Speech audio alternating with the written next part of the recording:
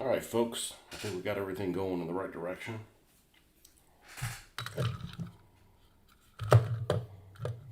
Could be wrong. Happy Saturday morning. We're going to start off by getting a fresh one of these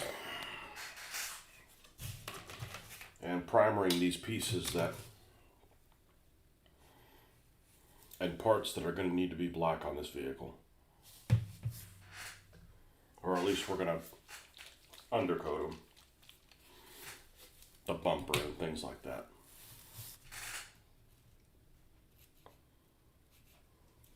Shouldn't need more than that. Now I have a lot of this stuff. I just picked up another bottle of it at Hobby Lobby. They're discontinuing it apparently. Instead of $20, it was like $6. So I'm like $6.49, I think. So I'll take that.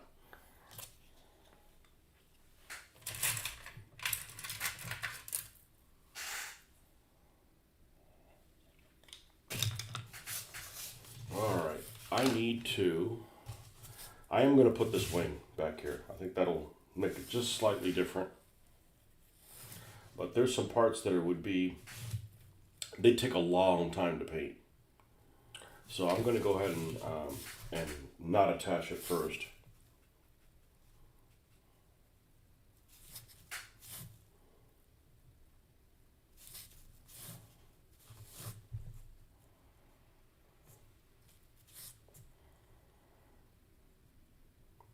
You know, most of the stuff that I build, I don't really have well, it depends on the thing. I frequently don't have this idea of what I need it to look like. I know what I don't want it to look like, but it's kind of like work in progress.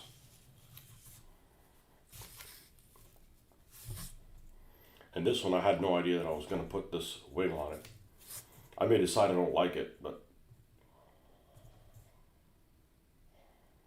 we'll let this start drying. And like I said, we'll have to, like I was saying last night, you got to flip in between stuff because one thing's drying and something else is ready to go.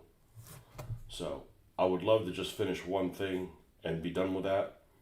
But we got some other projects that we've got going on here that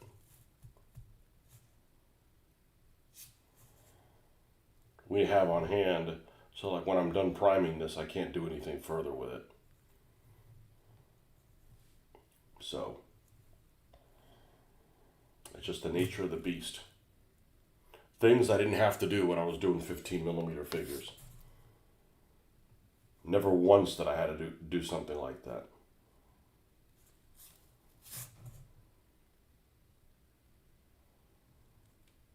I mean, unless you were clear coating something, you basically could roll from one thing into another, and that just happens at the end.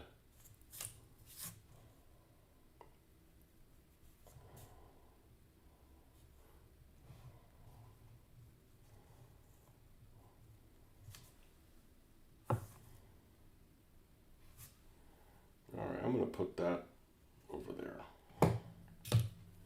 Alright, and the rest of it is on the vehicle.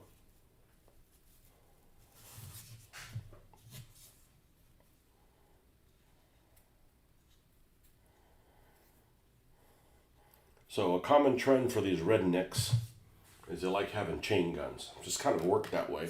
It makes sense, you know.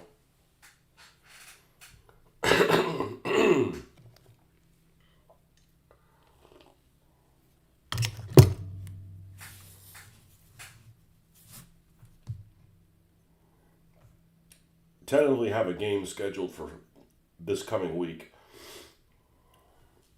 which means if I want to use any new vehicles, I need to go make the cards for them. We're not doing that today. That'll be tomorrow. And if not, there's still many of them that have cards that haven't been used. But I'd like to use some of these new ones. But that's not a job for today.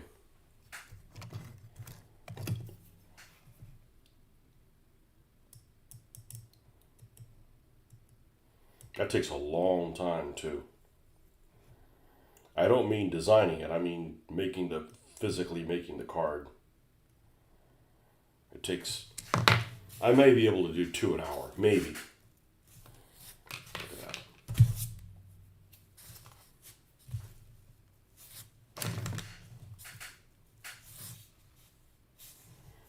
Takes a lot longer than it should.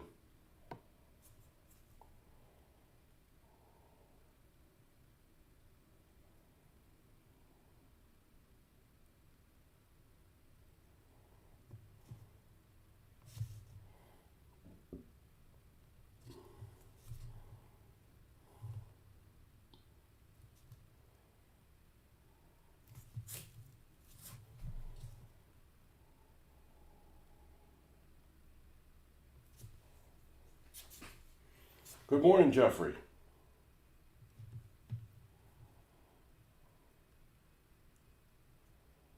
I think your Scottish car is probably going to be the Invenuity Impaler. I just need to find something to impale it with. And what I mean by that is, I don't really want a ram on the front because it has a cool front. You know, I want it to keep that 1940. I may have to change my mind on that, but I'm at least going to attempt to do that. One car Shiltron. I think that's how you say that.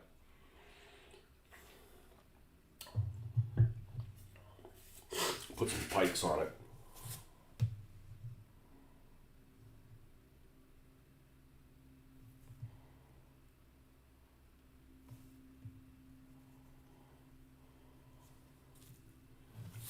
Speaking of pikemen, man, I'm really enjoying this Dan Carlin hardcore history thing on Alexander. I've read lots of things on Alexander.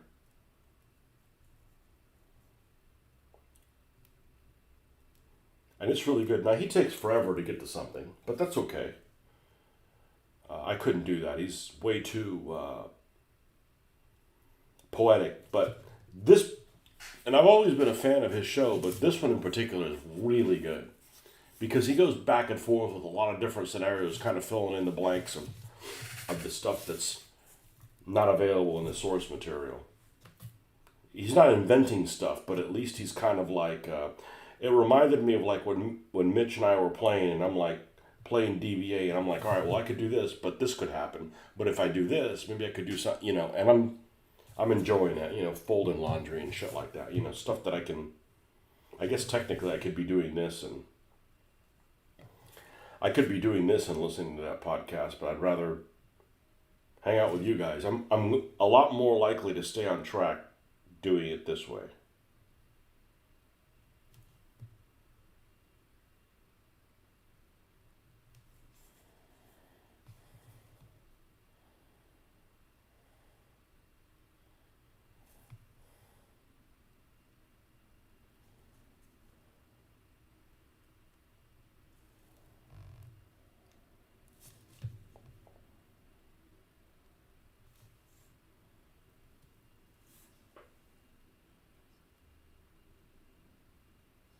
Okay, that looks pretty complete.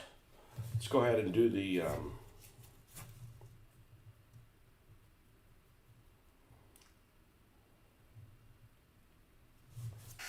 mesh, which will not stay black.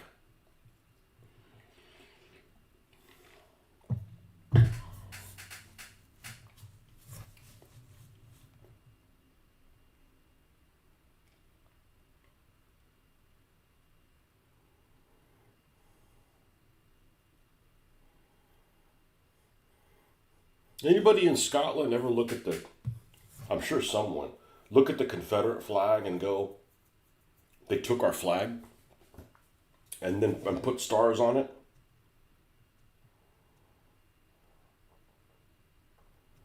I'm sure somebody's thought that.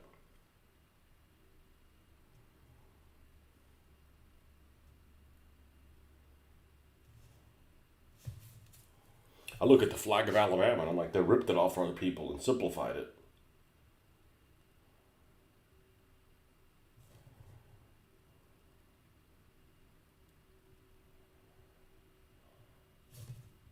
I'm sure somebody's looked at that.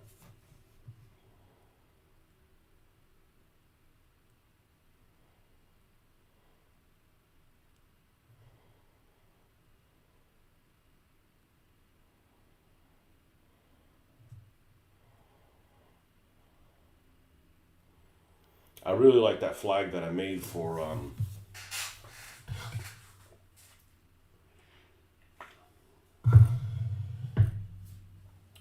Robert the Bruce's brother. What is it, Edward?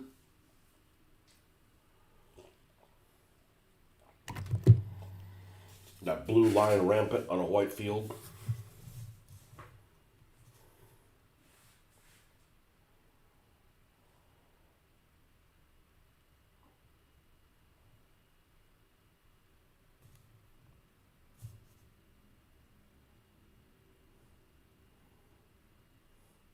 I don't think that version of the Army did very well. Now that I think about it, I don't remember what the record is. I think they're like 1-4. They might be most of the losses with the medieval Irish, but medieval Irish had a great record considering how weak the army is. Now wasn't out there playing power armies. It was out there playing games that seemed to be okay.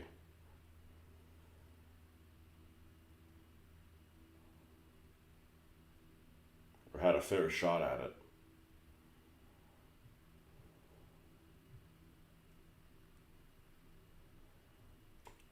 Now we don't have glass underneath this, so I can be pretty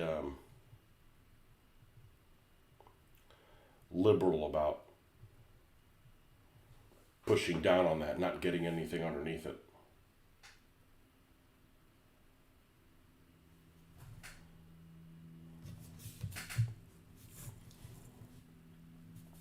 I know you're probably watching other things at the same time.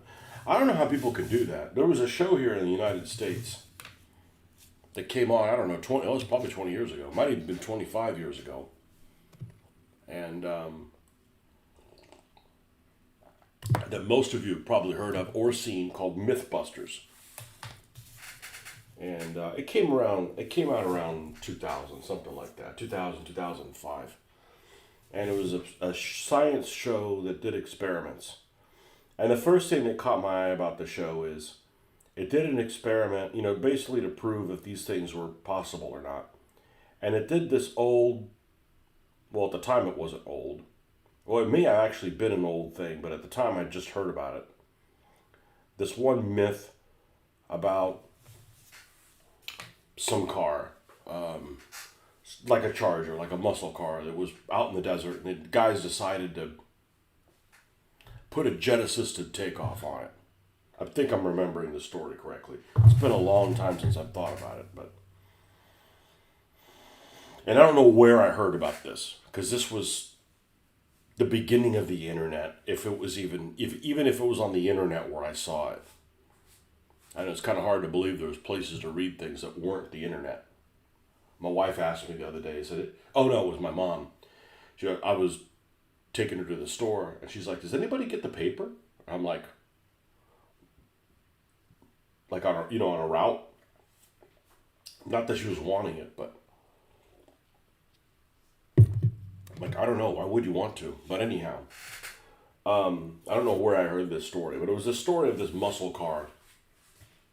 Call it a Charger, maybe an Impala. That's what it was. It was actually an Impala. I don't know what year, but it was an Impala that they took to the desert, and they wanted to hot rod it. So they put a jet-assisted takeoff on the roof. Jet-assisted takeoff like I have on like C5s or something like that, to get jets to help take off. Not something on a passenger liner, but like a booster. And they put it on the roof of it, and they got this car up to as fast as it could go. And they set this jet-assisted takeoff off, and it went out of control and went so fast that it ended up like crashing airborne into like the cliffside. I guess they ran out of space. The brakes wouldn't work or anything, and they ran out of space, and the people's teeth were impaled into the. This is the stuff I remember in the obviously whoever was in it died. I don't know how many people were in it. I'm sure you'd probably find the story on the internet. Would have been quicker just to find the damn story than to try to tell it as well as I remember it, but I'm a storyteller. And their teeth were impaled in the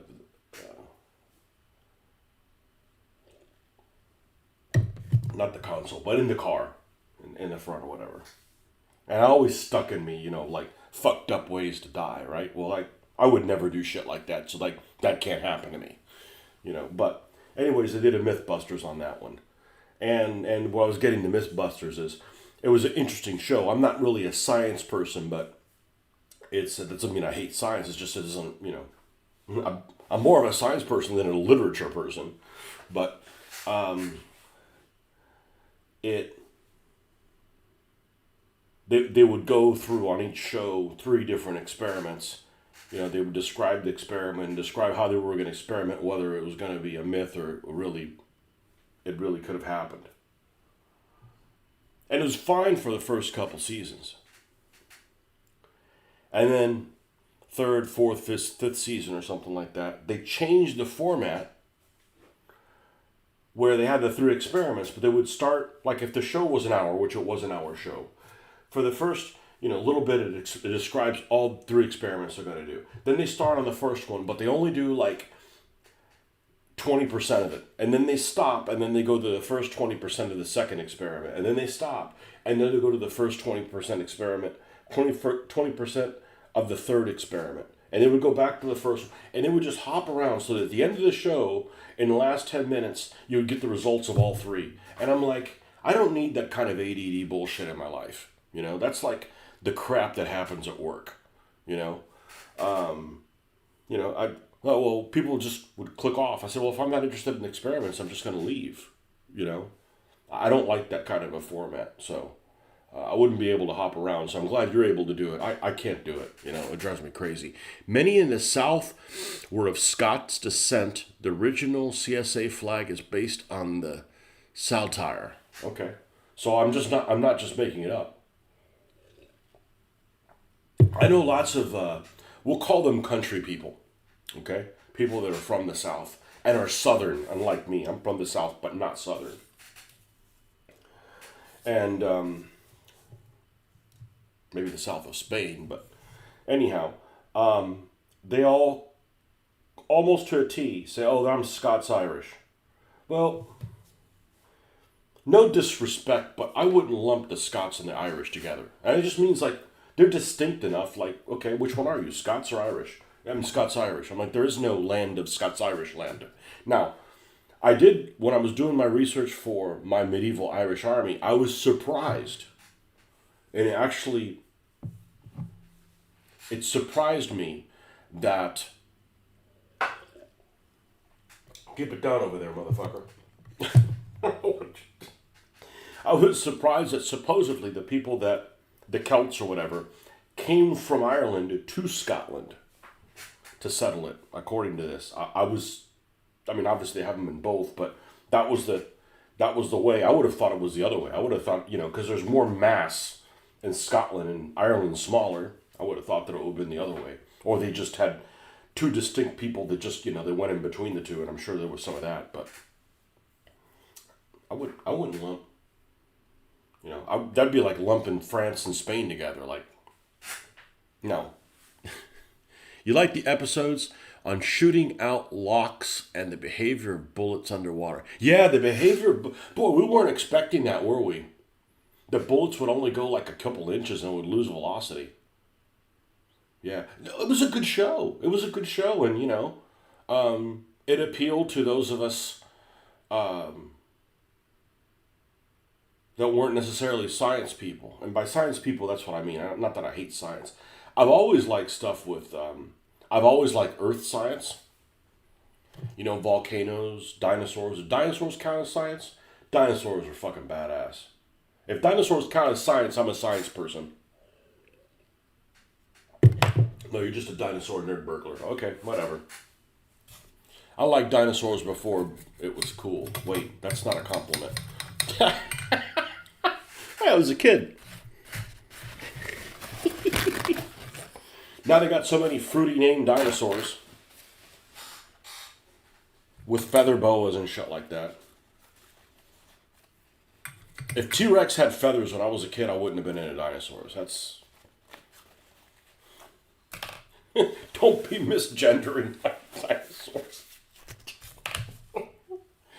Oh, shit. Yeah, that was a memorable episode. The episode that I really liked, and you guys across the pond probably did not like if you saw it, and I'm just guessing, is the episode with the bald dude. I know, which is the bald dude, whatever his name is. The British guy that, I shouldn't say the British guy, he's an English guy. I'm guaranteed. He spoke really easy to understand English. But he's like a, like a Shakespearean actor. He's the guy that was in The Patriot that played, How to Win with Bladed Weapons, How to Win with Roman Weapons. I really liked it. I mean, he was a little over the top, like theatrical. Not in a I wear high heels with buckled shoes type of way, but I liked his show a lot. Actually, it was well filmed. It was entertaining. How to Win with. I know they had the Roman ones and that kind of shit. So he'd take groups of people. He'd equip them with like the armament that people would have had similar, and then taught them how they would fight with. It was just, you could see it. It was very visual. It wasn't like I was sitting there rooting for people. It was just, it wasn't like it was a real fight.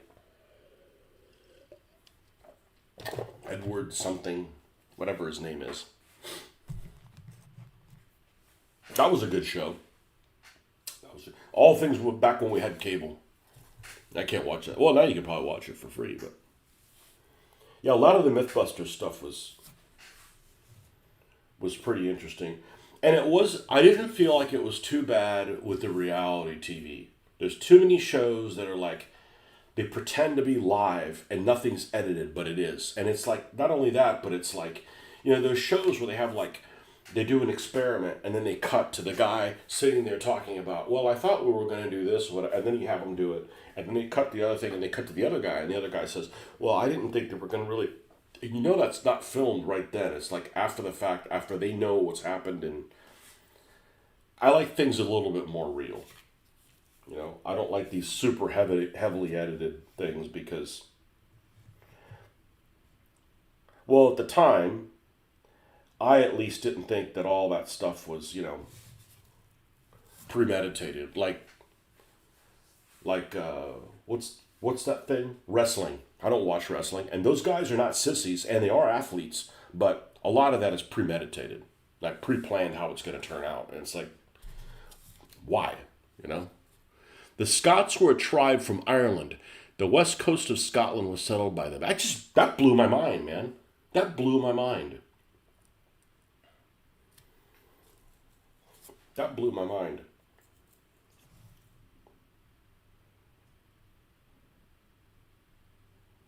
Well, now you know where your drinking problem comes from.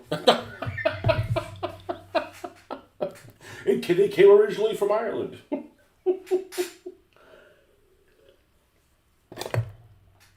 Love it.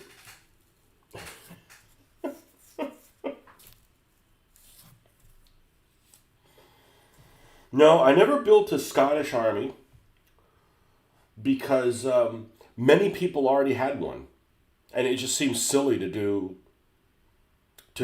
a Scots Common Army. Although it was really close to building the previous one, the Feudal Scots. Really close. I don't know. Maybe if I get into Ancients, that's where I'll start. I don't mind. I was really looking forward to painting tartan stuff. Oh, they didn't use tartan back then. Not in the traditional sense, but yes, the freaking the the guys that were in, man, I can't even think that the Gallic armies. The Gallic armies used tartan or tartan like patterns. Yeah, I wouldn't go in there and go, okay, I'm gonna build clan, MacGyver or whatever, clan McDougal, but that type of, the hash mark stuff, I was looking forward to painting that. And use appropriate colors, not like, let's use pink and purple. I'm like, no. I think my medieval Irish have some guys with cloaks with some pattern. If I'm thinking about it, not too many, maybe like 3. I didn't want to steal all the thunder from an army that was coming, but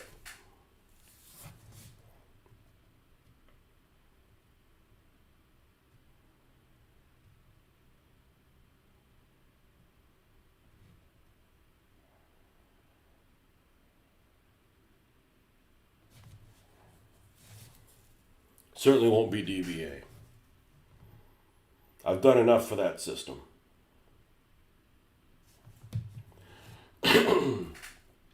Can't get it to grow. Some people just aren't going to be into it, etc. Seems to only draw a decent amount of people in the UK. Nothing wrong with the game. I'm just saying that I can't make it grow anymore. You know, it's keeping me from doing other things.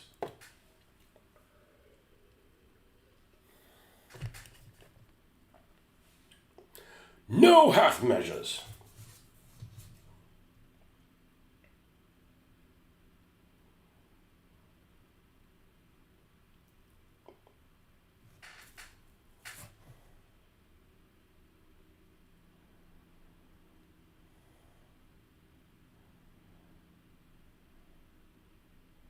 Only part I miss is, looking up the history, which I can always still look, but, then I'm not partaking in it. And the flags. So. And the heraldry stuff.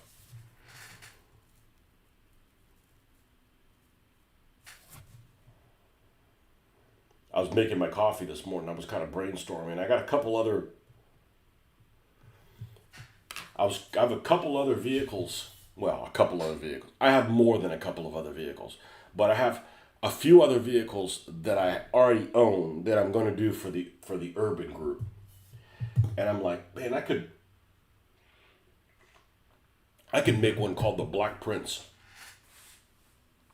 But then somehow I'd have to tie that in so there's some heraldic elements to it, so you could play on the British team too. Because that would just make sense. That makes sense in my world, Like, I like that. Guys, really, you could, if you use free for all, you can use anybody. But I like the idea that, like, okay, these are this type of team, but this could go with this other one, and it kind of fits. The same thing. This Harry Potter. Okay, this is a British one, and it's also a nerd guy, and they could all be free agents. Well, the Harry Potter mobile not going to be called Harry Potter anything. I'd have to watch the movies to see what it goes into, and I can't watch those movies. I've tried. I just can't.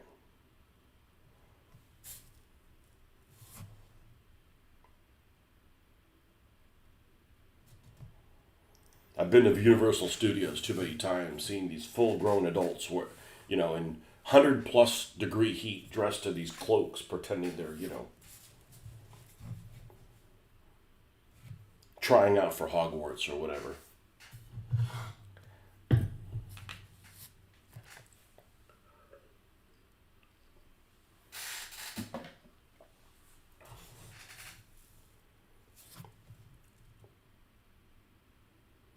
Be like if you came as an adult and you never heard of Star Trek, and all you saw was Trekkies. What would make you want to even watch the show? I'm like, man, look what it does to people. Or whatever, or Star Wars. I like Star Wars because I was, 7,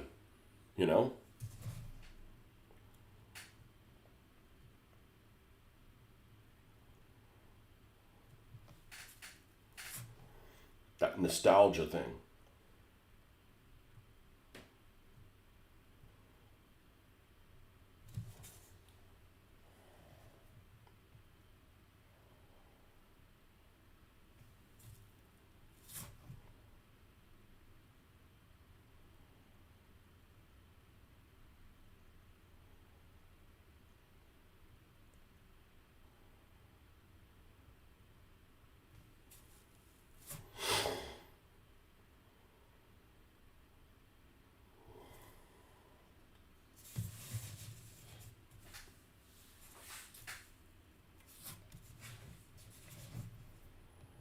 Yeah, when I find that the Scots came from Ireland, I was like, what?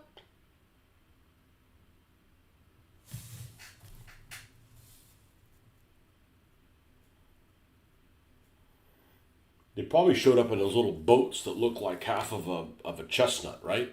I don't know what the hell they're called.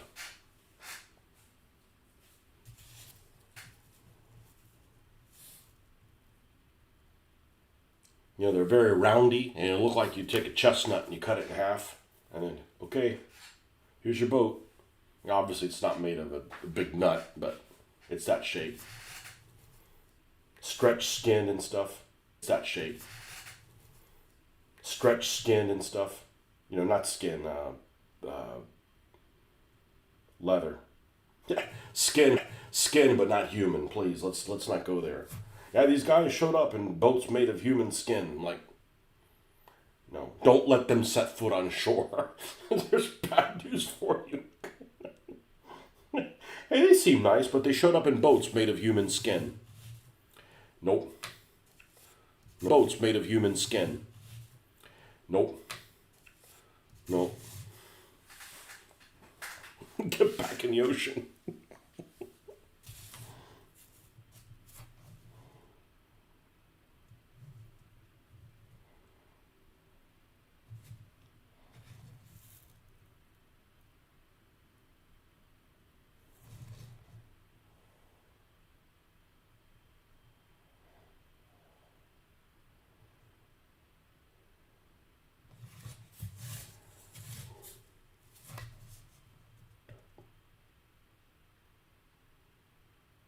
Now, while this is drying, I think what we're going to do is we're going to go ahead and black line all the panels on this.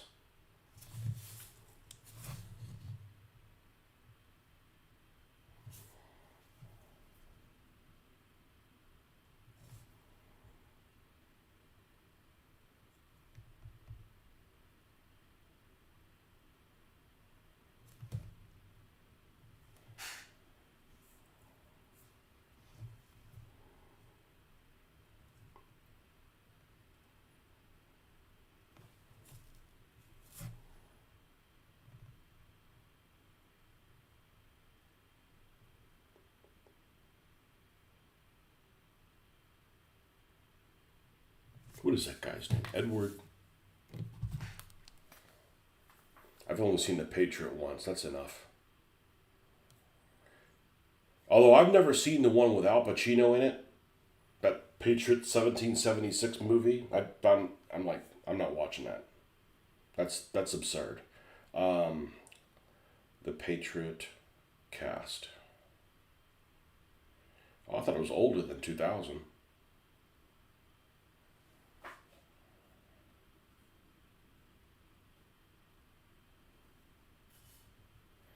Man, there's all kinds of people in this movie I didn't know were in this movie.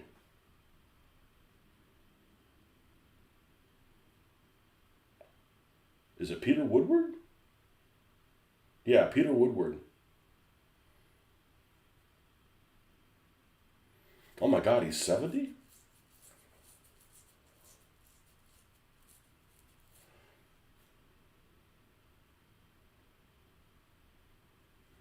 He's best known for his role as Galen in the Babylon 5 spin-off. I didn't know there was Babylon 5 spin-offs.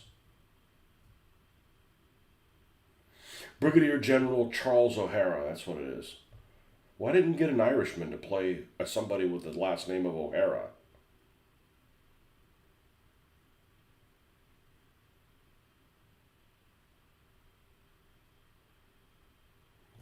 All right, what was the name of that show?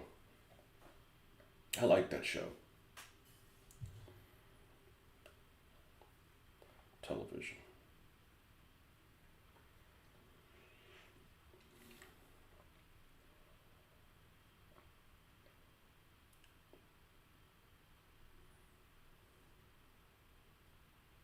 Conquest.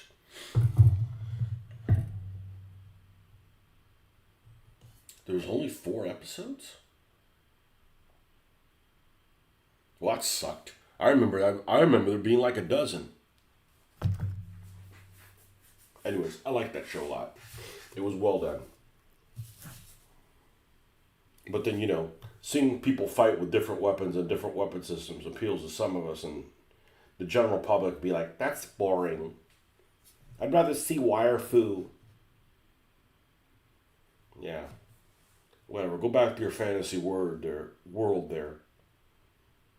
All right, the front of this thing.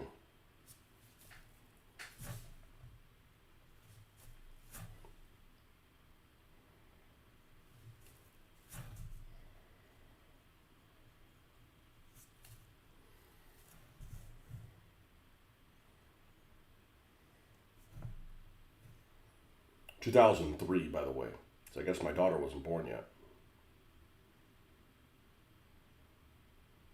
Hey, somebody says 2003, and I'm like, that wasn't that long ago. No, it was. The problem is I remember it well. That's the difference. You just assume that something a long time ago is something you don't remember well.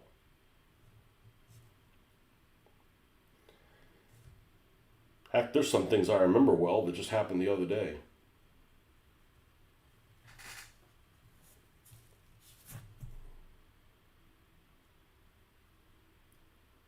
I have one of my daughter's friends that she grew up with. She had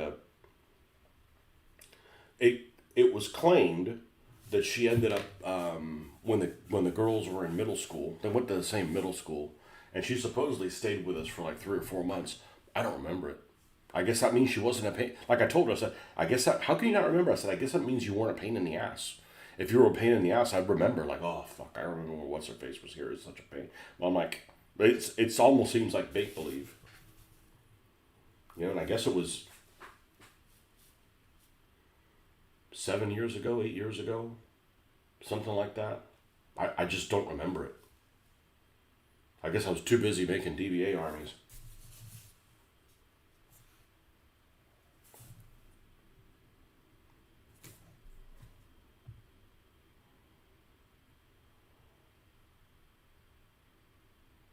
I was like, how can you not remember that? I said, because I don't know, it didn't affect my life. I guess you remember stuff that, it's like there's stuff at work, man, where things that have happened in your life where you've gotten screwed. You remember that shit. You remember that shit. You remember those people's names.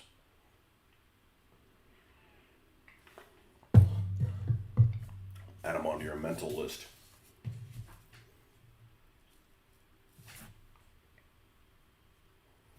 People that have lied to you. People that have said that you said something when you didn't say it. That's even worse. That's lying to you and making you to be a liar.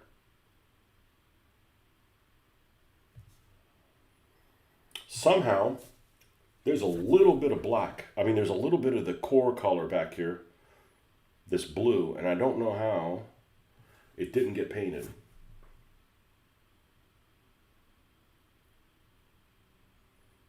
But this stuff should be able to get anywhere. It has good flow.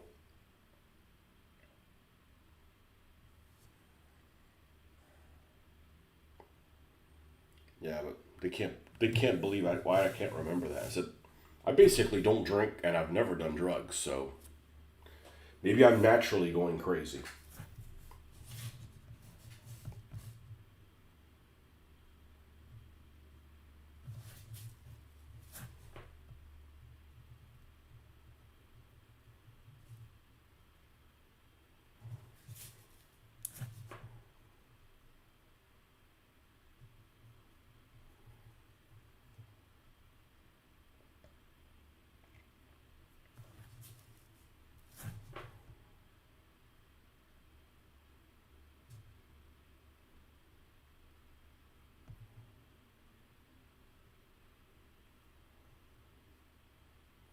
I was out of town, was it last weekend?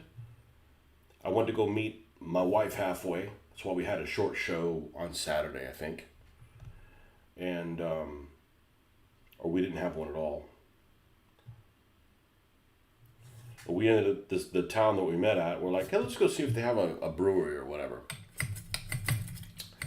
So we went to this, it was very good. It was a place that made their own beer and they had food and everything. And we had lunch there. And we had a flight of different things. And we're like, okay, well, we do 4. So I told the wife, okay, you pick 2, I pick 2. And I'm looking down the menu and there was one called, I don't remember what the hell it's called. We'll call it Scottish Fog. No, Scappa. It was called Scappa something. Scappa. something. I'm like, I gotta get that. Just on name, I have to have that. Scapa Fog, or it wasn't that, but it was something like that. Should have taken a picture of it. You know, Scapa Flow something or another. I'm like, nope, gotta get that one. Hey, Ben.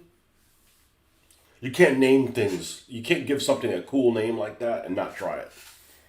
You know?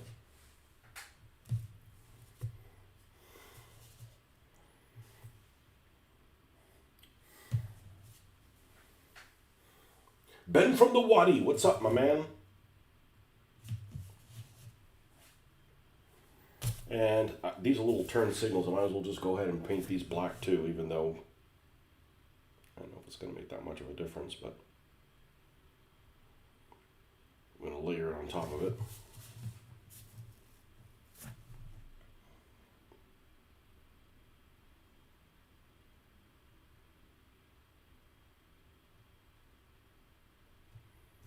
So who the hell was in... Okay, so if the Scots were in... If the Scots came from Ireland, who was already in Scotland? The Picts? The Picts, the Caledonians? And who the hell was in Britain? Those other Celtic tribes? Oh, that's too complicated. But then, you know, most of the people that live over in the British Isles, they don't know that. Just like most of the people in the United States, they don't know shit. You know, they couldn't find France on a map or, you know. Did I see the video of the Chinese APC popping smoke? No. Are we fighting them yet? You know, I had a dream that we were fighting the Chinese. Or something like that. I don't know. The Britons, okay? But it's a Celtic tribe, right? So you had the Britons in the bottom, you had the Caledonians in the top, and the Picts and the Caledonians were going on at the same time, right? And then the Scots came over just to make it interesting. I don't know. Maybe there wasn't any overlap. Well, I'm glad the Romans went there to straighten you guys out. Oh, you guys never wear shoes.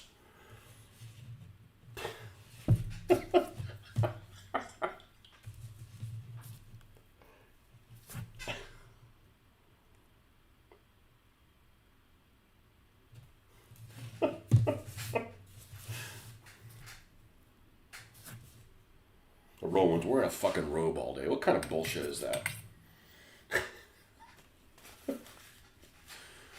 Oh, there were all sorts of tribes. The Brigantes around here. Yeah, but most of your people don't know that. And I'm not saying, you know, I mean, you do, but, you know, I would too if I lived over there, you know, but local people just, you know, so I don't go for these Americans are stupid or people, there's stupid people like that everywhere. They go, oh, the people in Britain are smarter. Now, you got that place called Essex. I've heard of that show you guys have. There's dumb people everywhere that just don't care. I went to Spain. I'm like, I know more. I know more about this shit than some of the people, than most of the people around here.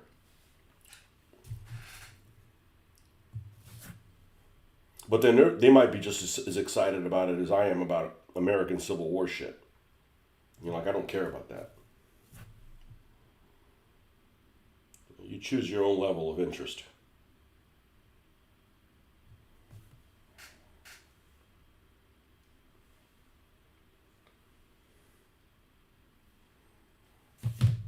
Okay, I think we've got all the parts painted that need to be painted on the general yeet.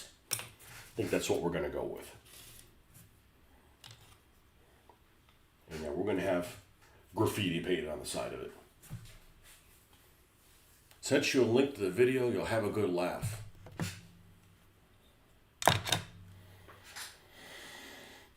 I'm a bit disappointed, not to talk about current events, but I'm a bit disappointed that the word on the street seems to be that all the people that bought Chinese equipment, the air defense stuff, isn't working really well. That's a shame that that's coming out now. It'd be much better if it came out, you know, like when it gets used and it's like a pleasant surprise, like, oh, this stuff doesn't work. Because now it gives them a chance to fix it. Let's see what we got.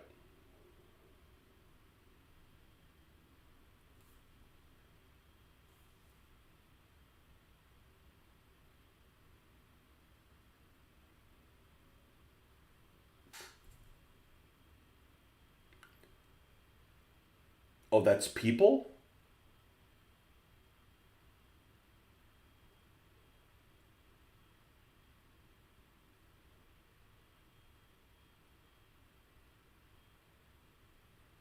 Oh, I don't have volume on. I'll listen to it later without volume. Oh, is this did this guy do a no? Shouldn't be using your phone while you're doing that.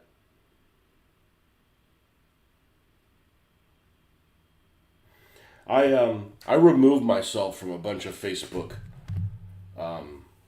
groups this last couple days. I'm just getting way too much trash.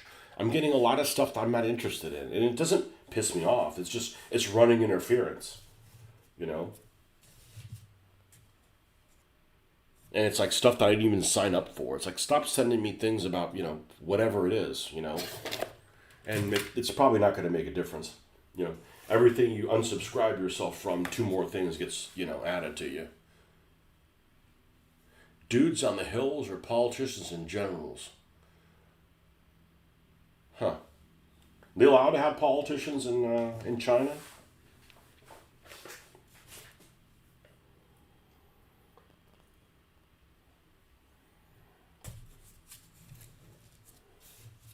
So they all look like Winnie the Pooh, huh? Winnie the Pooh gets smoked? No, everybody but him.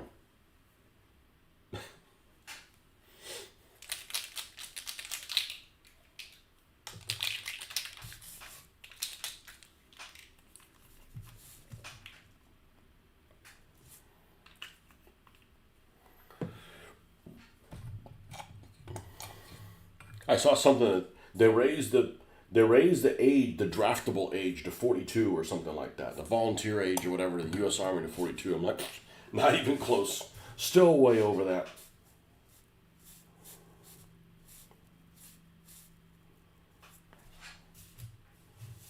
No, I can't serve now. I'd have to. Now I'm old enough. I'd have to run the whole thing. Not interested.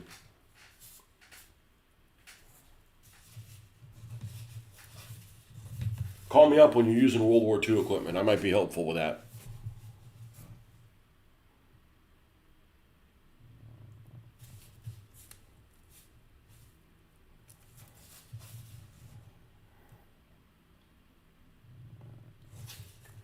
Like I wouldn't even want to go back in time and like, hey, let me do some kind of conflict, that's like going on now, and like do it like 20 years in the future. Go back and do it. Like it's all drones. Like who cares? Like I didn't like drones in Call of Duty. Or what was that? Call of Duty the Rainbow Siege one? What a horrible game. There was all those little remote control cars going under, all those demolition remote control cars going underneath doors and shit. Like, I don't want to play that. That's stupid, you know? We need someone to paint the tanks in 1-to-1. I could do a good job. All the tanks look the same now. All the tanks look the same. Like, there is that one game that looked interesting until I saw a playthrough of it. It still looks great. It's a great looking board game called, I believe it's called Armageddon War. It looks beautiful. It's hexes and they're big. I mean, they're like really big. I think they're like that big, like very large hexes. And it's some modern combat in, you guessed it, the Middle East, and the and there's different factions and the gameplay of it was weird. Again, it's one of those games. I think that one of the things I didn't like right off the bat is the infantry is like a sideshow. I didn't like the way it was done, but the counters are gorgeous. You know, Flying Pigs or Hell Pig or something games. War Pig, Flying War Pig games, something like that.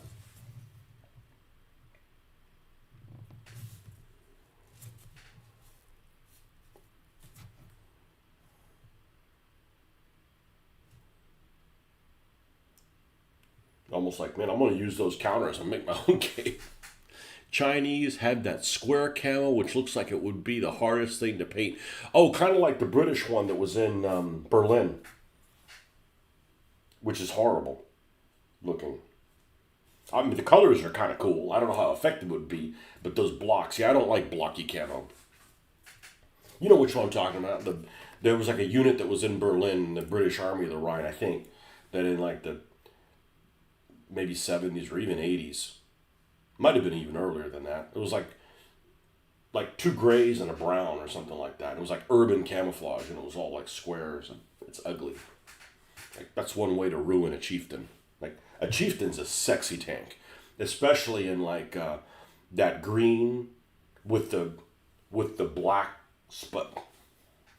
Excellent, excellent looking vehicle.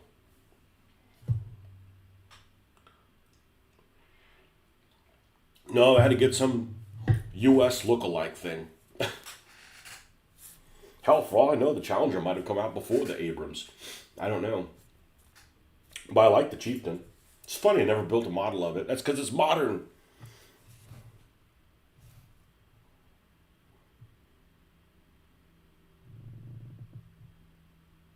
I don't think the Centurion's that good looking. I don't know. But yeah, some British Berlin for I don't know what the hell you need a tank in Berlin for, but hey, you could either get one or not. We'll take it. Never know when you're going to need it. Well, it looks like we have something here for. Is this for a whip antenna? No, that might be the gas thing. Strange that the gas is straight down, but this is definitely something that would do well with a whip antenna. Yes, I'm saying it that way on purpose. Okay, that's how they say it. But I'm not drilling in a die cast.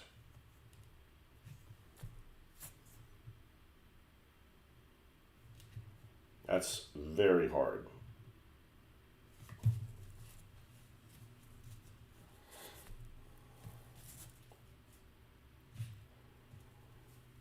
Yeah, the Chinese have all those type tanks.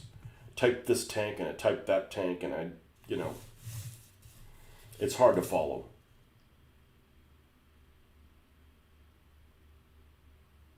Same thing with the Japanese.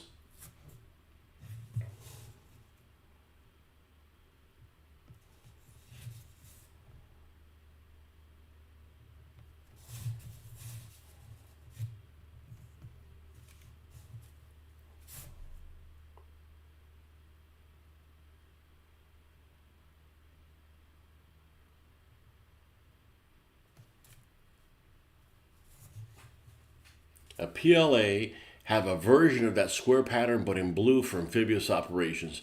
Want to say you saw a pic of a Nork BA-64 and something similar. Yeah, that would be a pain. Some of those blue camos aesthetically look really pleasing.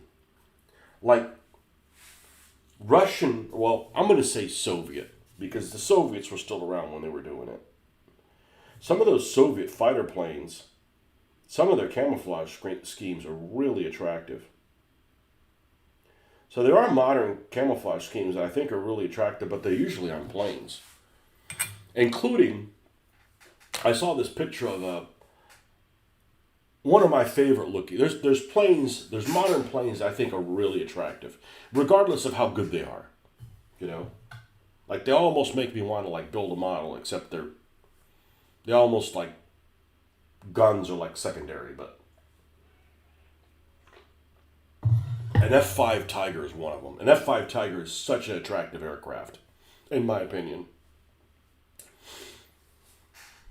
And there's one that I saw a picture of that I want to say was in Brazilian service, and it had a beautiful paint scheme on it. Brazilian F5. Oh, I swear as I get older, the buttons on the keyboard get closer, or my fingers are just getting fat.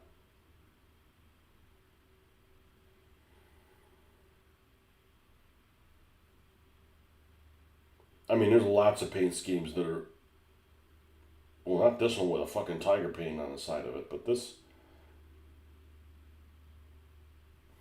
gray green. Well, you know, it looks like a Spitfire, in a way. Of Great lines on that aircraft. I know, it's like a budget aircraft, whatever. I don't care. You know. This looks terrible. That looks terrible. That looks worse than that tank that the U.S. used in the Korean War. They had the tiger painted on the front of it. Like, if you're gonna paint the whole thing like a tiger, paint the whole thing like a damn tiger.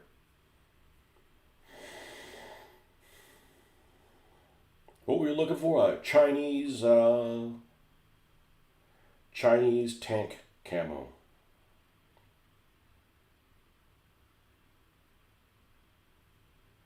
Yeah, this makes my eyes hurt. Looks like something out of like Minecraft. The colors are fine. The colors are great. It's just like, no. No, that would be utter hell. And it looks like ass when it's done. It's like you made it out of Legos and you had to use a bunch of colors that don't go together. Or a Lego knockoff.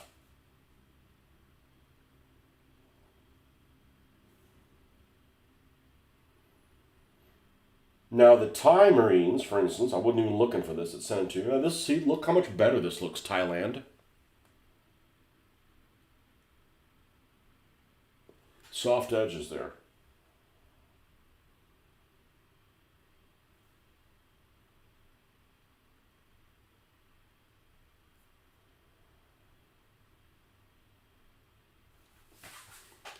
The Challenger began as the Sheer 2, built for the Shah of Iran, but never delivered, ended up in British service.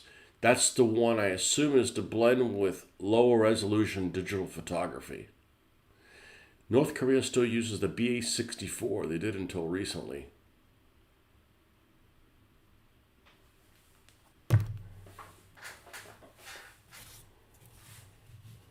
Yeah, Rocket Boy.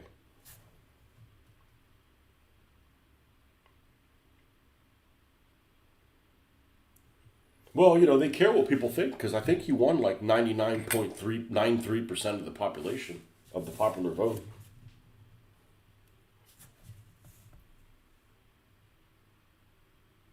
What a goof.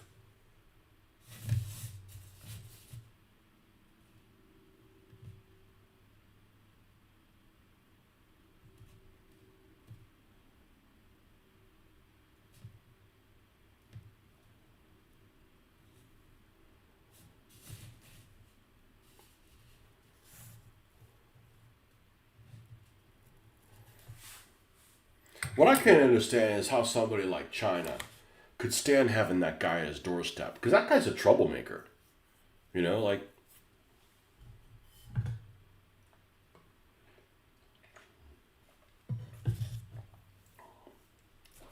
you know, because China plays the long game, right? So what do you got that lunatic, that loose cannon that's right there on the doorstep? You know?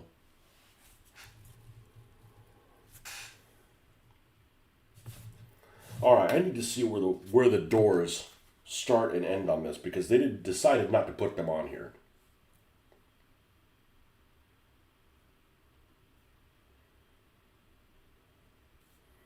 Okay, this is a 1969 Challenger. Okay.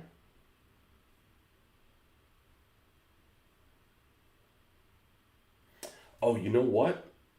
It may not. It may just be the bottom. Okay. Well, there's the images. Let's find the right Challenger. Man, some of these look really good. I mean, I wouldn't drive one. I'm just saying in this game. It'd handle terrible. You'd do this and the car wouldn't move. Like, no. That's that slack jaw steering. I'm not interested in that. Okay, I think it's like this, but it's in black.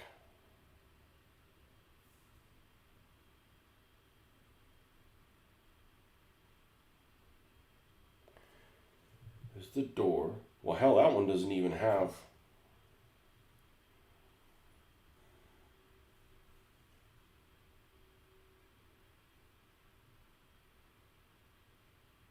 door's not connected.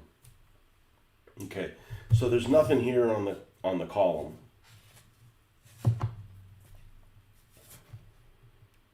It just ends here. Doesn't look like a very safe vehicle.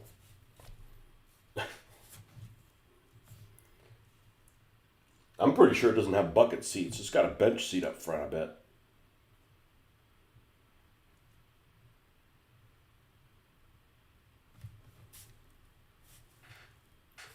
Okay, and the connection point's going to be like here. I'd like to paint this thing accurate if I can. I mean, it doesn't cost anything extra.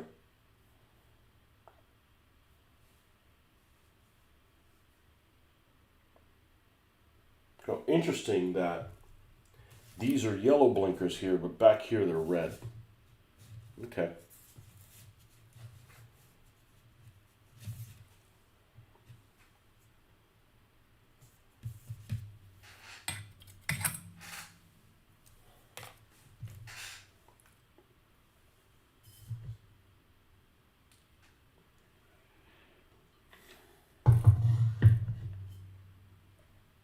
All right, how are we doing on the wang?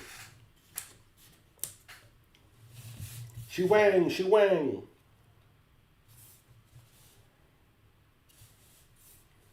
All right, we're going to add that to it.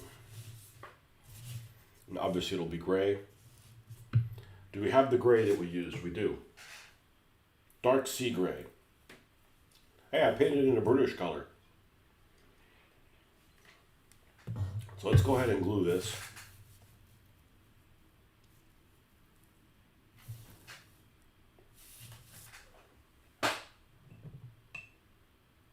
Let's use the one that I have some maneuvering time.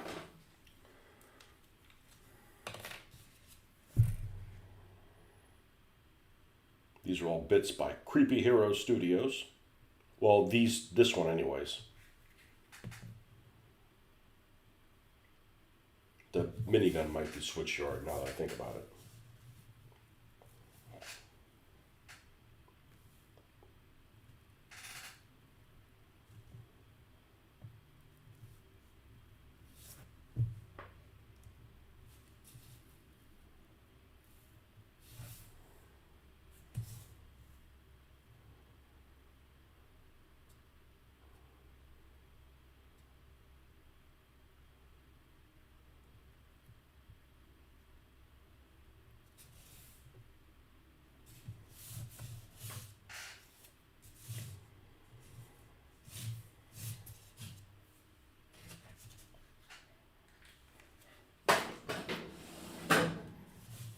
I don't want to overly rust these things.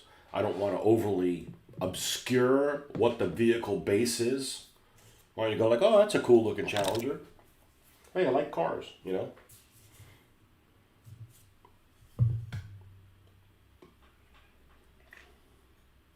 There's already some cars that are kind of make-believe. Well, okay, those could be make-believe, but cars that are cars, you know.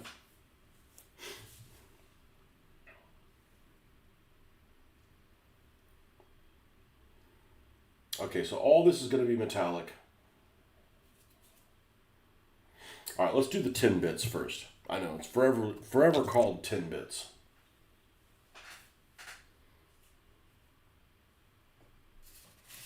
Yeah, I saw that video this last week by, who's the Irish people that do that painting show? Broadsword. And I saw a video where he had done, and it's an old video, but it's new to me. I just saw it, where he wanted to paint some Games Workshop miniatures and the old version 1 of the Games Workshop stuff with the Citadel paint set and everything. And he had these old paints, and he opened them up, and he went and smelled them. And it's funny because I comment on the smell every time I open them. And he mentioned that they smelled kind of sweet. Now that I think about it, they kind of do. But I watched this video, and he kind of griped, is the best way to describe it, about the paint quality of some of the colors. And I'm sorry, I think the Citadel paints are some, if not the best paints out there. And you know, the Coat d'Arms people that made, I think they're excellent. They go on creamy-ish. They probably airbrush fine too. Not that you need to. I like them. I like them a lot. The bottle design isn't wonderful, but it's not terrible either. Rough iron, that's what this is.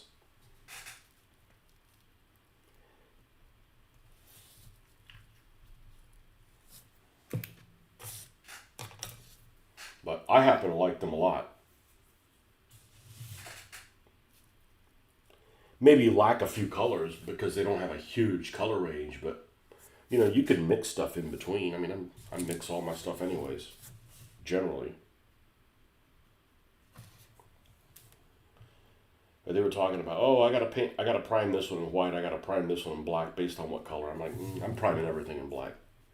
I don't want some hidey hole little shadow in there going, hi, I'm white, come get me. I'm like, that needs to be, subtle.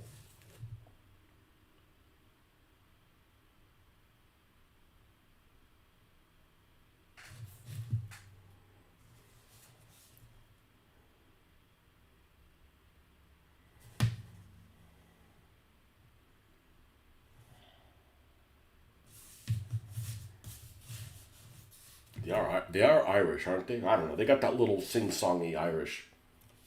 The sing-songy Irishness. I guess that's Ireland. Is Ireland's England's Mexico? Because the Mexican Spanish is like that. It's a little sing-songy. Never thought about that, did you?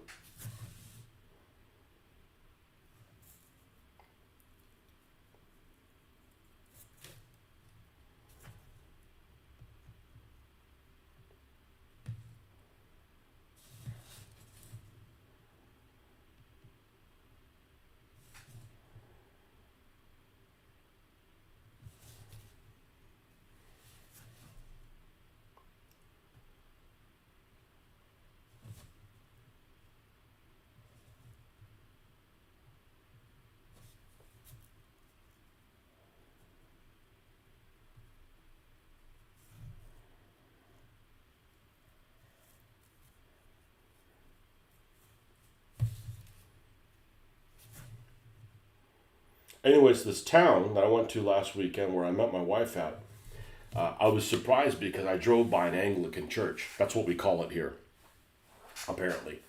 And this Anglican church was in an area that I would call new. It wasn't somewhere that was old. It was somewhere that the neighborhood or the things that were built on that road are less than 10 years old. And yet they made it it looks very Norman. And not Notre Dame Norman, but like Tower of London Norman.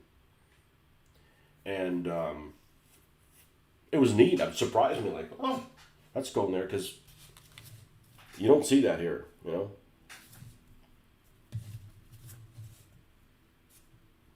It was very old and styling and had the like the masonry on the corners. Then they had the small brick in between it. It was cool. Should have taken a picture of it, but I was driving. So, good morning, Derek.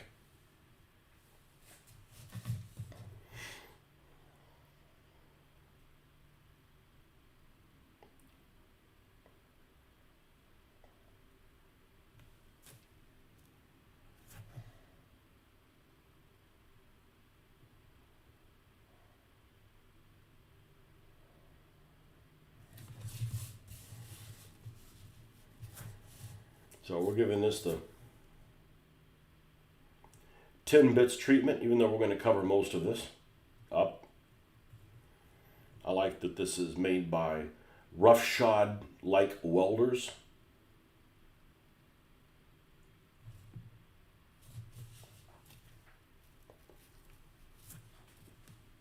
Slept better, but not well yet.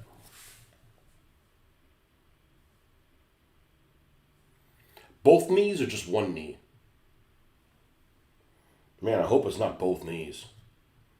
Or is it like LASIK, where you got to do both knees, but they only do one of them at a time?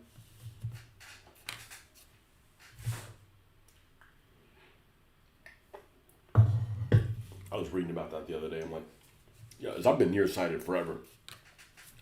And 30 years ago, if somebody said, hey, let's do eye surgery or whatever, they could correct it. I'm not saying I would go for it, but I would have been like, all right, let's do it. But now I'm like, fuck no. I mean, I want my magnifying glass, right? Like now I can like use my nearsightedness for good. Nearsightedness for good, you know? This panel down here is also made of this panel down here is also made of iron.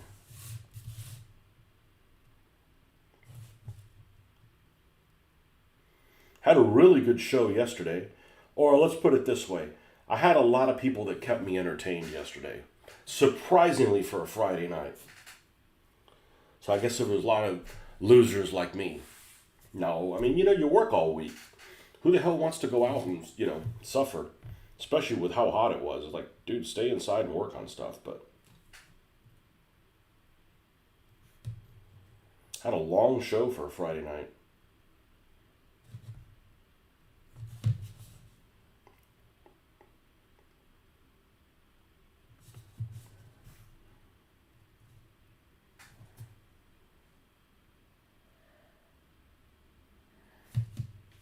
All right, this is going to be gray, so we'll leave that alone.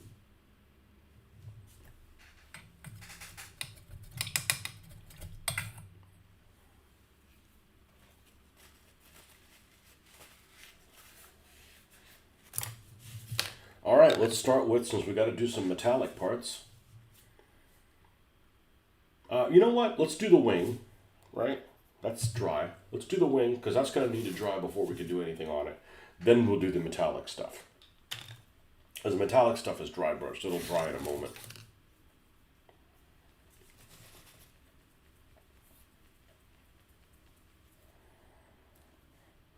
Dark sea gray. Where's the black at?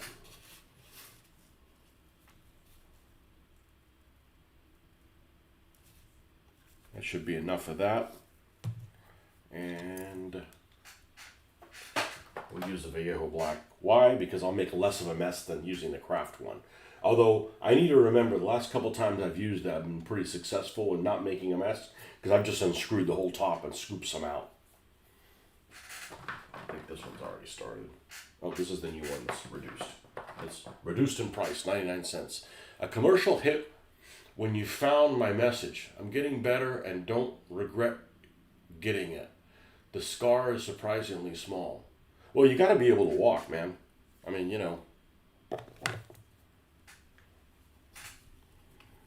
It's probably one of those things that like you take for granted, right? Like, man, I have so much trouble, walking to the kitchen. It's like, man, I miss when I didn't have any trouble walking. Yeah, but that goes with anything.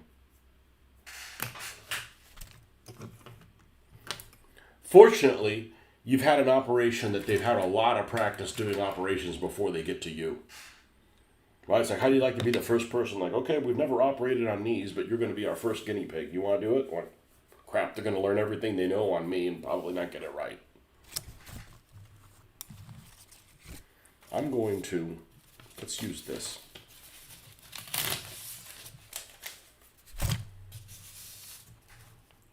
Some of this, a little bit of that,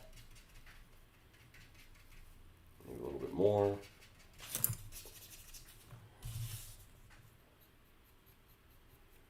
This is the part where I say I don't need an airbrush because I could have been doing this stuff without an airbrush.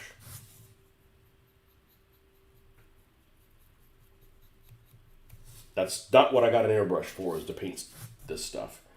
I just airbrushed it because it's like, well, it's an opportunity to get better with it, but not needed.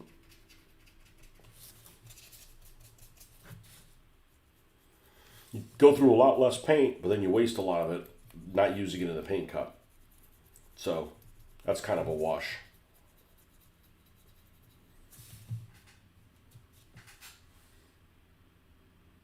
Especially for a mailman. Well, do you got, once you go back to work, do you have a lot more years before you retire? Or is it just like, you'll go back for like a couple more years and you're done? I think you guys can retire at 65. I'm screwed until 67. I'm counting the hours. I'm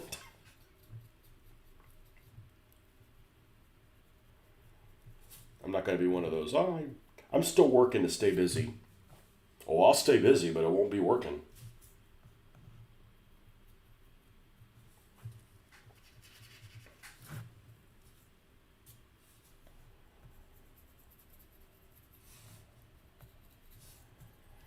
I know there's this one guy that I know that passed away. He had this. It's still. I've stopped thinking about this, but I used to think about this all the time. This guy that I knew, I didn't know him really well. He was a war gamer, super nice guy. He retired when he was 61. This was just the other day, so he's not that much older than me. But he retired when he was 61, and within 2 years of retiring, he died from some cancer thing. And I'm like, man, it really upset me that somebody who has their shit together, it's not well, to be able to retire at 61. It just, you know.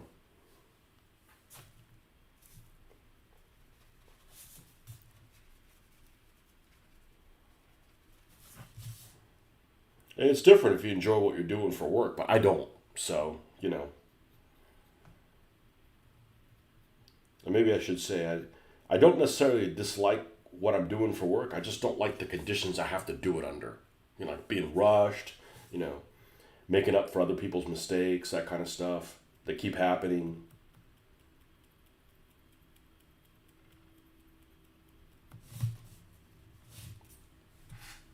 You joke that they'll find me dead on your route.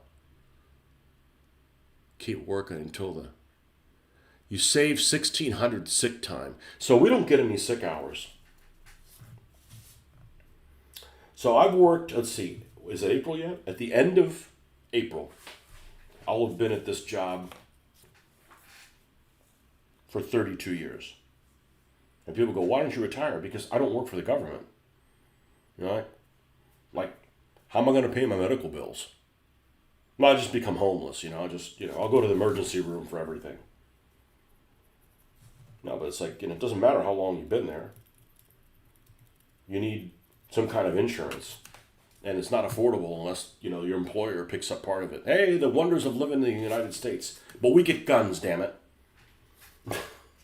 And nobody tells us how many engines we can have in our car. No, but that's the disadvantage, It's the disadvantage is like, okay, well, you gotta, if you go to the hospital, like, you gotta find a way to pay that. So that's why you gotta stay working, but.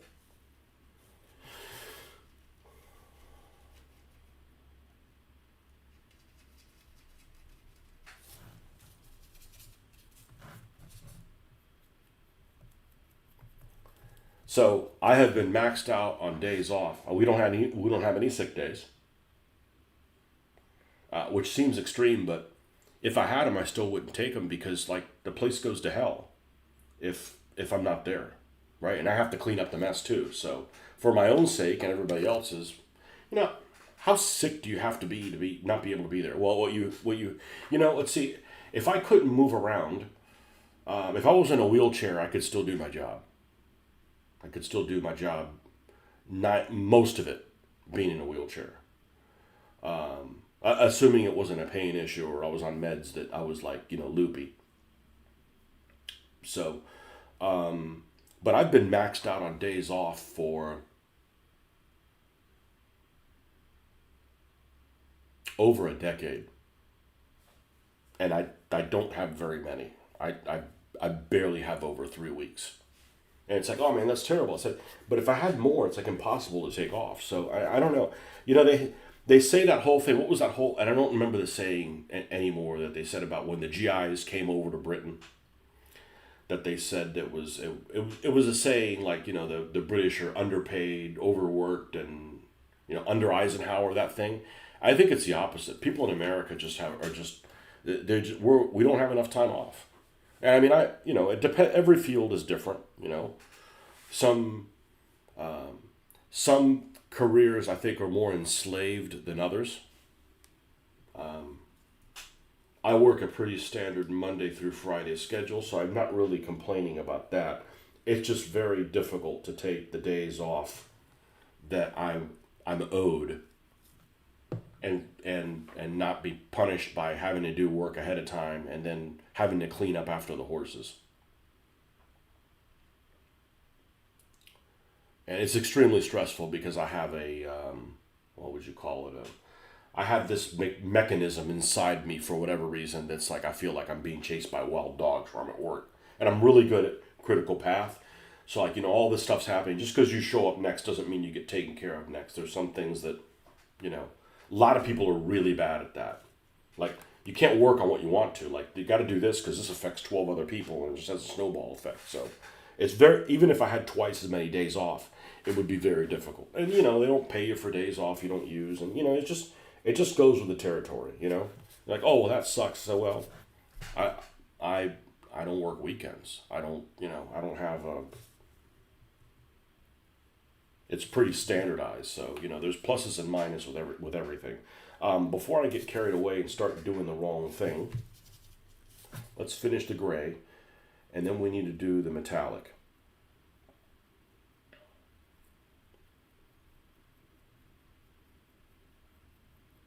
Yeah, and even though we airbrushed this and we hand painted this, I think when it comes down to it, it's all going to jive just perfectly.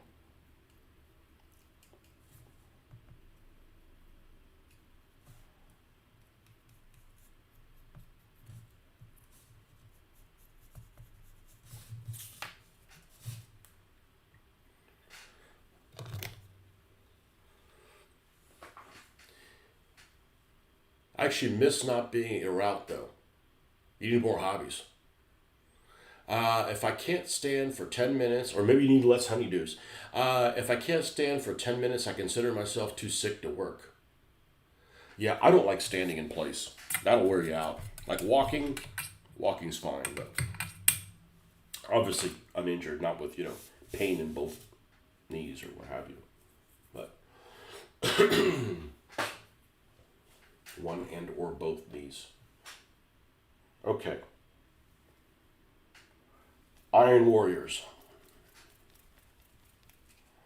See, I don't know what the standard number of days off in Europe is, but you got those people in the Nordic countries and France that want to work 30-hour weeks, and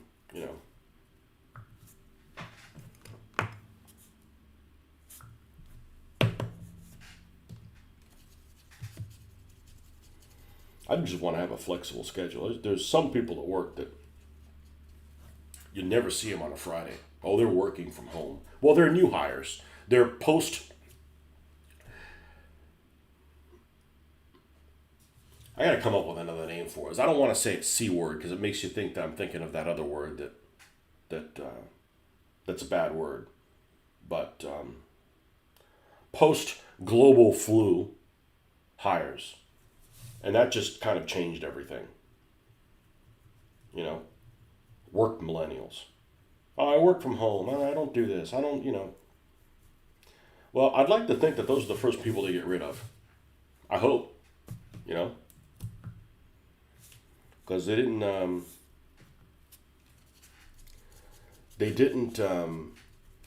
grant all those other things to us.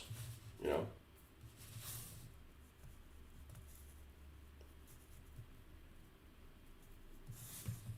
But I don't take phone calls. I mean, this is an extreme emergency. I don't take work calls on the weekends. I don't check my email when I'm not there. I mean, I've set those things in stone. Like, okay, if you're not going to increase, how many days off I have, and it's so difficult to take off, then I'm not going to be a slave to you. It's not that I don't want to do a good job. It has nothing to do with that. But it's like, I have a life outside of that. It's not my business.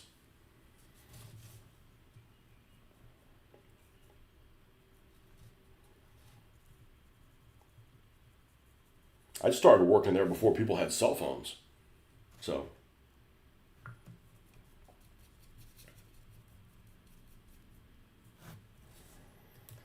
and it's not that, I don't want to do a good job. It's just, I noticed really quickly on that a lot of people, if you make it real convenient for people to get a hold of you in a field where lots of folks are just hanging out with chaos, then it's a crutch. No Not trying to make fun of people that are on crutches, but it's a crutch for people to not plan. And then you have to pick up the slack, and then you're constantly thinking about your job, and you don't get away from it, and then you're going to want to quit. You know? For that, I'll have my own business. If I got to worry about it constantly, I don't know what the fuck it would be, but you know.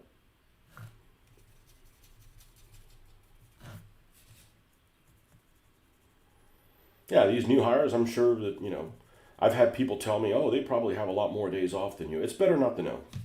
It's better not to know so we don't have to start a revolution. But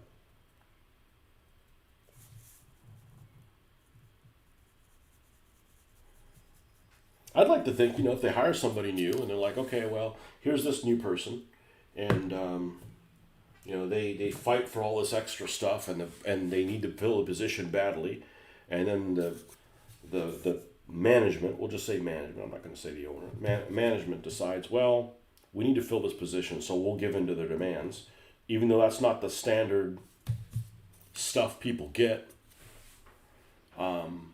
As soon as they get a chance to cut back, those are the first people cut back, right? Because they're kind of abusing the system, so to speak. I'd like to think that that's, you know, that's what's coming for you. You know. But one of the very first things, there's some things you learn from your dad, whether you want to or not, and there's just some things that you end up like. And I say your dad because, like in my case, my dad was the one that worked. My mom was, you know, did work at home. You know, I have older parents, but there's things you learn from your dad, and then there's some things that you kind of work as you figure out as you go. And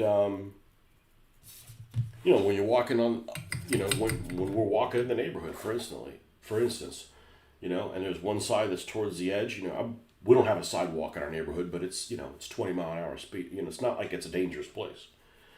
You know, like the dude walks towards the road, the girl walks away from the road. Like, nobody has to tell you that. Like, I didn't watch an instructional video. Like, you just figure it out. Like, went to Trader Joe's or something the other day, and my wife was paying, you know, with our money,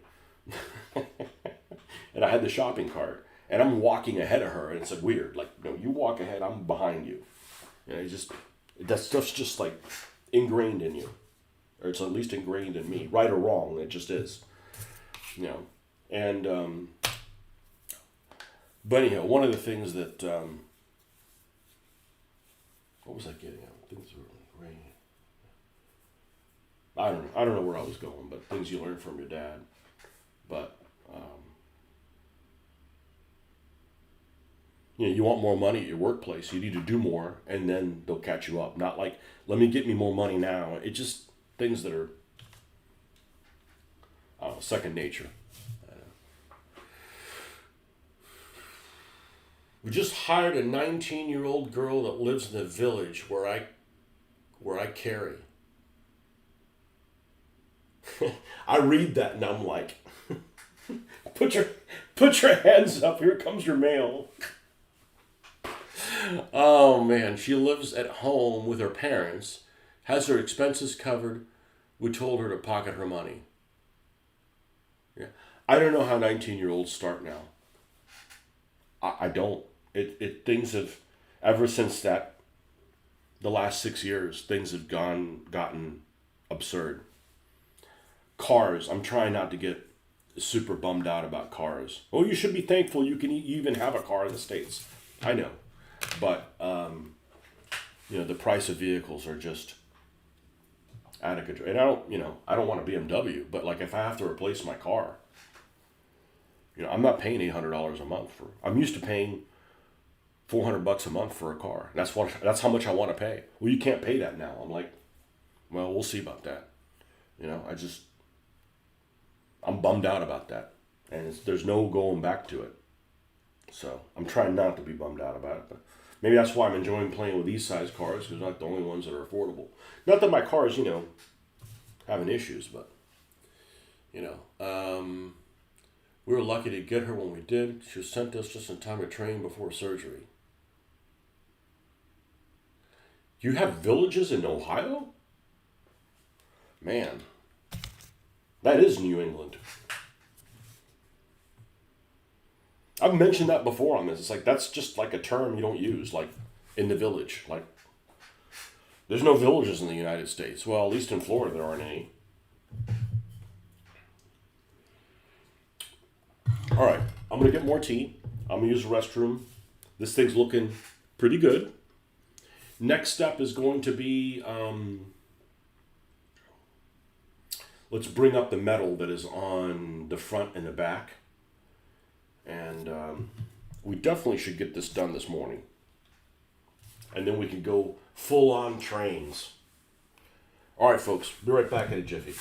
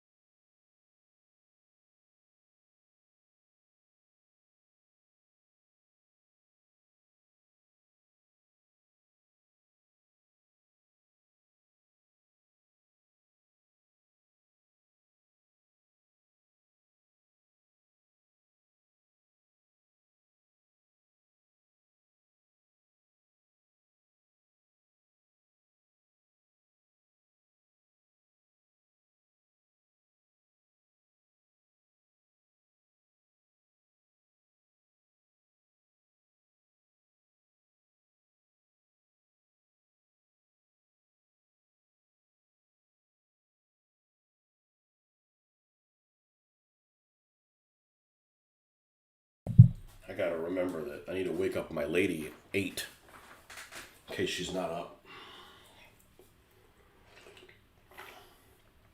I need to do that.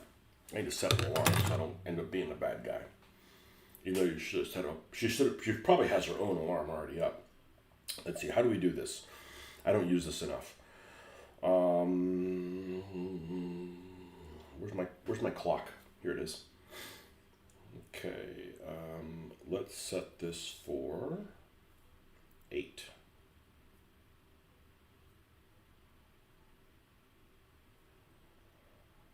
And save that. And it's active. Yeah, sure. We'll leave it on every day. Doesn't matter. Okay. Yeah, we've had lots of new hires at work that are not even laborers, like office people, and they just don't last. And there are people that are, in their early 20s. They're just, I don't know, I'm blaming it on social media, or I don't know. It's just people just aren't used to, working,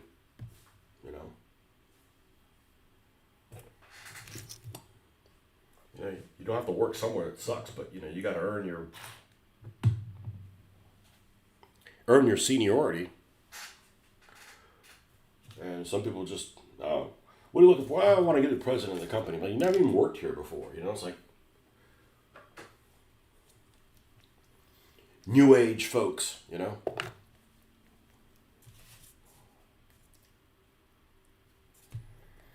Going to need to have a world war or a Great Depression or both to straighten some of these people out.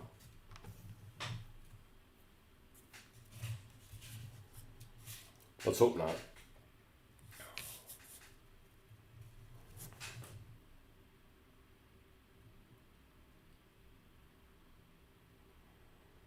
I need to take a look at the front of this thing.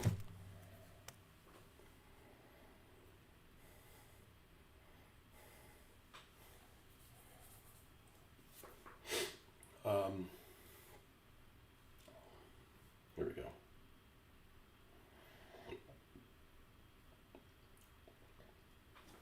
Okay, the edges of this are all pretty shiny. Now, the good thing about having a vehicle like this is it's easy to work on. The bad news is like I made the mistake of looking how much gas mileage these things got. Wow. I mean, that's semi-trucks type of gas mileage, like 10, like, wow.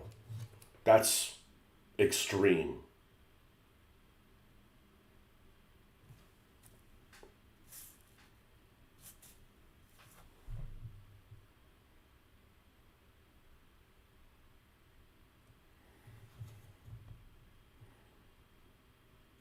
Although I just thought, it might be interesting to go through all these muscle cars.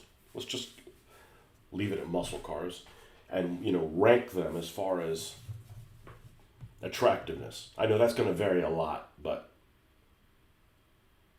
most of them, I would say, are pretty attractive. As long as they don't have, like I don't mind stripes are okay, but like I don't like writing on the wheels. I don't like white writing on the wheels. You know what I'm talking about? Like you have the big type wheels and they have BF Goodrich on white. Like, no, it just distracts from the vehicle. Or like on the tires, and I say wheels on the tires.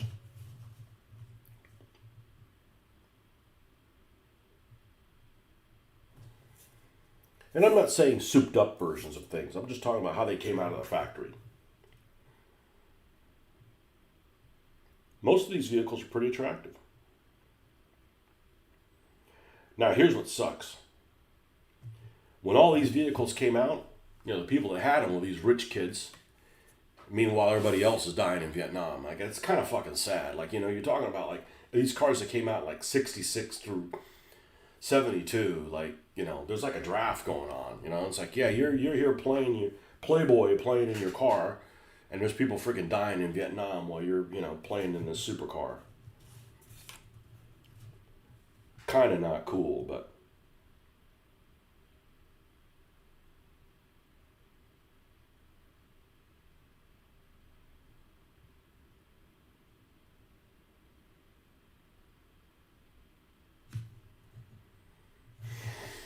Okay, that looks pretty good. Now let's look at the back.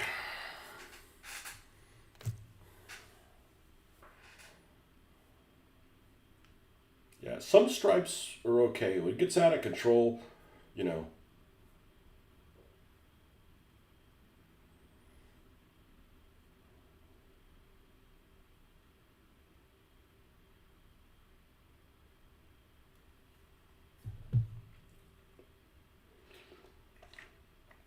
1969 Challenger rear.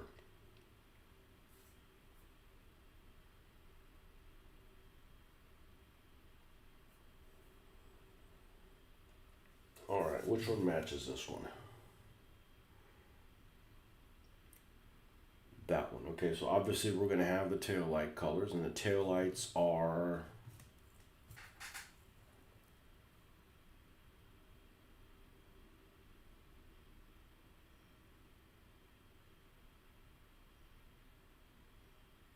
This is the most similar one. This back right here.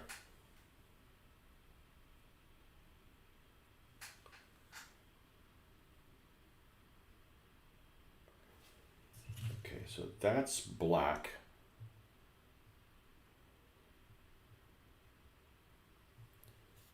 This is body colored. And this is not. No, we need something finer than this.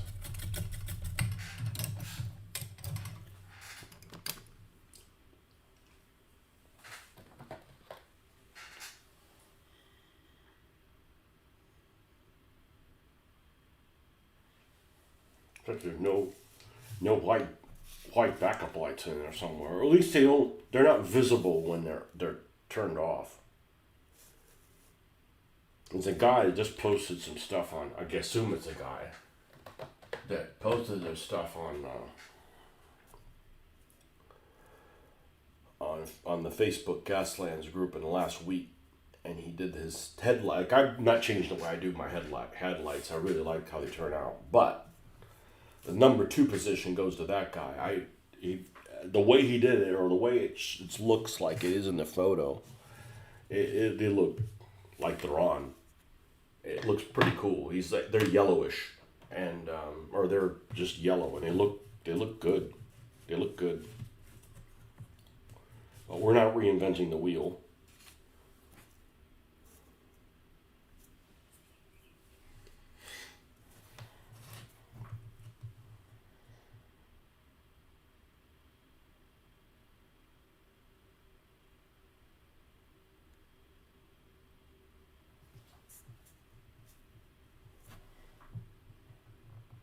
Yeah, think about it. All these cars that came out in this time period.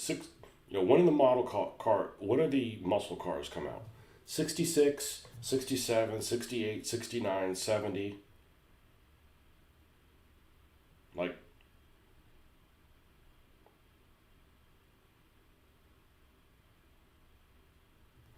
I assume these cars were relatively expensive for their day. Like if this cost, I don't know, $5,000, what other car would cost three? I'm just guessing. I don't know.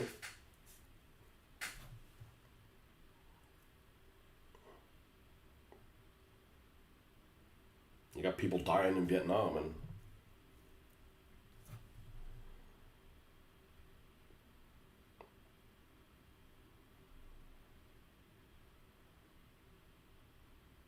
I wasn't born yet, so at least at the beginning of those numbers.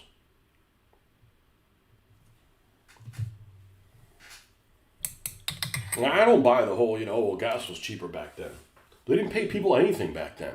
So, other than the last 3 months, I would say, gas a year ago or so, at least here in the United States, was a lot cheaper than it was back then. I mean, it costs a lot less of what you make an hour. Problem is now you got all these other expenses you didn't have before. Cell phone, insurance. I mean, that stuff's more expensive. Well, we didn't have cell phones, but insurance, I'm sure insurance is a lot more expensive. But gas, cars are a shitload more in fuel efficient. They're faster. They're safer. Maybe they don't look as badass. Okay, I'll give you that. But, I don't care if gas was 25 cents a gallon. You guys were getting paid 75 cents an hour. Minimum wage or something like that. Or maybe even less than that. That's like the equivalent of gas being like, $10 an hour or something like that. $10 a gallon.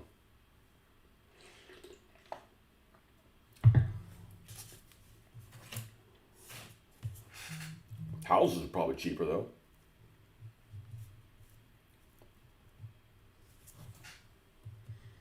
Housing's gotten out of control since the big C. It got exponentially worse.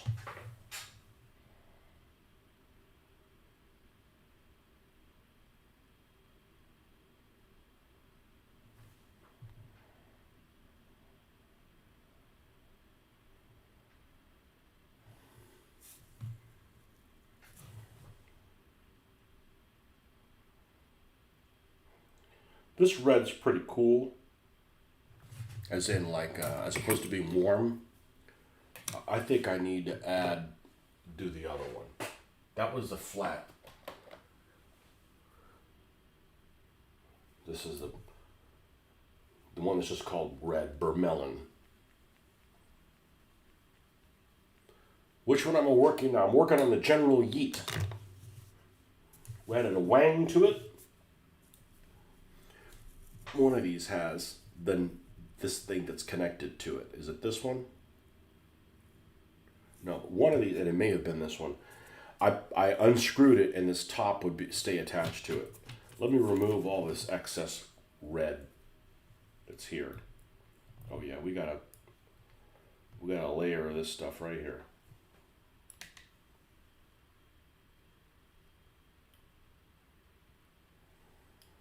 Yeah, we need to finish this up, then go to the trains.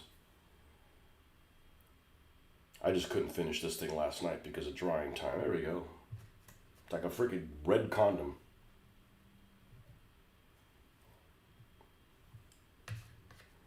Do they make those? Ho, ho, ho. Yeah, that's a little bit, has a little bit of orange in it. A little bit of twang to it.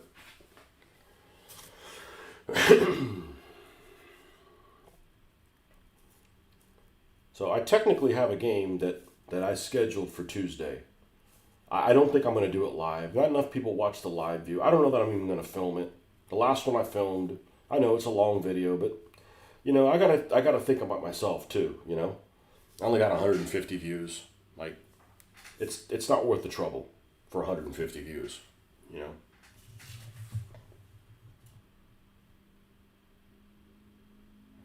I don't want to promote my video on any of the Gaslands groups, because if we do something different than according to the rules, whether it's right or wrong, I don't want people to give like, you did this fucking wrong.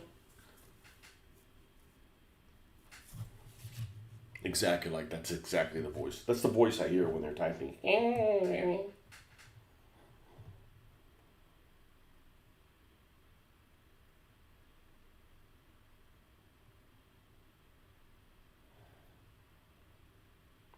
Go find that person's parents and spank them for not spanking that person.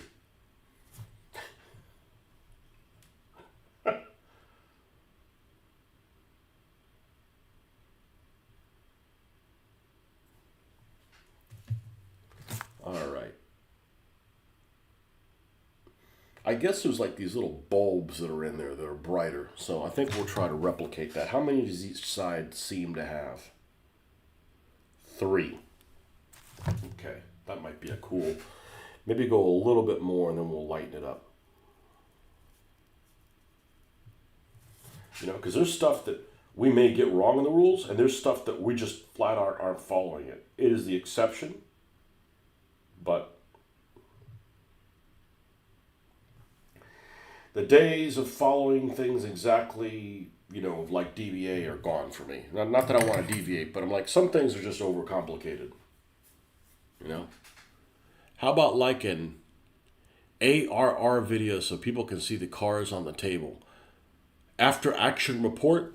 The problem with the after action report is we'll be doing it at 11 o'clock at night. But I'll do some photos for sure. I don't know. I gotta make cards, and I don't feel like making the cards today. It takes too long. It takes me like 2 cards to 2 hour. In an hour, I might be able to make 2 cards for the cars. Cards. I'm just manipulating stuff on Excel. I don't like doing that, but it is extremely necessary. It makes a big difference on your enjoyment.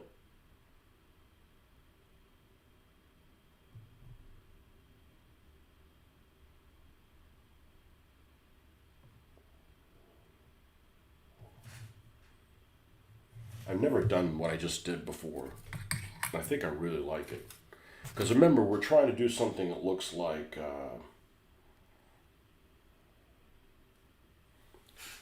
that. Okay? So it's red. But you can see bulbs underneath there. I'm not even going to show this to the. I'm not going to bring the camera up. We'll take a photo of it. Bring that up.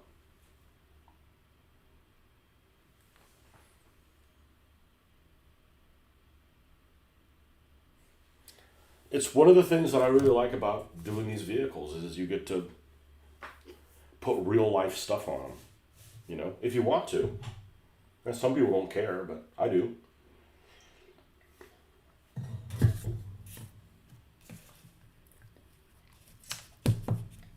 Now, this little blinkers back here are red for whatever reason. It might be reflectors, honestly.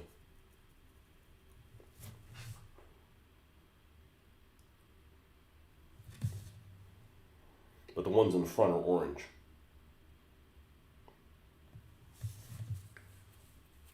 Yeah, it's just, like I've said before, for $1, these are beautiful. These cars are better, and I'm just saying this now, are better than anybody gives them credit for. The people that design them do a great job. The people that paint them, well, maybe they only have two colors, right? But there's all kinds of details on there that the paint department just decided not to do anything with. But they're freaking gorgeous, you know? And I don't have my contacts in, so I'm looking at everything in +6, so I get to enjoy like all the nooks and crannies and the details that these guys have put in them. And honestly, it's a joy. It really is.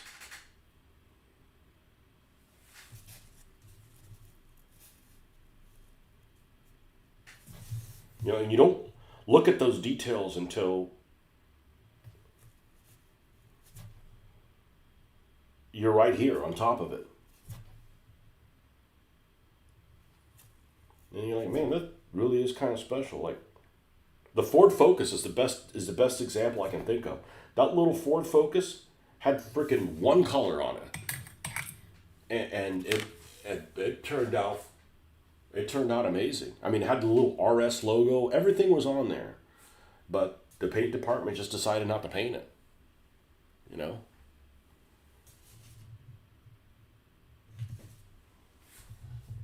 I'm really enjoying this.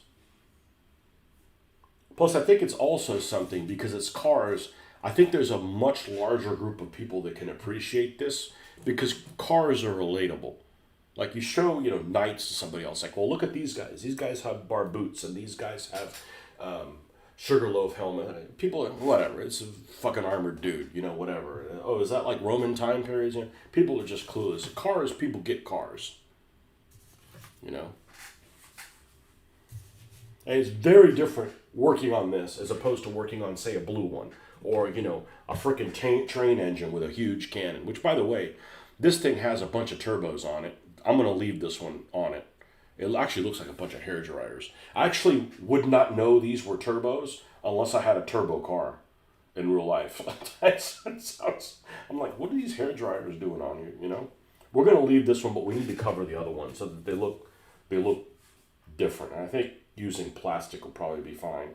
And that's good because I want to do a paint scheme of some actual railroad lines or a shout out to them by doing that. And you can't if the whole thing's made of hair dryers. So we'll just take a piece of plastic. This cottage cheese container stuff folds really well. And yeah, this one will be the one with the skull on it. So.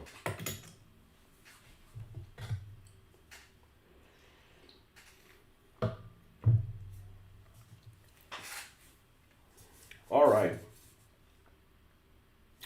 So now that's set a little bit.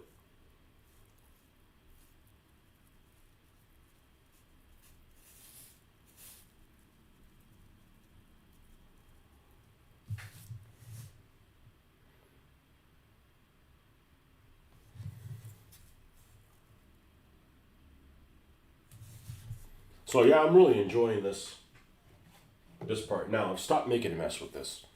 I'm just gonna let's mix it up. Let's not skip that step. And let's get another brush. I don't care which one, and scoop some of it up out of here. Put it there, and then put this thing away. And don't get it all over my damn hands. You and your damned hands.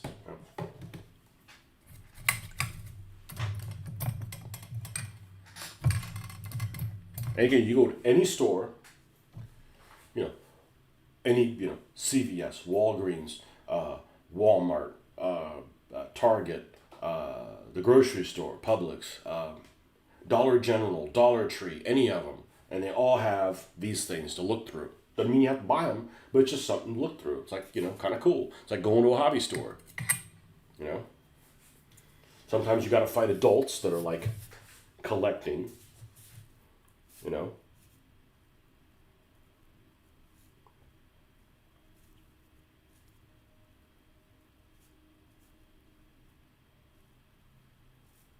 Or as I like to call it, buying shit.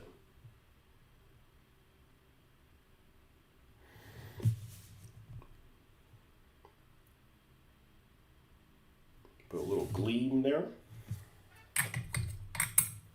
All right, let's move to this front corner here with the orange.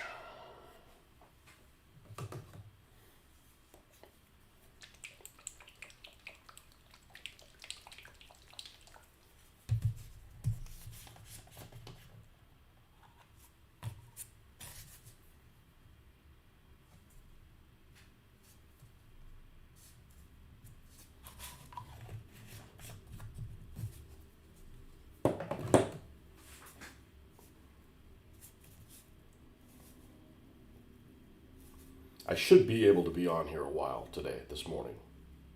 Warning. You've been warned.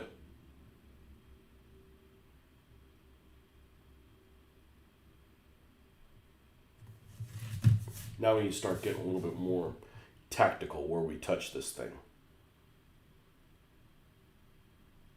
So we don't undo something that we painted, you know?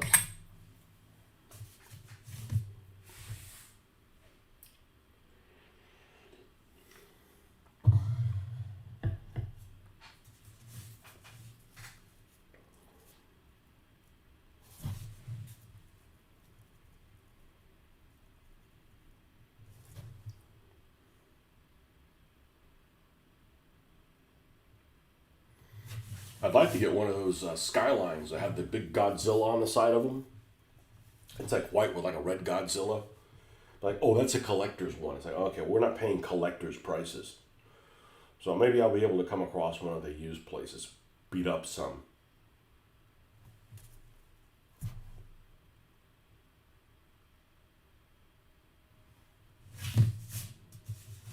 Hey, let go of it. I don't mind some of the paint being rubbed off. It gives it caricature.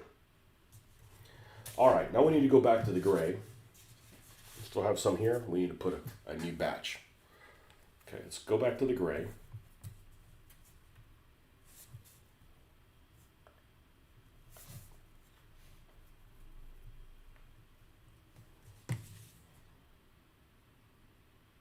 We did do the metal on, good. And let's go and get, where's this brush I was using? I was pretty happy with this one. Let's make sure it's a little drier than that.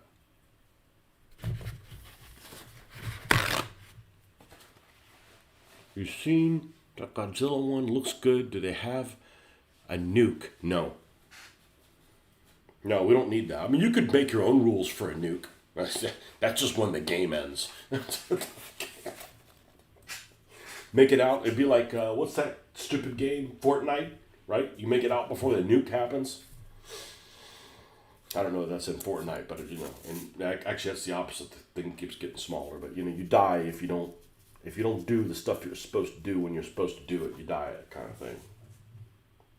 Remember, you shouldn't feel sorry for any of these people. These are all, you know, really bad folks.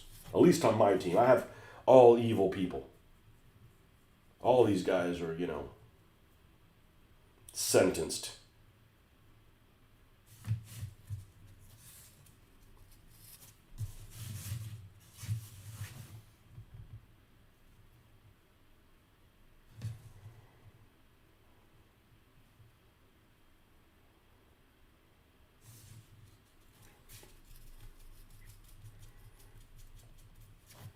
Now, I know I painted this all metal, but I think that should have part of the body color on it. I mean, I thought that all along. I just verbalized it right now.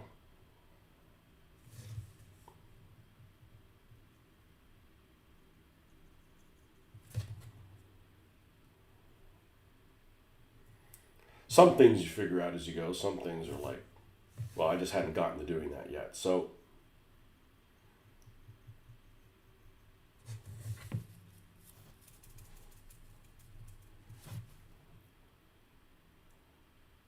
same thing, this on the top here. But obviously not the barrels that spin part.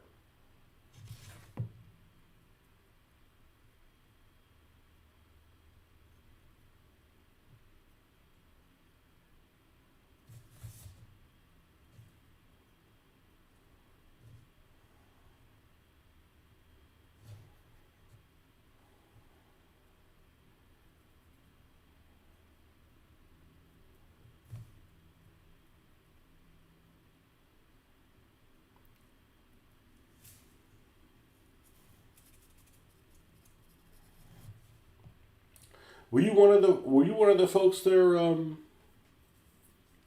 Hoffman said that you didn't like.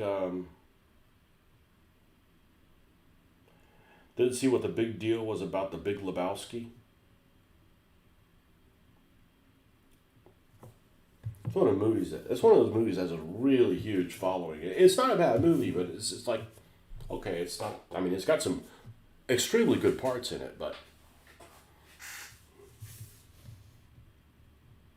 cult following type of thing. The movie that seemed to have a cult following when it came out, and I tried to watch it. I tried because I couldn't finish watching it. And I don't know if this is true that it really does have a cult following, but that's that Napoleon Dynamite. You know? You wonder if I wonder if there's something Gaslands related coming soon. North Star bringing out a steady stream of 20 millimeter post-apocalyptic figures. Yeah, but they're not affordable for those of us in the States. And I really like the styling of their figures. Like style-wise, that's how I like my figures looking. They look like artisan designs.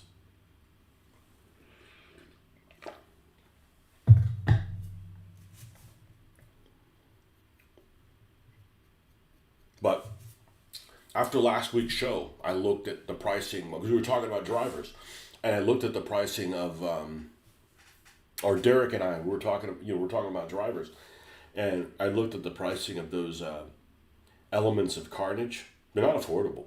I mean, yeah, I can afford them. I don't want to. I don't want to pay that kind of money. I don't want to pay $30 for, a sleeve of them. Like, I don't need motorbikes. I'm not into the biking stuff yet. Well, hell, I haven't even built a dragster. I've looked at the rules for dragsters. I don't think that they have much value.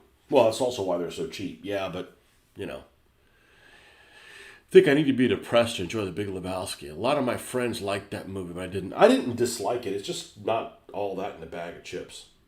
So this came up on one of the movie things on Facebook. They ask all the times, what movie didn't you do this? What movie did this? What movie did the other thing?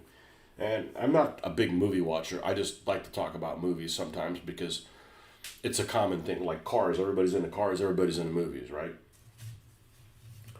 And this question came up. What movie did you not like the ending of?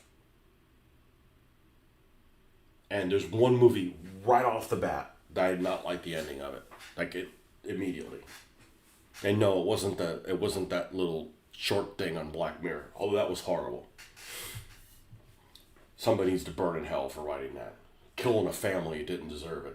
That's not cool, man.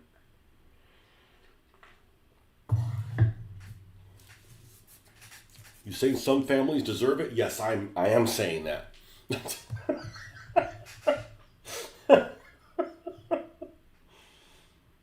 But the movie that I absolutely hated the ending of it, and I didn't think it was going to be good. I watched it. I really enjoyed it. I thought it was, I don't know if enjoy is the right word. I really liked it. And then the last 5 minutes was just horrible. Or not what I want. Not the kind of, and maybe I was just being stupid, thinking it was going to turn out a different way considering what movie it was. I did finish painting that Kaiju I was asking ChatGPT ideas for. I didn't end up going with ChatGPT. See, that's what I find ChatGPT good for. Like, basically all right, I'm at a crossroads here. Okay? I could go north, south, east, west. I can go, maybe directions is probably a bad example because I'm really good with directions. But there's lots of different ways you can go. And I don't know where to begin. So let's eliminate some choices to make it so that it's easier to make the right choice.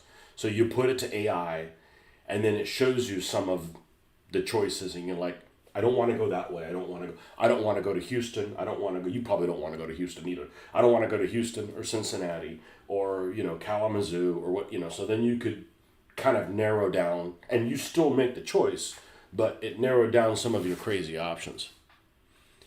Easy Rider. I've never seen Easy Rider. Does it have a bad ending? I guess I won't watch it. I don't think I've ever seen a movie with Peter Fonda in it.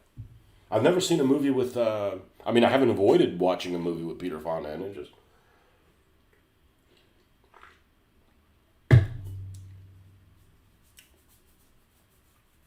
it was the second Cloverfield movie.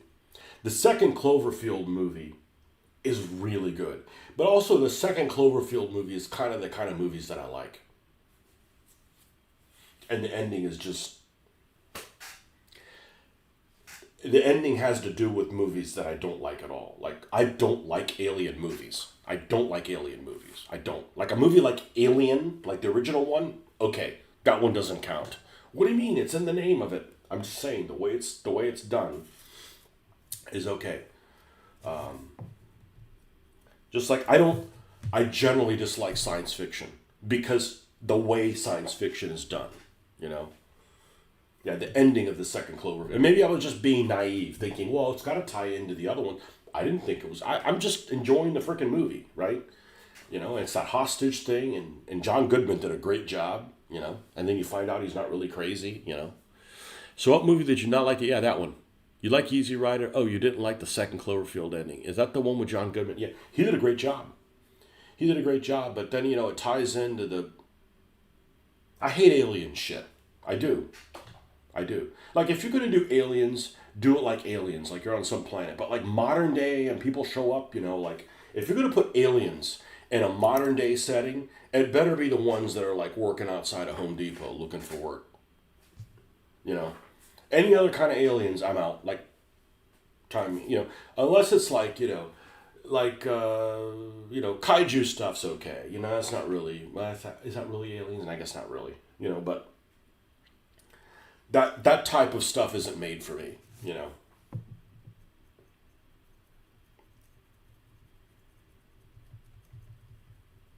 Hey, I can't like everything.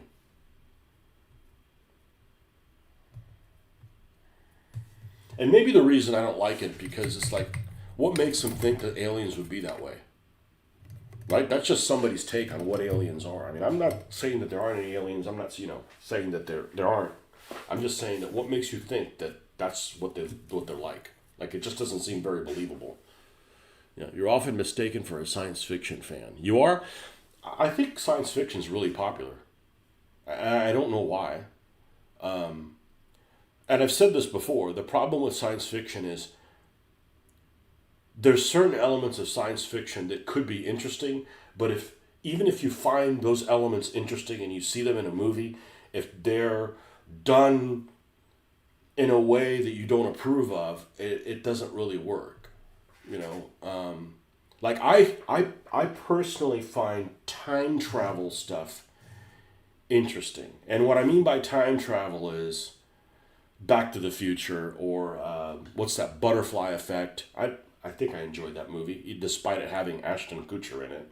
But I like that whole, like, can you go back in time? I wish I would have done this differently, or I wonder how my life would have turned out different. I think those things I think that there's a commonality to everybody having those kind of thoughts. So it's interesting to explore. But multiple universes, forget it. Like, that's just like, I've never done those drugs, you know?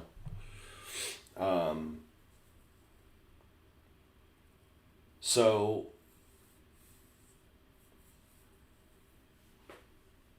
there's science fiction stuff that is okay, but some science fiction is just way over the top. Like, for instance, Star Trek. I never got into Star Trek because I was too young, right? The old original series, like, even if you like the spaceship combat, which I do, that part's cool. The uniforms is stupid looking. Even when it just doesn't. I don't. That's why Star Wars is, in my opinion, much better because at least some of the uniform stuff is better. You know, and just it's funny because I was watching this. I got to be careful because I got to go wake up my lady. Okay, I'm gonna pause this and then Dan Carlin is what I got to bring up because it actually Star Trek came up in this Dan Carlin episode that I've been watching, even though I think it's come out a year ago. I'll be right back in a moment.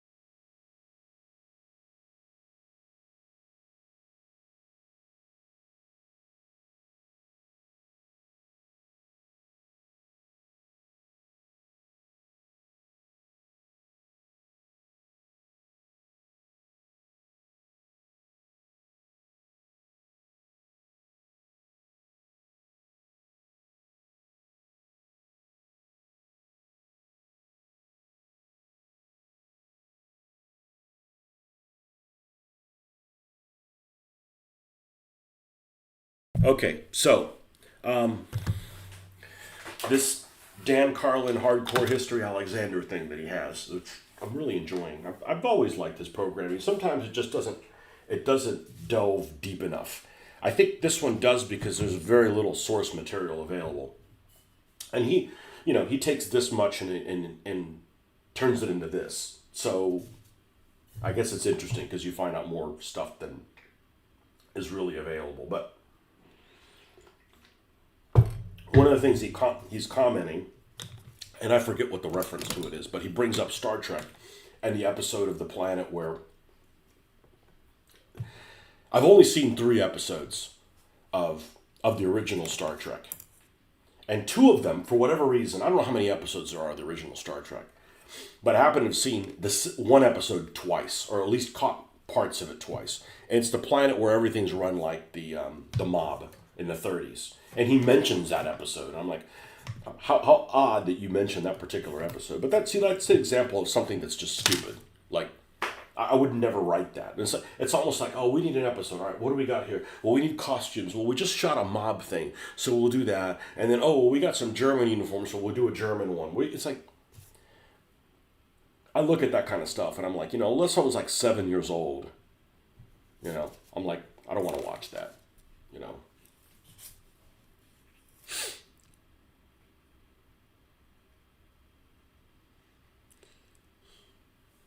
Yeah, but it's an episode on Alexander the Great that I've read some pretty complete stuff about Alexander the Great. Now, here's my moment of stupidity, and I don't mind bringing these up.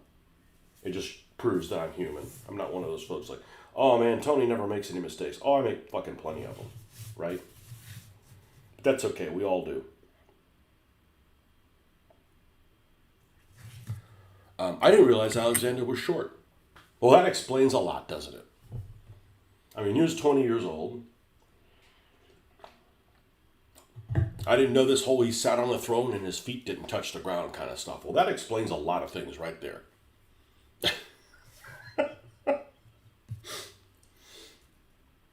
But no, it's really good. It's a whole episode and it just gets to Philip dying. So it's pretty detailed.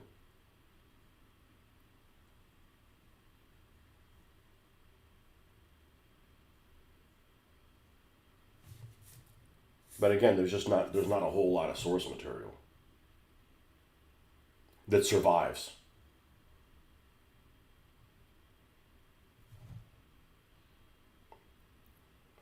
Okay, we're going to go around the edge of this,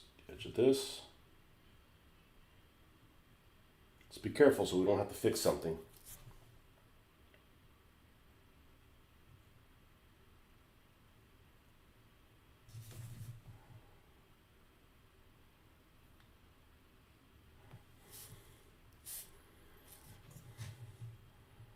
But that's the problem with science fiction for me, is it always seems like, oh, this is cool. Oh, why'd they add that? Oh, why'd they put it that way? Oh, why'd they do it that way?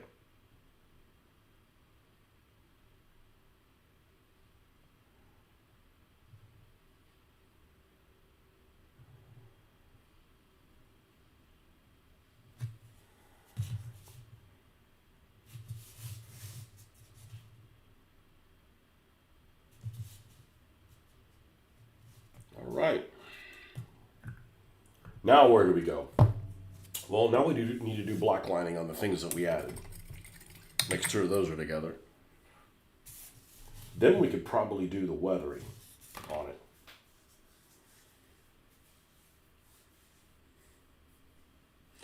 Mistakes are fine as long as you don't forget the paper before you wipe. Yeah, I mean, the order that you do things in isn't generally important. As long as you don't like, oh shit, I clear coated the finished figure and then primed it after I was done with it. Like, those things are like a catastrophe, Maybe not mistakes, how about inefficiencies, right? Like, man, I should have done that before the other thing. It's really not important. It's fun either way when you're doing this. At work, yeah, you want to be efficient with work because it's, I want to be done with this. I enjoy the process. Macedonian history under Philip is more interesting to me than Alexander, but like you said, not a lot of source material survived. Yeah. Yeah, he definitely makes the whole case for, he called it the Maserati. He basically gets the keys handed of a Maserati. And I'm not saying that Alexander sucked or anything. I'm just saying that, Philip made him successful. He gave him the schooling that made him successful. Obviously, he was a unique individual, anyways, and the army that couldn't have done it without the army. That's why I say Hannibal's better. Now, Hannibal wasn't more successful, but here we go, Hannibal versus Alexander.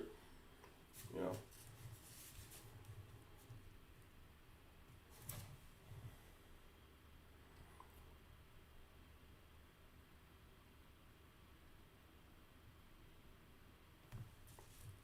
With that said, I'm not a fan of sacrificing your own children to, in a funeral pyre. Like, I'm out on that one.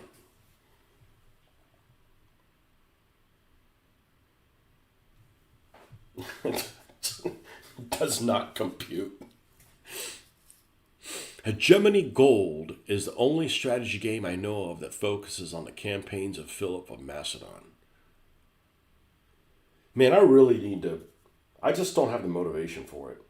I really wish I would have explored whatever that. Here we go again. I can't remember the names of actors and I can't remember the names of video games. That strategic version that you can go and play the tactical versions of, of that game that I have. I don't even know. I don't even have that many games that I can't remember what it is. It's not like I'm thinking about it all the time. Yeah, I talked about it last week.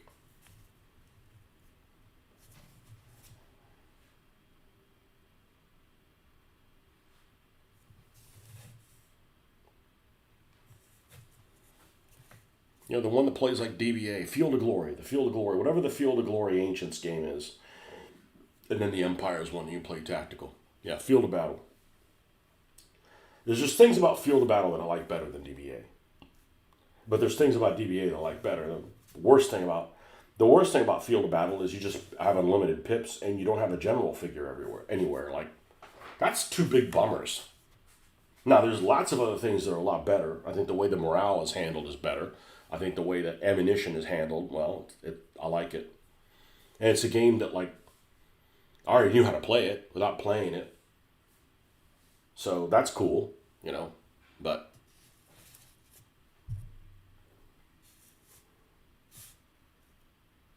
I didn't play it much. There was nobody to discuss with it.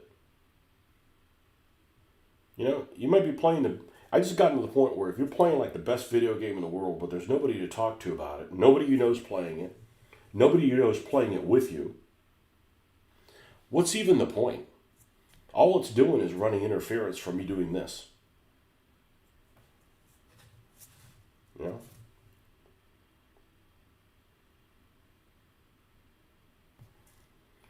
Same. If I'm doing this, not interacting with anybody while I'm doing this, what's the point?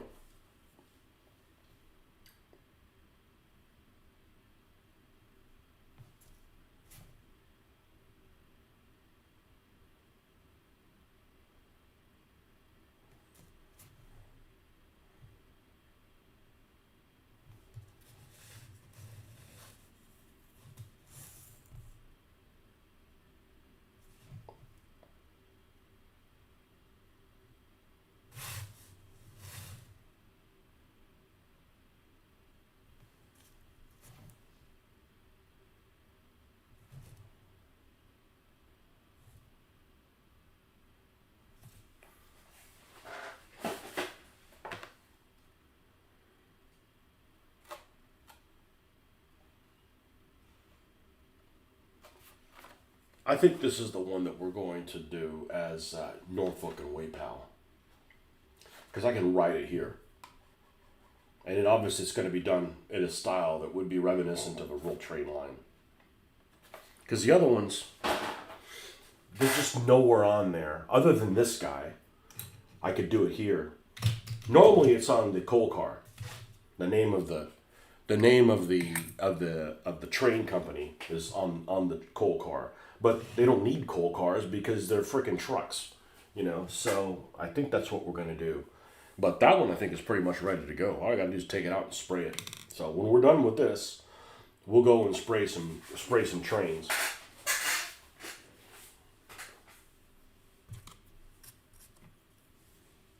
Yeah, both of those never got into them.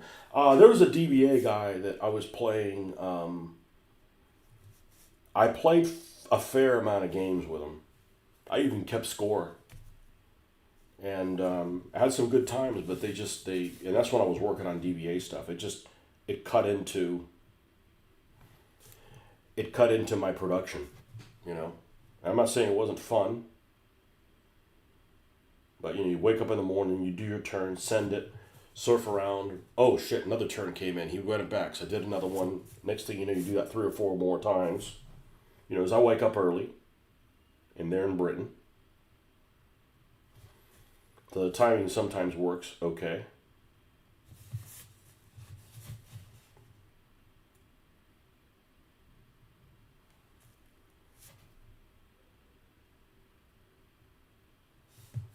Just don't like the fact that it doesn't have general. Like,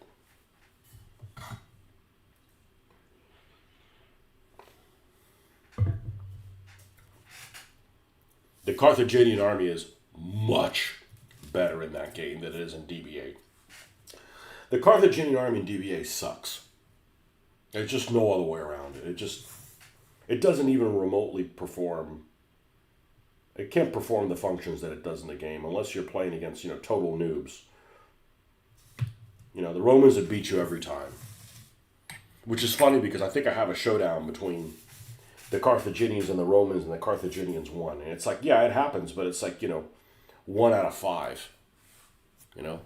You played a little bit of Field of Glory 1 with their email system. Field of Glory 2 has a more modern system. That's the one I thought you were talking about. I have both. I have the Ancients one, and I have the medieval one. I don't know which one I have. Was there an Ancients that was also a version 1? I don't know.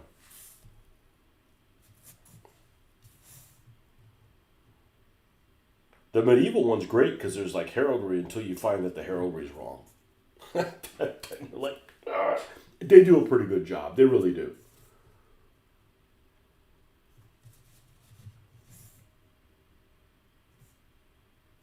But I prefer the medieval because there's just, there's some civilizations that are, in, ancient times. This is what I've always said, book 4 is more interesting than book 3, which is more interesting than book 2, which is more interesting than book 1. Book 1 is just like, there's very few source material, very little is known, Well, we have the Bible. I said, yeah, but that's only one side of it. It's, I like looking at things from all sides. And even if the Bible was 100% correct, right?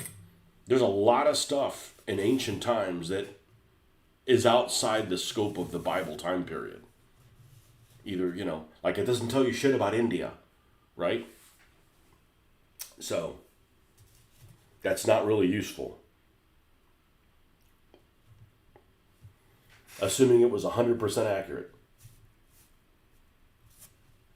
I'm just going to leave that there. We're not here to fight that. I'm just saying that, I tend to not like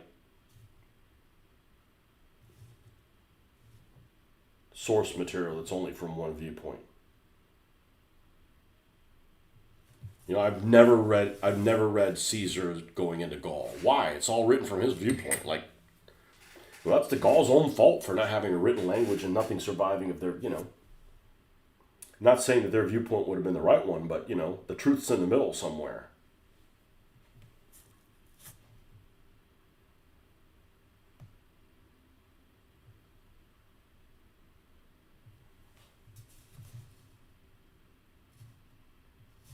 I'm not a fan of Caesar anyways. He just kind of died in a shitty way. Like, if if you were if you were if you were that great, why did you die in such a shitty way? You could say the same thing about Alexander.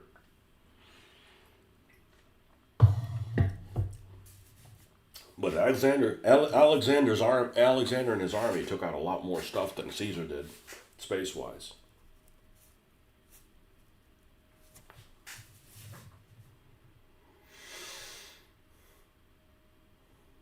I would expect that an army with 8 blades to do more.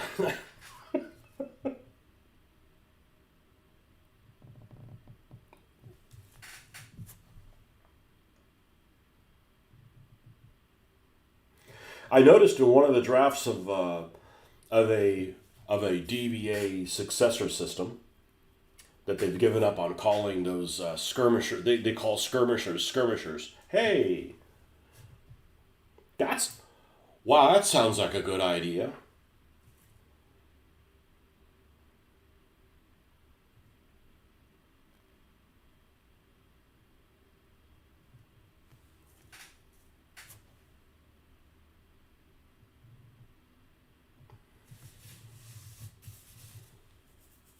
Nothing like calling something Mongolian Sealy to make it seem like, what the hell are you talking about? Actually, I don't know if they can have one of those stands, but. Which of the great generals died in a good way? Nappy and Hannibal weren't too fanatic either. Caesar's book is good, though. Read it in your 20s. I need to read the book on, although he didn't die in a good way, I need to read Marcellus's book. Although, so here's the problem. There's not a lot of source material on him. And they made a whole book to him, so, The Poison King, about Mithridates, right? I have it on Audible. I think I've listened to it twice. It's pretty good. The narrator is pretty damn good. I enjoy the narrator's voice, their delivery. The problem with it is that it kind of repeats itself because there's not a lot of source material. And you're wondering, how much are they ad-libbing some of this stuff? So that's a lot of stuff. It's like, okay, well, how much ad-libbing are you doing? I think that's why I really enjoyed Dan Carlin's thing, because he talks about that you don't know things. So he basically goes through scenarios of what might could have happened that reminded me kind of the stuff that we're doing in DBA games. I don't know, did Mitch do it? Or that was just pretty much me? Where my turn would come up, would he talk about all the options that he had, or that was just me giving him his advantages so he could tell what I was thinking? I don't know. I enjoy doing that. I think it helps process your thoughts,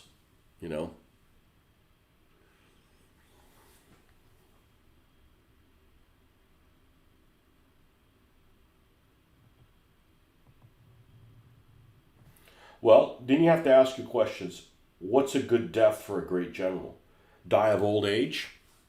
Or die in battle? What do you consider as a good death for a general?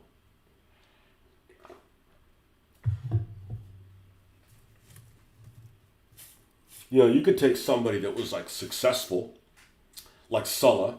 Sulla was successful, but then he died disease with, but he did everything he set everything to do, and then he stepped away. He's like, nah, I don't want to be dictator, and then he went hang out with the prostitutes and actors, and he went to go hang out with the Hollyweird stuff, and ended up getting, whatever it was that he got, syphilis, Lyme disease, both.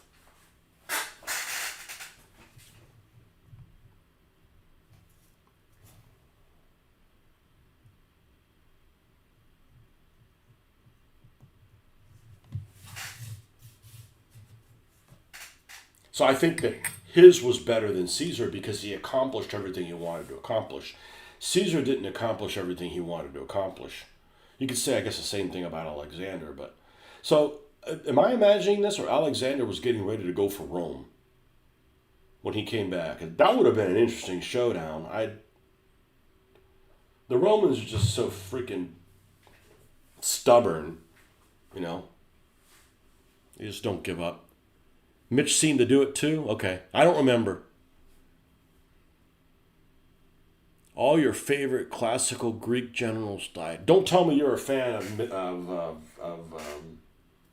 who's that Alcibiades. What a dick. That guy has got to be like the world's biggest dick. There's probably a bigger one, but I remember when I encountered him in what's that silly ass game? Assassin's Creed. And he's a fruit and a half. But I don't care about that. The fact is you can't he's a snake. So I'm like, I'm not helping this guy in anything. He's like, you can help him or not? I'm like, I'm not helping him. I'm backstabbing that guy every chance he gets. I know what's coming, and he's gonna turn into baby he's gonna turn into baby Hitler. Not really, but he's gonna be an unsavory individual. So I'm not gonna help somebody that's gonna do that. Alcibiades.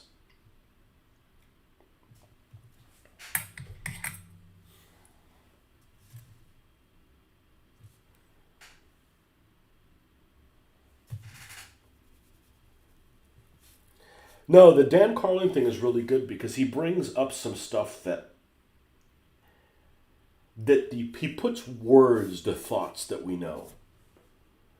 Like when he was talking about, like the Greeks wanted freedom from Philip. Yeah, they wanted the freedom to fight each other. It's like it's like selective freedom. It's not like any freedom that we recognize today. They want to be able to do their own thing, even if their own thing is like a bad choice. Now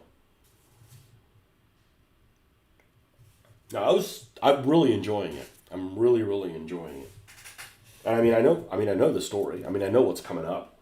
The most complete thing I've probably read is the one that is a seminar. What's the word I can't think of that's not a seminar? All right, I got to look this up. This is literally driving me bananas, and I keep bringing it up multiple times. Let me go to my Audible, and let me go to my library. Don't auto-connect. Don't start playing. Let me go to my library. And it is an audiobook, but it's not an audiobook.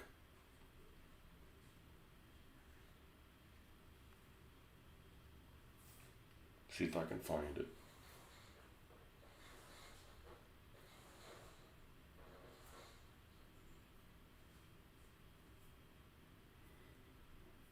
'87 titles.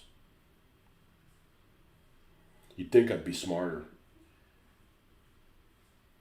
Ghost of Cat Eye is still way up there. It's probably the best one. Okay, Alexander the Great and the No, I don't want you to download it. I want to look at the description. No, X. Kenneth W. Harl. He is a professor at Tulane University. Alexander. That one is really thorough. But he doesn't just, I don't think he does the stuff where he goes back and forth and discusses all the possibilities, or we don't know this. That's one of the things is if you read one source material, you got to like read multiple ones and have somebody that's kind of read multiple ones saying like, these are different on this, or none of them know what happens in this time period, because there's a lot of gaps and there could be make-believe stuff. Alexander the Great, Kenneth Harl.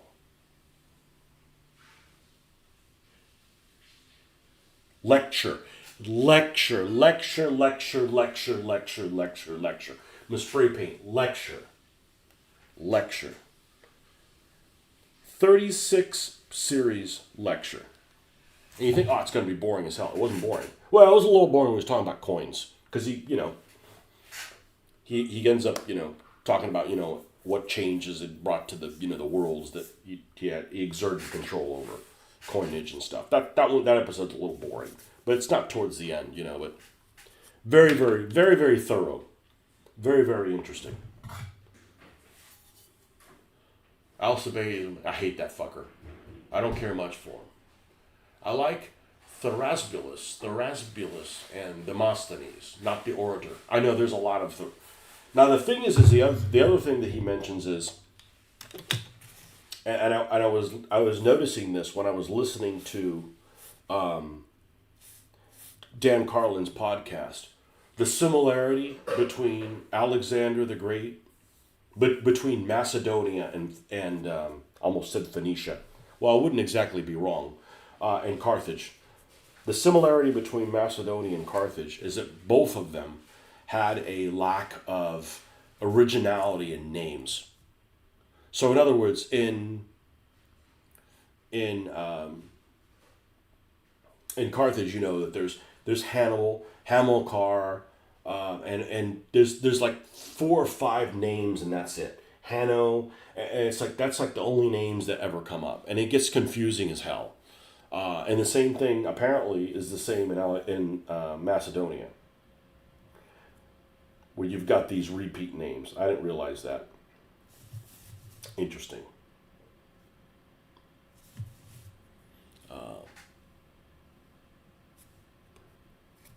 They've learned from Don Carlos' history is he's probably basing all his stuff on old views of Harl and Hansen. Yeah, that's.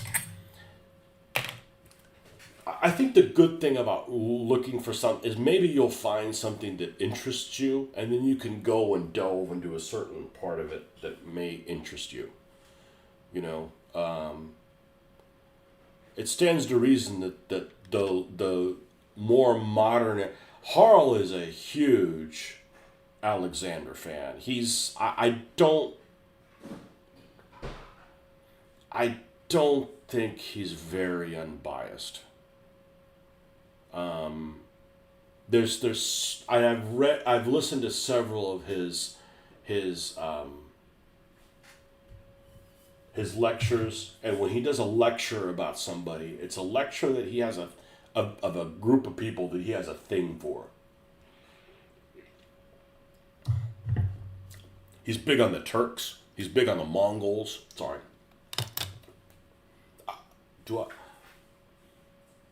I'll have to read Alcibiades again to see if I dislike him more than the Mongols. I do not like the Mongols at all. At all. Sorry. Sorry, not sorry. Doesn't mean I wouldn't build a Mongol army. You know, I don't like the Nazis, but got those guys running around, and Soviets too, you know.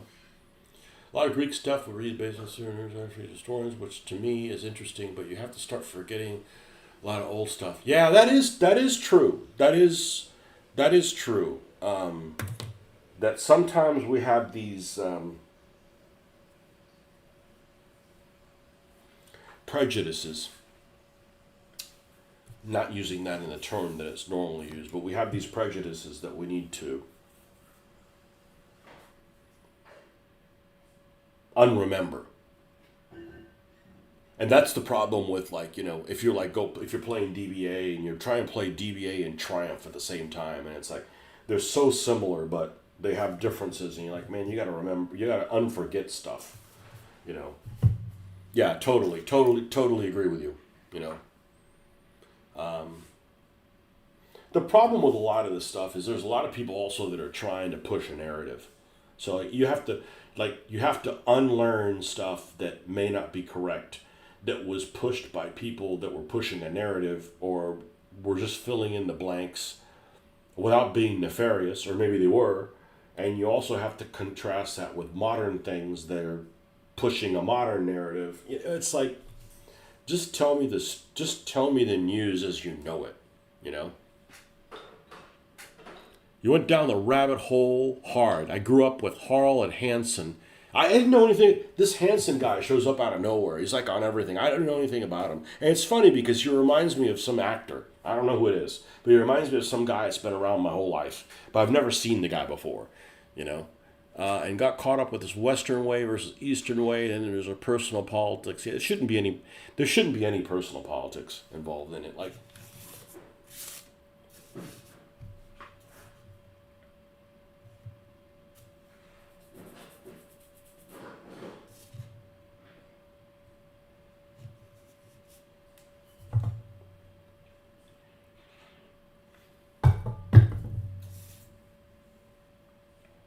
and then even if you solve all that stuff, and figure out, okay, I've figured it out. This is exactly what happened.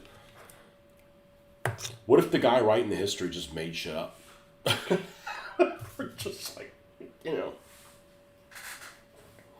That's all these texts. You never know what really happened. But can we all agree that Belisarius got fucked by Justinian? Can we just agree on that? That Justinian was just a fucking dick. That's another guy I don't like. I don't like that guy. You know, have somebody loyal and he just gets treated like a fucking dog. Like, nope. I wouldn't have done that. I would have killed that fucker. War Like No Other is a great Hansen book. Yeah, that guy pops up everywhere now. I don't know. I mean, he looks like somebody that I've seen my whole life. I don't know who. But, like, who is this guy? Just in the last year, he's, like, all over the place. A War Like No Other. What is, what's that? It sounds like, geez, there's no telling what conflict that could be. Yeah, I like the Harl, but once you start listening to him, he's like, and I'm sure I do things like that, but, like, he ends every sentence that way, but everybody does stuff like that. Tick does things like that. Dan Carlin does his own quote, end quote, although he's gotten better, you know, but he's a bit of a stickler for using direct quotes from things. It's not in my nature to do that, but I'm not.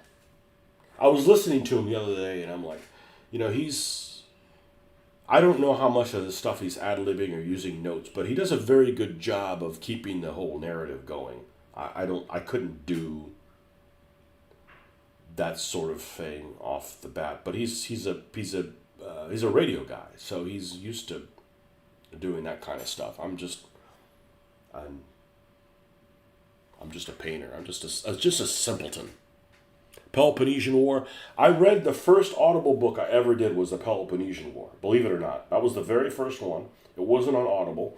It was on Naxos, and I was painting Athenians, and I learned a lot in it. It wasn't confusing. I was surprised that it was not confusing. I really enjoyed it.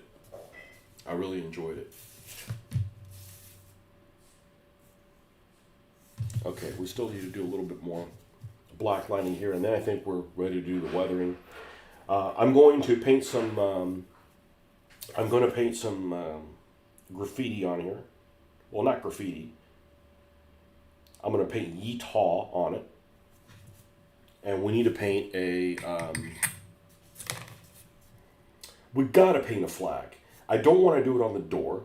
First of all, it'd be hard to do. I'd like to have something that already has that rectangular shape. So I think it's naturally for me to put it on the wing here. I think we put it on the wing and we keep it in between those two lines. And I think that's what we're going to do. I don't want to do it on the hood. And I have a feeling I kind of want to paint it a little haphazardly. Like a bunch of, drunken... What do rednecks drink as a general rule? Are they more beer people or are they whiskey? I think they're like Busch Light. Come on, you could do better than that. You like Harl a lot. My dad and I used to watch his lectures, and he would drive my dad crazy by moving to one corner of the carpet to the other. Yeah, he does move around a lot. History starts with the advent of the metallic cartridge for me.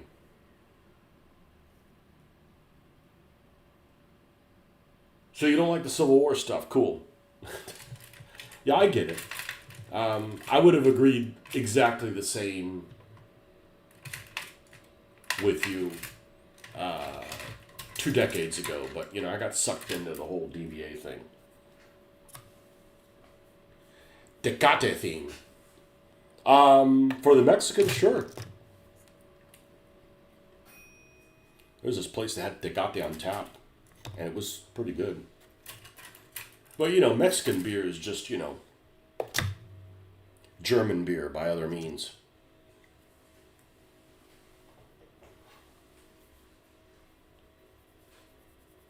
Let's get rid of this. I think this is we're going to paint, remember it's backwards, so we're going to do a dark blue, and then we're going to do a white cross like it's the Scottish one, and then we're going to do the red in the middle of it, and that's what it is.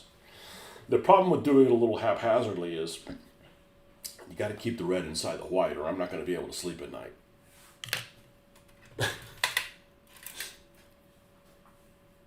Vietnamese beer, yeah. Yeah. And the people in Britain, any of you British people still around, they say, oh, the British beer's better. Dude, you guys have toys, okay? You win. Okay, you win the lottery of cool stuff that you make in your country. You guys get to make the toys and miniature figures. Give the Germans the frickin' beer, right? I mean, you can't give them the jokes, you know? Germany gets beer. You guys get... Germany gets beer and really long names for really short things.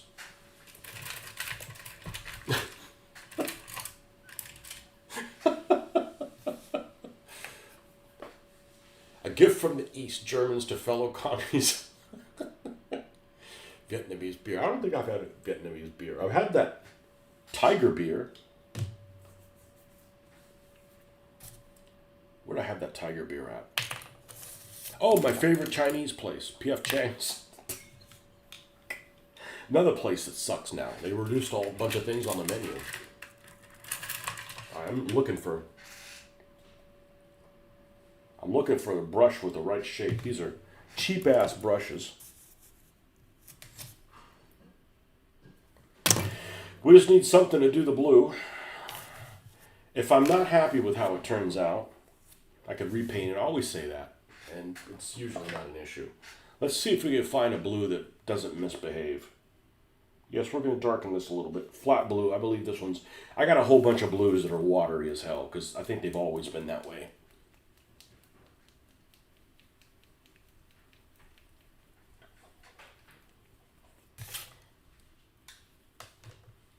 Rednecks would love this stuff, man. They don't get offended by stuff. They're glad you got... Well, they wouldn't be offended by this. This is not the right one. They'd be happy to be included.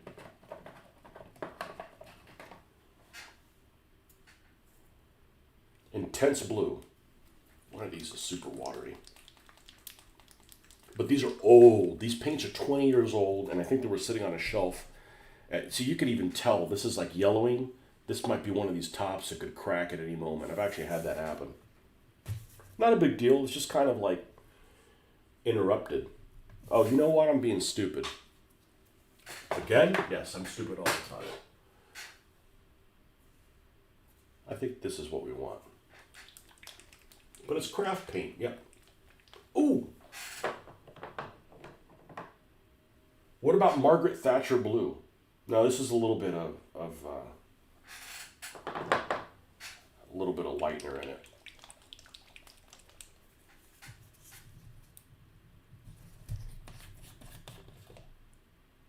It's the same fucking color.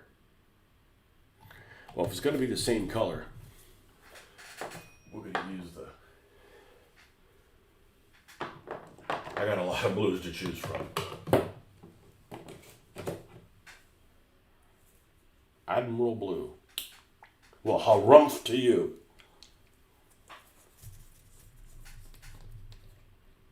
Yeah, there we go. I might make a bigger mess this way, but hopefully won't get it over my hands. All over my hands. All right, let's start with a little bit of black so we can make this pop out. And I'm lazy, so I'm going to follow the lines of this wing instead of trying to freehand a rectangle. That's the hard part, or the harder part. Let's just make this whole center section, and we need a little bit of water. Won't that water it down? It needs to flow.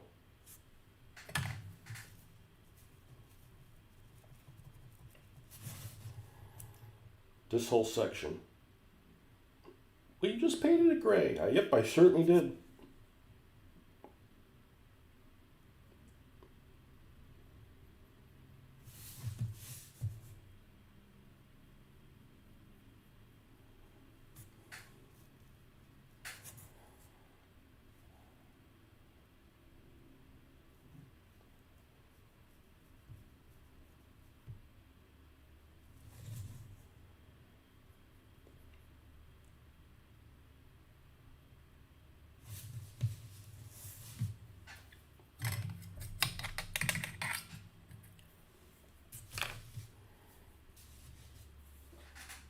And unfortunately, this stuff dries slower than normal.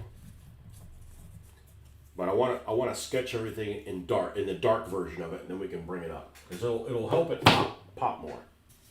Okay, we still have some of this to work with, so we're good there. I know you need a hair dryer; it's too noisy.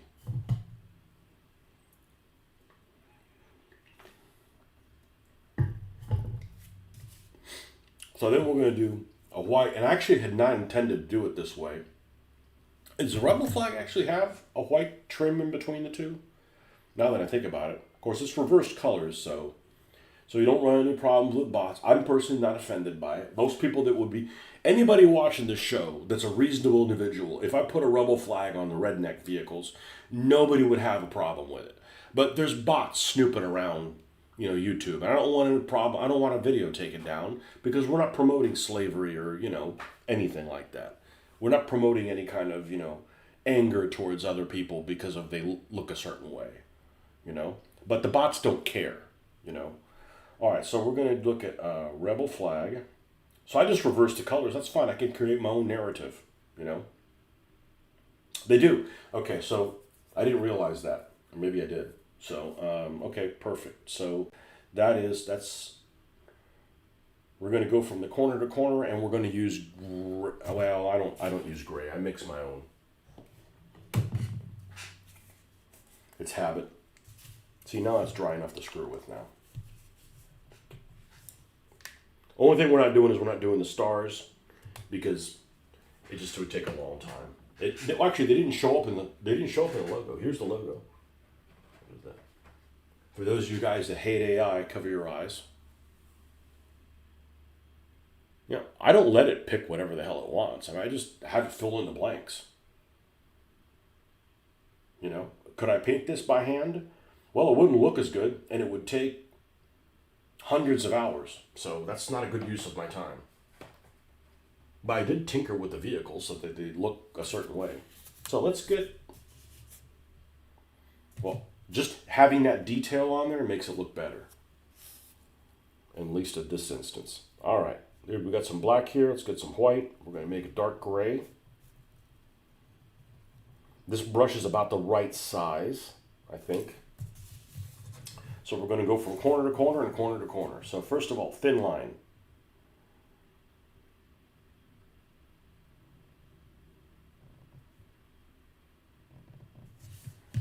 Okay, and same thing over here.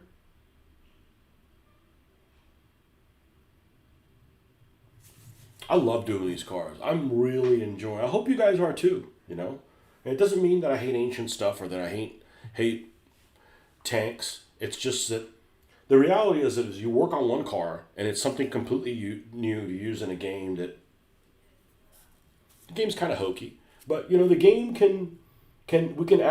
we can add detail to the game in the future if we feel like it. I think it's basic enough that we're not going to play it in a tournament, so it doesn't really matter,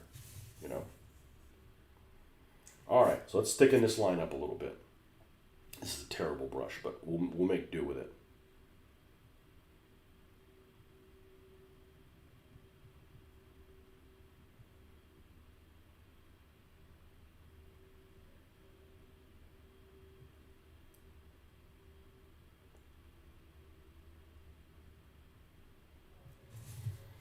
And we'll come in and do the same thing with the other line.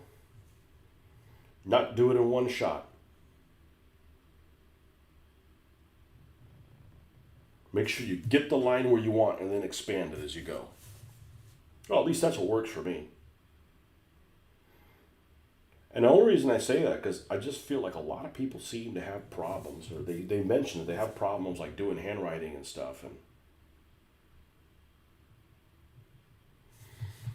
I know it may seem hard to believe, but I think it's easier to hand paint letters with a paintbrush than with a Sharpie. Because a Sharpie is, first of all, it's hard. So anything you're writing on top of it, you're like cutting into the paint. And it's one thickness. It's whatever thickness the Sharpie is. And, if you press too much on it, you change the thickness of it. But the paint, you could, thin it. You could manipulate it. You can clean it up if you need to.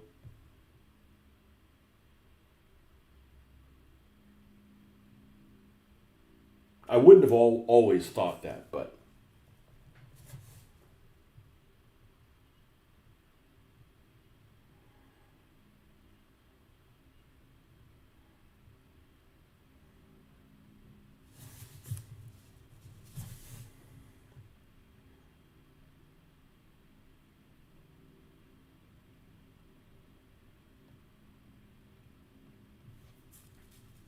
still want to keep it this gray color.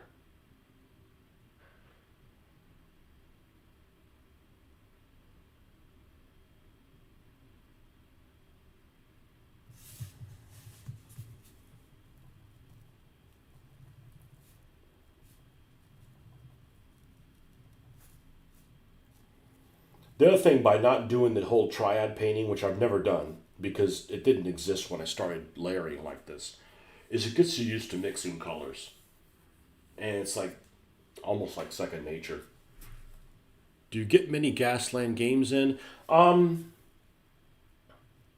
problem is my schedule isn't really compatible with the people that I play with.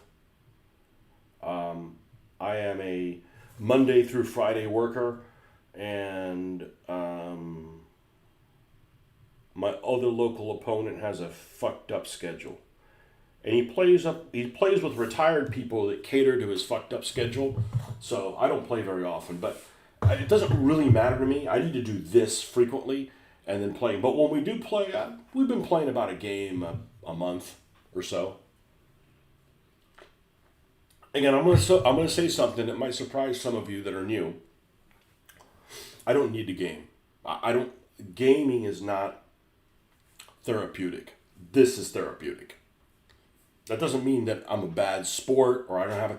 I think that with Gaslands, it's even more fun than any other game that I've played because I don't care who wins. I don't keep score. It's a fun narrative. I build cars. I might not even get the chance to play that car. I don't care. It's almost more. There's some freedom in that. But some people are like, game. I play games and fire up the Xbox, fire up the computer, play a computer game with somebody. That I can get my gaming on that. But like miniature gaming, and I play with the people I play with have really good attitudes. Sometimes it's just really inconvenient. It's really inconvenient for me. So, and probably worse than any of those things is I'm dealing with a lot of at work. I deal with a lot of things that you have to plan. You have to schedule things, and you could do your best to schedule it, and things always go sideways because some people don't have their house in order. Right? Some people are like all over the place, and it's really frustrating to like, okay, when you want to do this week, okay, we're gonna show up on this day and do this, and then the people don't show up, or real life stuff happens, but which could happen to anybody, but I don't like reliving any kind of frustration I get paid for at work in my personal life.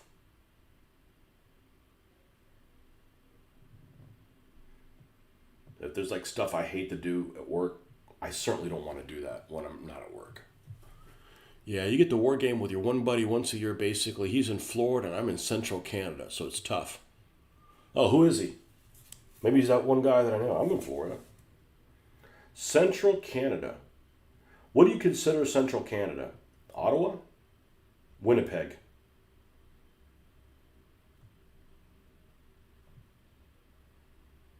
Man, that store in Sentry Box in Calgary, that place was incredible. That I was floored. I was not expecting that. That was almost worth a trip in itself. What are you doing? I'm going to some hobby store in Calgary. Well, now they got rid of all the historical stuff, so it isn't worth it. It doesn't have the same. That's pretty damn good. Winnipeg. Okay.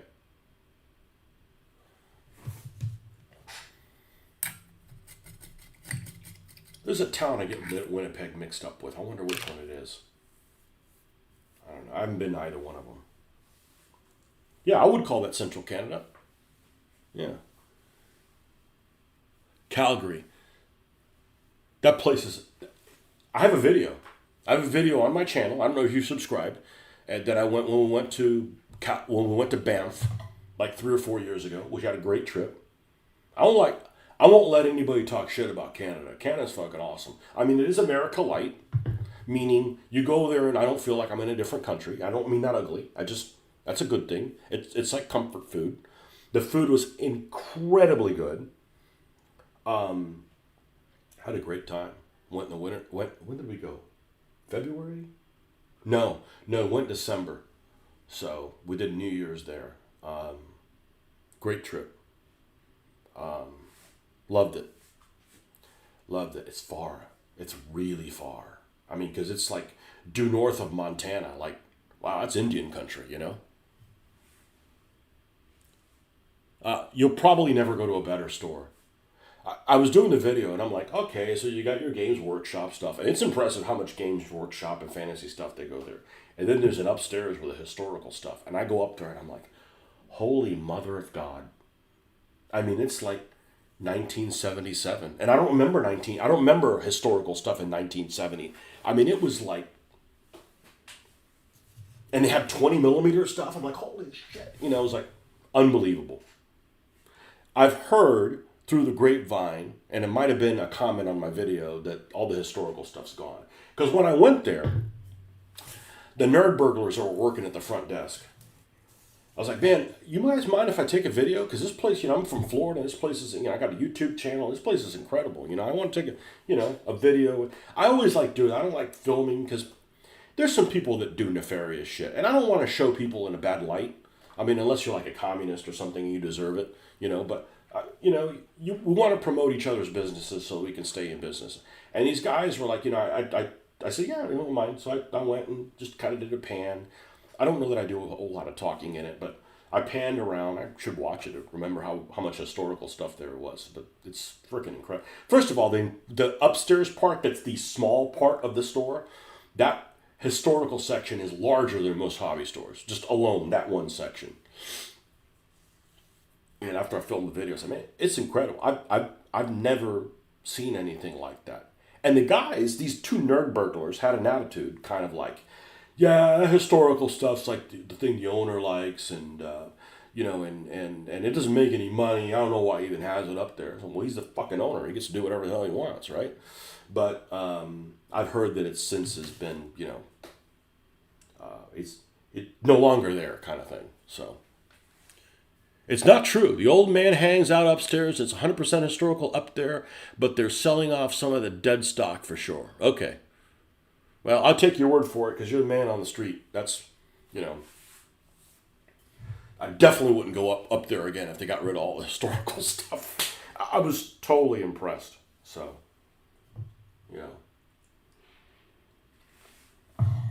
cool place. And it's just, I was in Calgary. I posted something about Calgary, and my oldest wargaming friend, who no longer lives here, the original Mitch, as I call him, his name's Jeff. He goes, oh, they got this hobby store that's great called the Sentry Box. I had no idea to check. I mean, I wasn't there for hobbies. I was there on a family trip. I'm like, oh, I'll go check it out. Wife, I dropped her off. Where was it? She wanted to take a nap or something like that. So I'm like, all right. And it wasn't too far from the hotel we were staying at. And I drive over and I'm like, was my daughter with me? Somebody was with me in the car, I think. And I'm like, I'm just going to go in and take a look. And then I went in, took a glance, and I'm like, I'm going to be a while. And she's like, okay, that's what happened. We were stopping by, and I'm like, I'm going to be a while. I said, okay, well, I'm going to go to drop me off at the hotel room, and you can come back. And I'm like, I was like, this is, because I don't mind going in, popping in, like, okay, there's nothing here for me. But it was like, I'm probably never going to go to Calgary again. I mean, it took me, 52 years to go to Canada for the first time. I don't think I'm going to make it there again,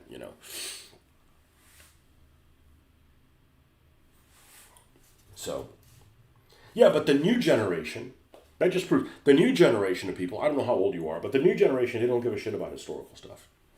They just don't. And, historical stuff is like a way to relive history, in a way, Let me see how much, as I like to say, how much meat is around this. So if I add the two thicknesses of it, it's about half. Okay, so if I add this thickness and this one, I think I need to make a little bit thicker. And then we can move on to the red, which we will also do a dark version of. And then we'll bring those colors up. And then we're done.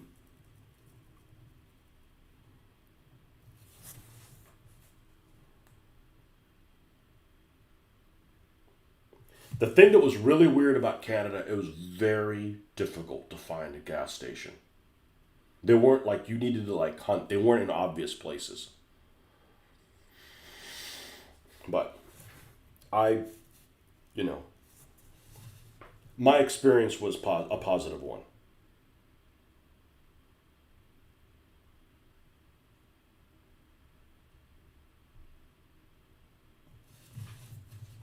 Yeah, my daughter was 18, so it was 2 years ago. Yeah. She really liked the drinking age thing. Again, another country where they do some things better than the United States, Nothing wrong with that. 34. I budget 2 hours and I've been there 30 times. The place is incredible, man. Incredible. And clean. It wasn't like dusty and shit. Like usually you see like old historical stuff and like, oh man, you got gain weight. Like you show up wearing a certain weight, like next thing you know, you're 12 pounds heavier. Well, I don't know if the dust and the dehydration kind of balance each other out.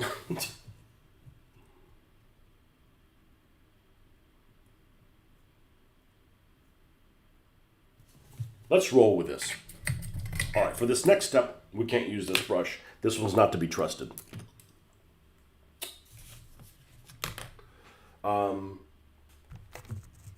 We want to use a red. We want to use the Vermilion red. Nope, not the flat one. One that has a smidge of orange in it.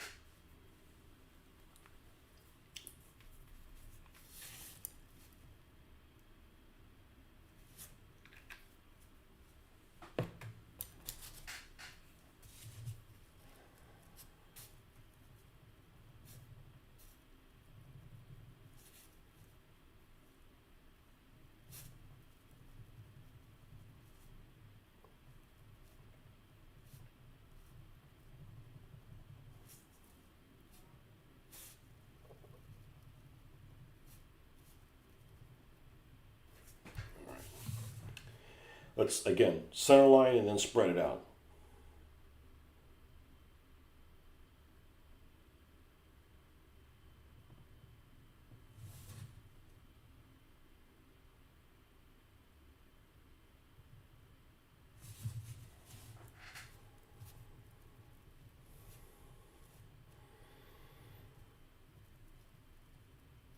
And again, like I could put the rebel flag on it. It doesn't offend me. It probably wouldn't offend anybody watching because we're not doing it for the wrong reasons, right?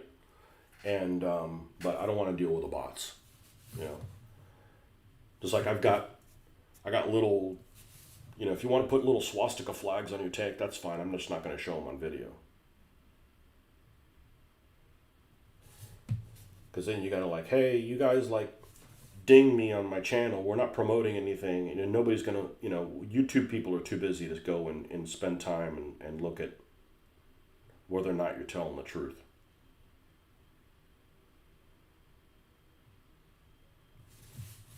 There's too many people, actually being nefarious for them to worry about,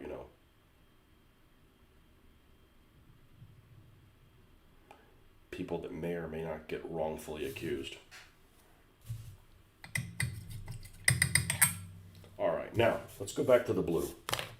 Of course, it's dried out. The Admiral blue. I've done a few Hot Wheels with your Zona Alpha games in 1/72nd scale, the one true scale. Yep. Is Tony listening as building? Okay. Oh, you're here. I was hoping you would show up today.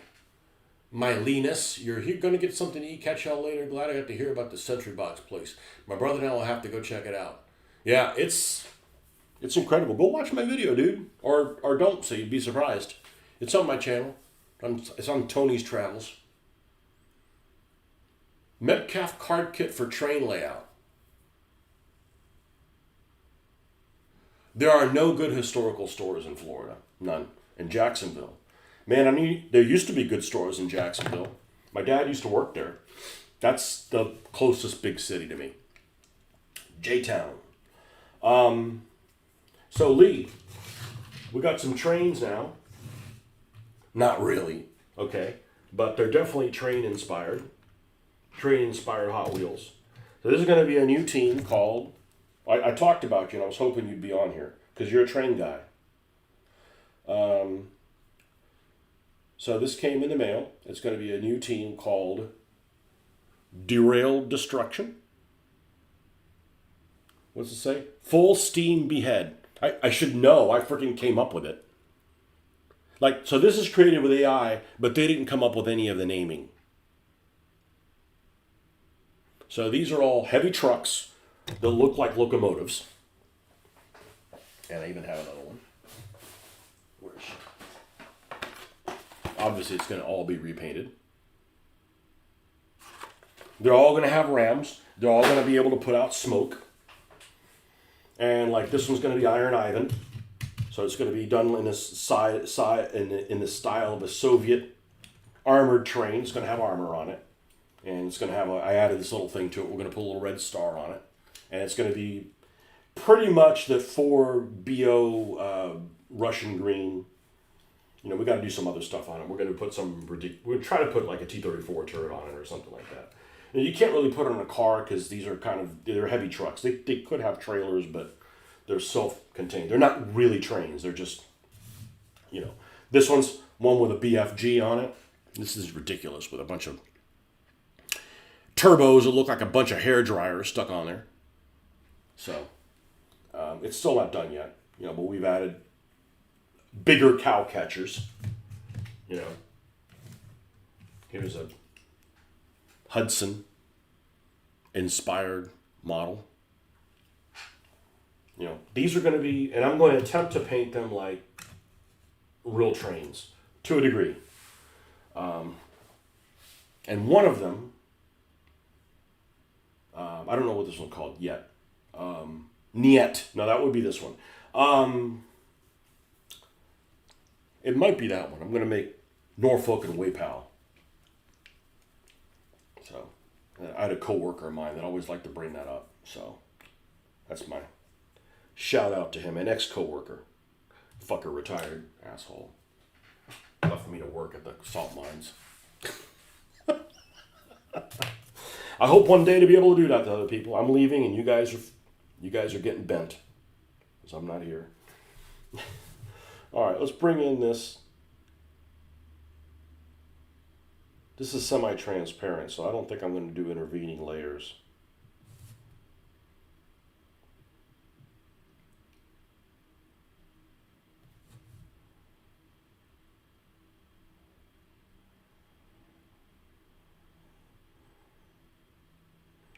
But I thought about that. I was brainstorming about a week ago, and I'm like, you know, that would really work. It'd be funny. It'd be appropriate to the universe that I'm creating. Well, you're creating an alternate universe. I guess I am, but you can't be in one at the same time.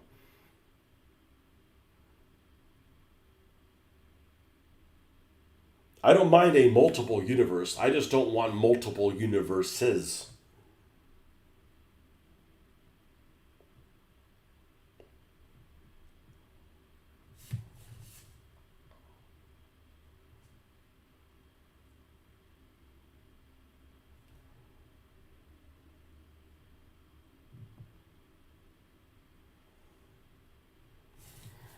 Okay, and we'll have to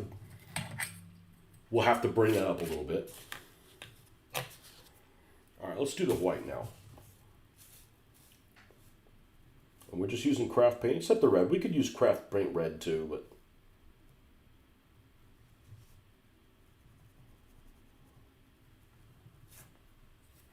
yeah, nothing in Jacksonville. Used to be. As a matter of fact, in the early '90s, there used to be a store. The thing that's really cool in Jacksonville is they have this place called, and he's probably aware of it, but there's this used bookstore called the Chandler Book Mine. Chamblin.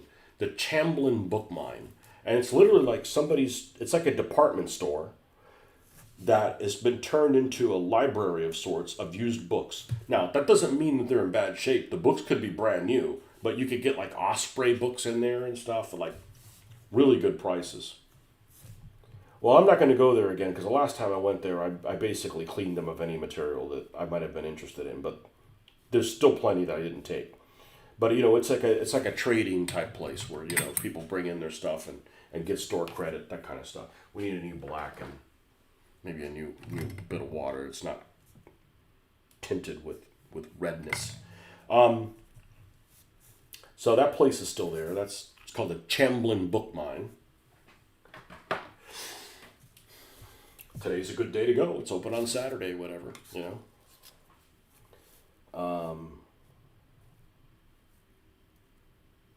But there was, in the early 90s, there was a series of hobby stores called Xenos. Xenos. And I think it's a play on the owner's last name, but not because he was a xenophobe, but his name is Zeno, but spelled differently. And Jacksonville alone, I think, had 3 locations of it. It was a local franchise, and that's where I used to get my Micro Armor, and my 1/2400 scale ships and stuff like that. They have Hex Encounter. I don't know. I don't know. They have one place that has a board game meet. I'm just not familiar. I don't live there, so Florida Buddy is. Yeah, but miniature, historical war games, like historical even counter games, they don't, no. No, oh, I went and mixed it and ended up making the same freaking color, or similar to it. Nothing like the Complete Strategist in New York City. That place is actually pretty impressive for board games. There's some weirdos in there, but, it is New York.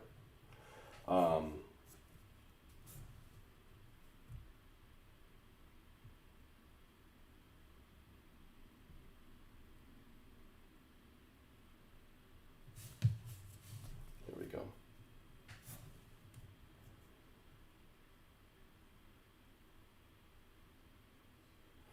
It's like a catch-22. People mail order stuff so stores don't have things. I mean, people mail order because stores don't have them, so the stores won't have them again because people mail order them. It's like, there's a vicious cycle. Don't really even have a place to buy models anymore. And lots of RC car places, but that's not something I want to get into.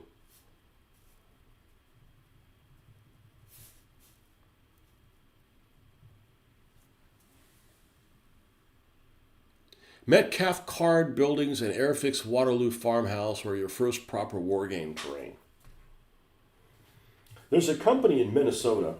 Now, one of my Facebook friends, and I say Facebook friends because I've never met this guy, but I'm friendly with him. I actually don't know where he lives.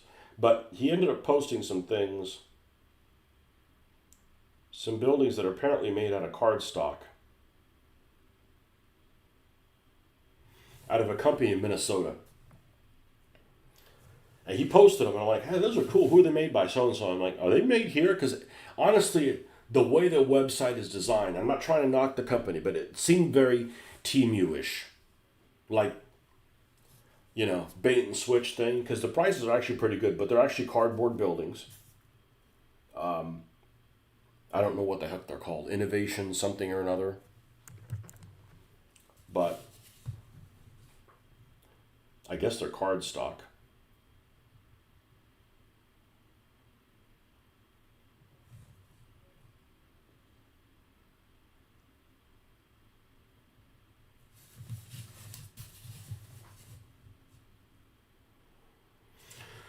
Wow, this one's kind of hard to reach. I think we need to do it like this. The thing with straight lines, you always want to pull toward, well, when I say things, you guys can do it however you want. I'm just like, I give little tips of things that work for me. So, I'm not 5'3". I'm perfectly happy you doing your things your way.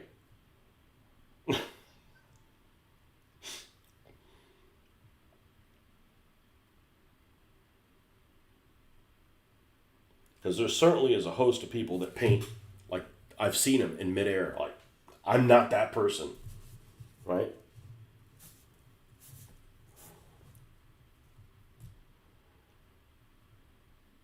I'm a wrist rester.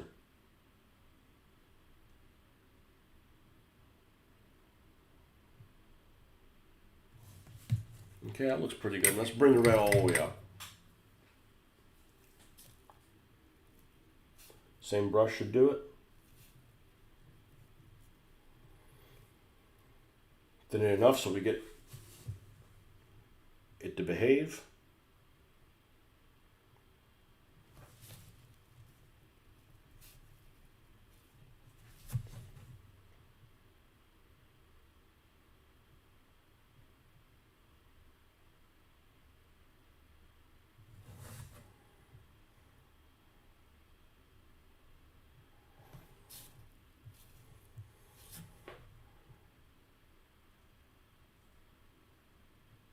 So, I use AI for that kind of stuff. I don't like it. I don't let it make decisions. It's almost kind of like a brainstorming session. Like, you bring in your buddies, like, okay, let's talk about what my options are. So you consider all your options before you go somewhere else. I don't let it really make decisions. Sometimes it comes up with things that are really you never would have thought of, and sometimes it's just garbage. You know. You remember CNC out of Minnesota? Absolutely. The GHQ competitor, guy I know in Winnipeg, bought it all from them and now makes them now. So, I was at the ships in the late 80s, early 90s. At that time, GHQ was just getting into ships. And they didn't make much, and they just made stuff for the Pacific. And I'm not a fan of the Pacific conflict. I like the North Atlantic, Mediterranean. So most of my ships were CNC. And CNC spent a long time without any new models. And then somewhere in about 1992, 93, they added a whole host of new ships that look really good. A bunch of like British destroyers that they didn't have before. And those are probably some of the last models that I bought. I don't have any of them anymore. They probably would not have been anything that I would have considered proud of how they looked. I probably should have taken pictures, but it was a time period when I sold them before cell phones being everywhere and having a camera at arm's reach. So had I done that now, I probably would have taken pictures of them so I can say, hey, look at the trash I used to make. But I had a lot of them. And a lot of those CNC destroyers were in some ways better than the GHQ because sometimes the GHQ has too many details, And they were cheaper, not significantly more, but,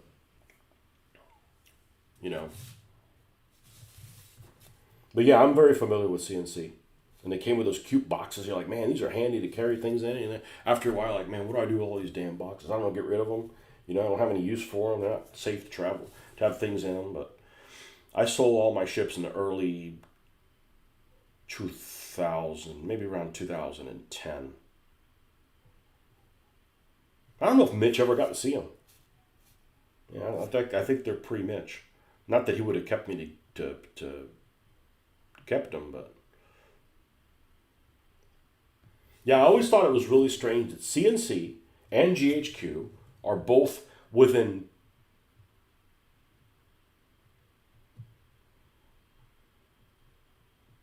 shouting distance of each other. Like, what's going on in Minnesota that they're both? One of them's in Fridley, and the other one was in Minneapolis or whatever. And I think Fridley is a side thing of Minneapolis. So your friend bought CNC. Okay.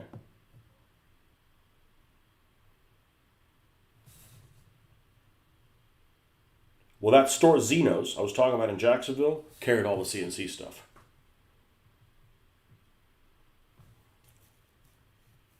But we're talking like 1990, 1991. They might have closed like in 93 or something like that.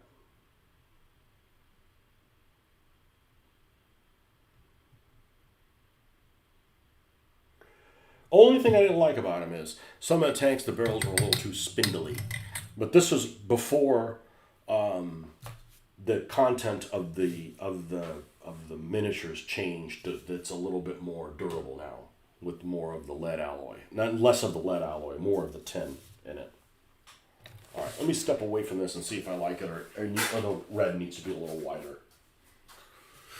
Let's compare it to one that we've already done. Let's get Old Ben out here. Old Ben is the old redneck truck with a big cannon on the back. And yeah, it's thicker. I guess I put dots on this. Yeah, I don't really like that.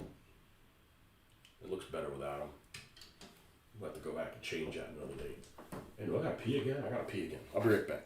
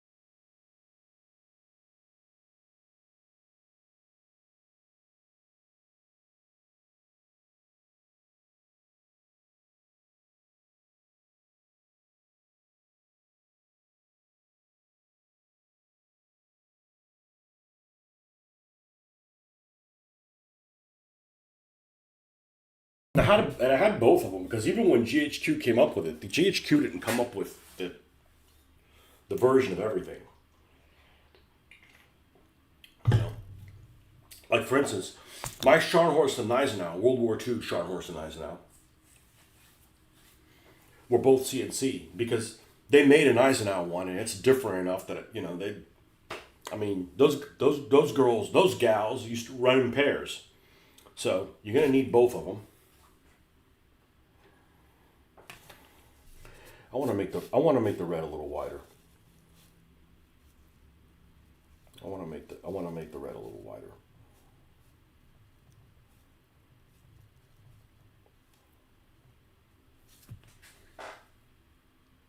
Apparently, were partners. Then someone had an affair with somebody's wife. They split. You were heard with your CNC barrels or pencil dicks. That happens a lot. Okay, because like for instance, Adidas and Puma were both brothers, or so I heard. If I tell this story wrong, I am sorry. I mistold it. I don't want to just make up shit just to sound interesting. That's that old saying I heard a long time ago. We like you for who you are, not for the stories that you tell. But supposedly Adidas and Puma were brothers that got disgruntled with each other and started competing companies. I would think that if somebody got disgruntled, like, fuck this, I'm not going to make shoes anymore. I'm going to go make something else.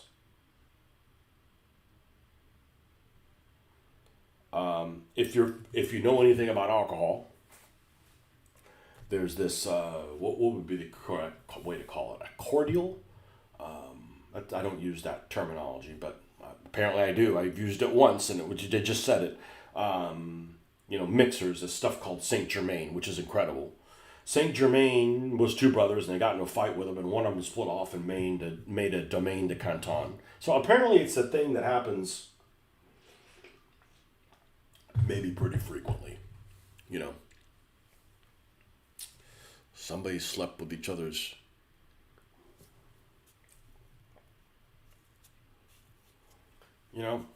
I'll say it again. There's too many single people to be messing with a married one. Like, what makes that one married one like, oh, I just can't keep my hands off of that person.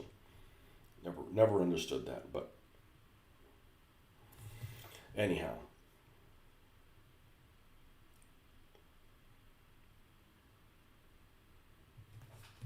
Yeah, this is looking a little bit better.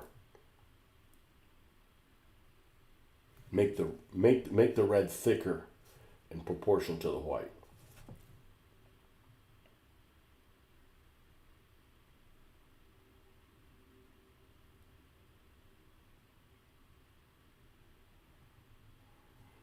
And other people would probably hate what I'm doing.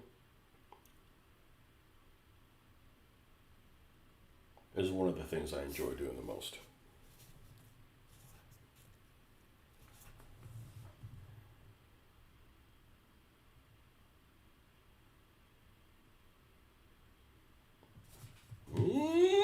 Got a little weird there at the end.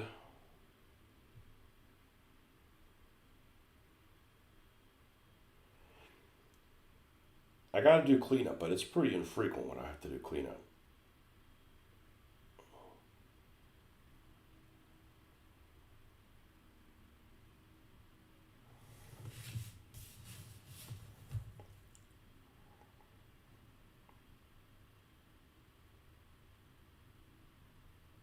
Did not know that. Now, I did mention GHQ the other day.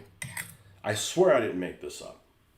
But I think I remember a couple years ago when they were burning Minneapolis to the ground, that they had to shut down the plant because it either got fire damage or the fire got really close to it.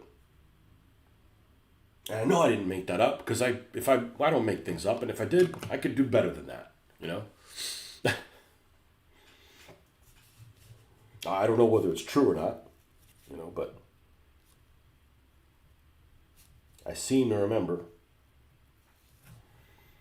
that they had to.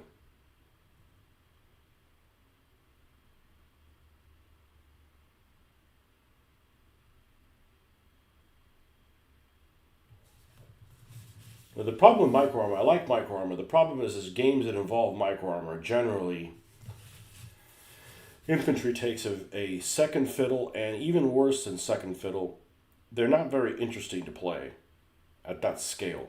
I'm not saying infantry aren't interesting to play. I'm just not interesting to play when they're on these little counters and there's these tiny little guys that you can't enjoy. So that's why I like doing 20 millimeter skirmish, because the people are big enough that it's all about the people. Now, you remember that it got to the newsletters.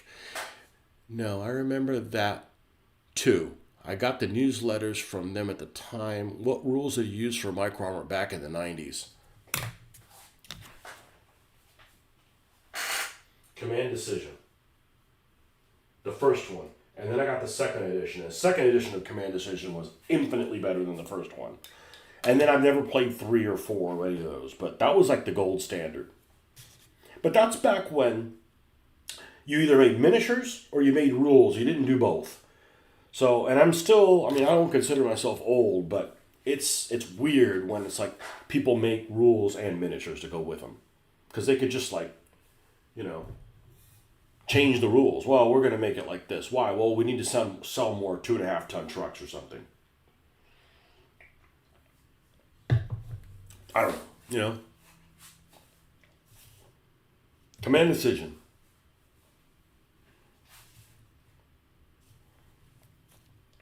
But I would never play micro armor again. But now, with that said, I still look at group. If I'm playing a game, people play a war game, and I see 3 tanks next to each other, I still go, oh, company. Right? Like, it's natural for me to look at things in a 1 to 5 scale. Like, it makes sense. I better add a little bit of black, or I may shoot myself in the foot. Create more work for myself. Let's not go there yet.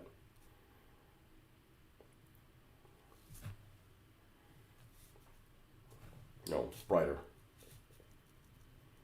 Brighter, but not too bright. None too bright.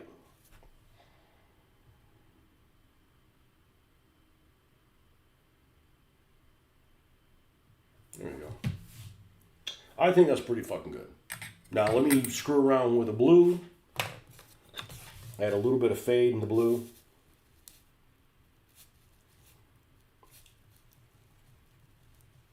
A little bit, nothing crazy.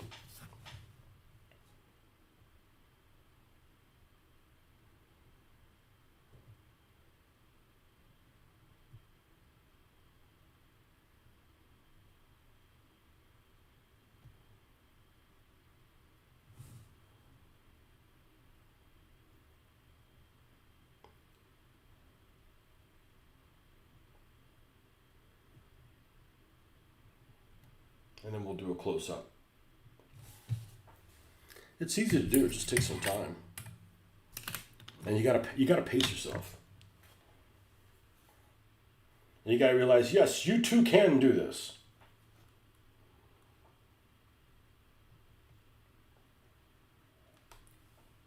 Why are you twisting on me? There we go.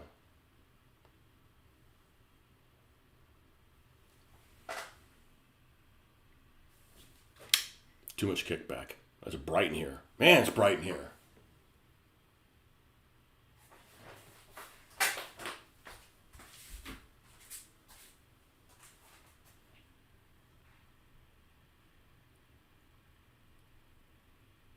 Anyways, that looks pretty good.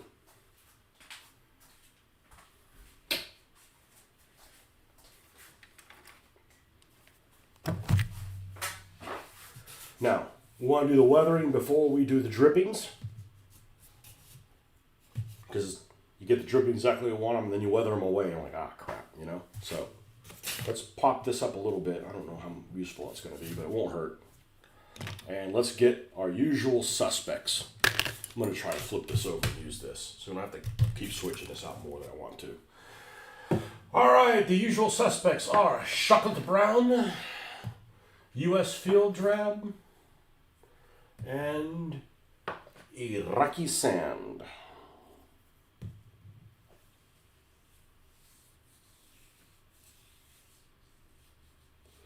I refuse to play games or miniatures a glorified counter, 1-to-1 scale rules or die. Well, it just depends on what you want to simulate, you know. I've played those operational type games before, and they don't produce a narrative that's very interesting. I didn't say it wasn't fun. It's just I've done it. They just don't produce a narrative that's very interesting. Yeah, I'm all about 1-to-1 scale. You know, I'm like, you know, I can't play World War II though because it's like it's just so difficult to play it. It's like it just turns into like what I want to simulate is like that Russian T-34 movie. Now the movie's not very good, but the slow motion action sequences are, and that's what I want to simulate. And most people probably would not have the tolerance for that. But I've done the 1-to-5 scale stuff before. It's not satisfying. I don't like compressing. I would rather play Command Decision. I would rather play Command Decision than play a game like Bolt Action. That is supposed to be 1-to-1 scale, but it compresses the longitudinal distance. So you got a guy that's 6 foot tall, but his M1 Garand only shoots 50 feet away. Like, that Warhammerism is just, I can't deal with that. Then you have the other extreme, force on force, where every round can go across the table. Okay, I mean, you know, how about somewhere in the middle between the two things, you know? Yeah, I think it turned out pretty good. Well, let's see see if we don't screw this up. Even if this doesn't come out like we want it to. Oh, I'm stupid. I need to paint yeet on here. Yeet-haw. Well, we can paint it. Yeah, we can paint it afterwards.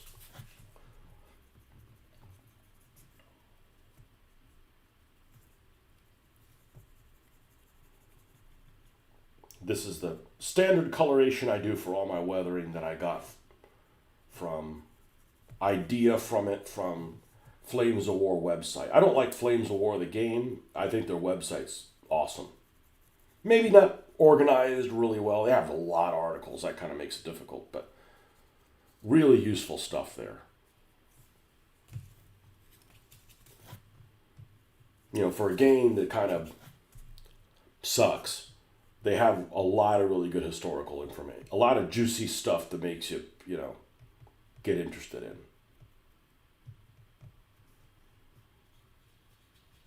Yeah, remember, they're selling miniatures.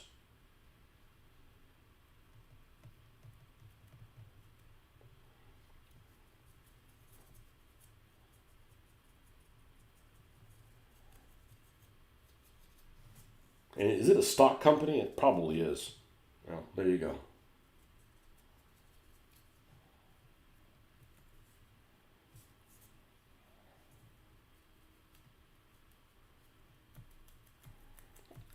Don't go crazy with the first color because you need to leave room. You need to leave blank space. Or when I say you, I mean I like to leave blank space so that there's other colors to operate. You know, if you use it all up with this, I kind of had to do that with the Dirty Cooter truck, only because I needed to cover over that pink splatter that was the whole reason for me to making it a girl car or a girl truck, and then ended up being a fail.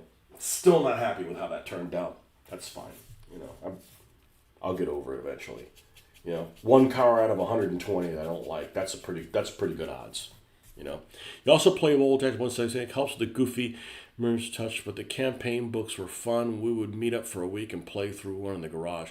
I heard that we've been playing Battle Group North Deck from BSC, which feels pretty natural with 6mm miniatures. Oh, okay.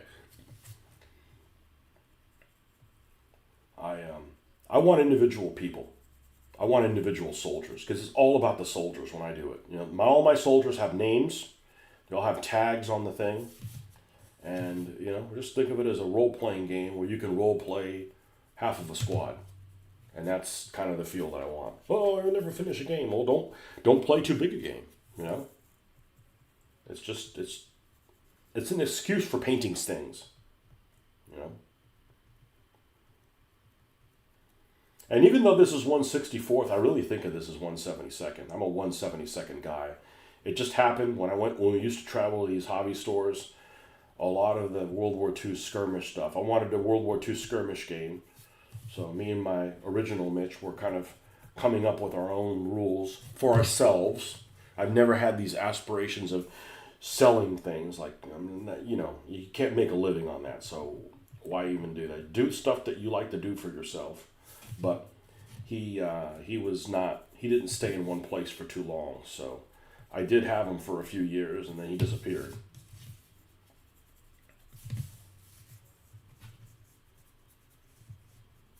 He was on the Army travel program.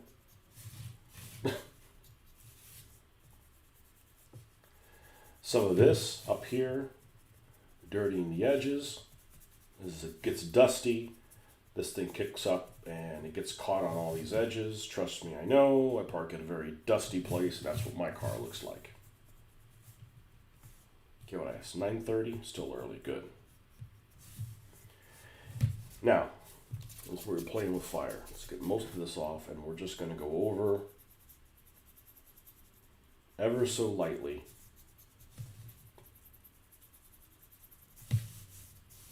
Okay, and there is one other color to put on top of it, and that is Iraqi sand. You use plastic figures for them. You use the soft plastic figures, or the soft plastic figures. Talk about being floored. The soft plastic figures, some of them are incredible, like how they look. The bad thing is that I'm terrified of the paint coming off of them. Now, I haven't had it happen, but I'm extremely careful priming them using acrylic paints, clear coating them also with acrylic. But I don't like my handiwork having to redo it. Hasn't happened to me, but it's like, you know,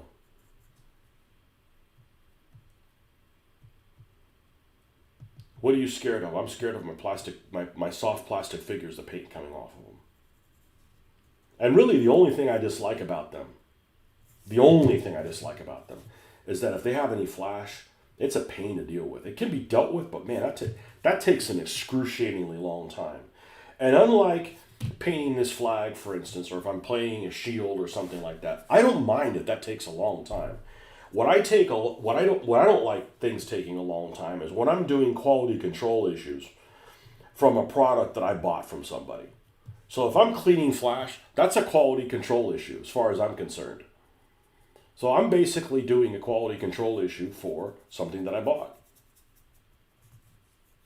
Not a fan of doing those things, right? But, such is life. But that is how I look at it. It's a QC issue. Now, sometimes it's not a big deal, but it does take a long time to deal with that, considering what it is.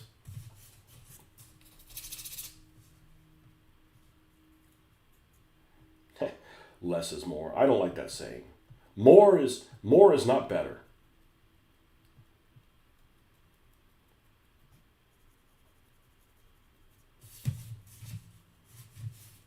I just wish I was worth a damn taking photos. And I know I could, and I could watch these videos and stuff like that, but what I'm seeing here is I just don't know how to present that so that you guys can see it. Because it's like, it just looks better than a real car.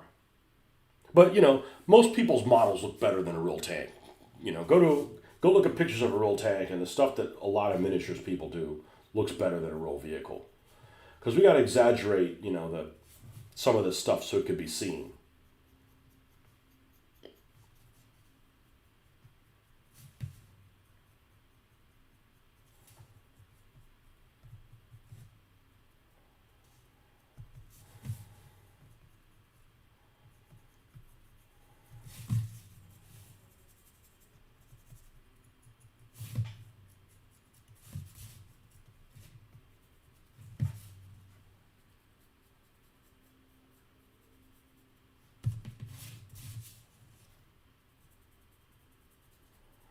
Now, when we go and hand paint the lettering, it's just going to be on the doors. I'll run this over it a little bit to kind of blend it in, but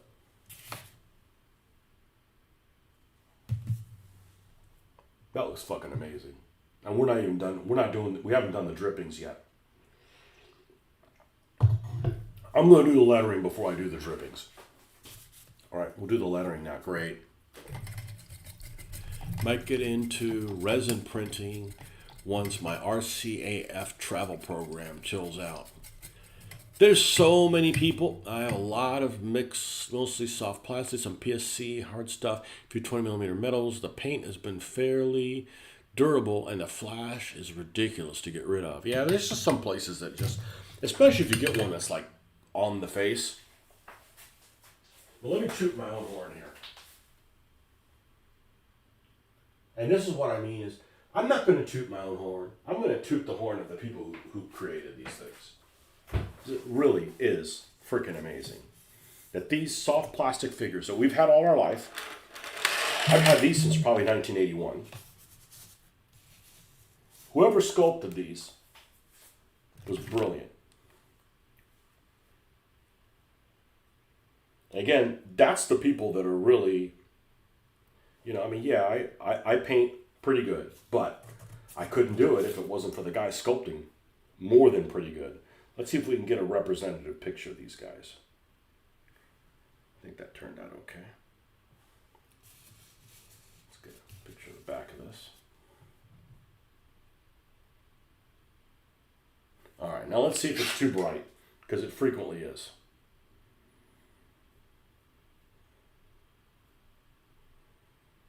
This is an Airfix.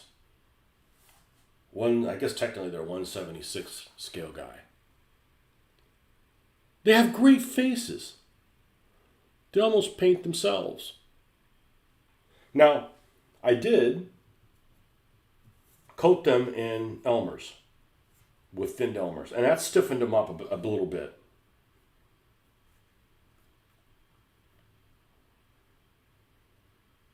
Yeah, see, they all have surnames.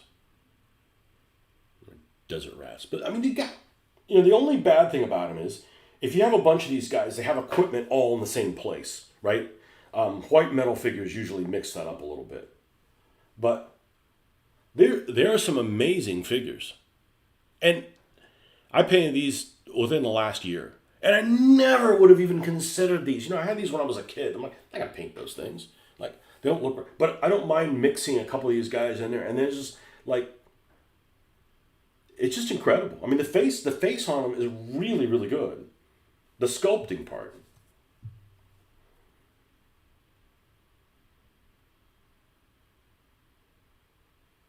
See if I didn't seesaw it too much. That's pretty damn good for a figure that you just discount as being like, ain't worth painting. It's just a plastic figure. It's been around since the 70s. Who gives a shit about that, Hey, they paint out freaking great. They paint out great. These figures are better than a lot of 3D printed or resin stuff. I mean, the guys are proportional. They look like, real people. But, I use the white metal one just because that's my preference. Only because the paint sticks better to them. They have heft. I don't mind the non-heft thing to it. It's not that big of a deal. So, all right. Now see if I can ruin this by writing this on it. It won't be the way I write it. It may be that. Let me step away from it.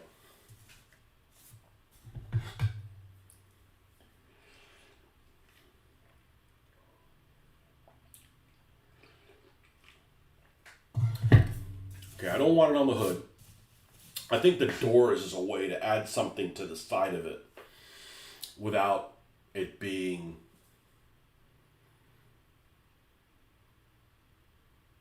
too offensive. Remember, these are like redneck dudes, so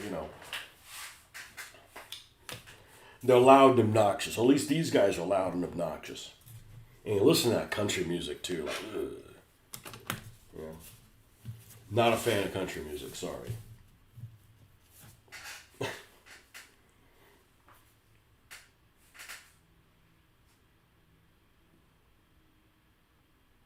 So this is the part where I could use AI. I probably don't need it for this, but we'll take a picture of the side of the car. We'll go in here.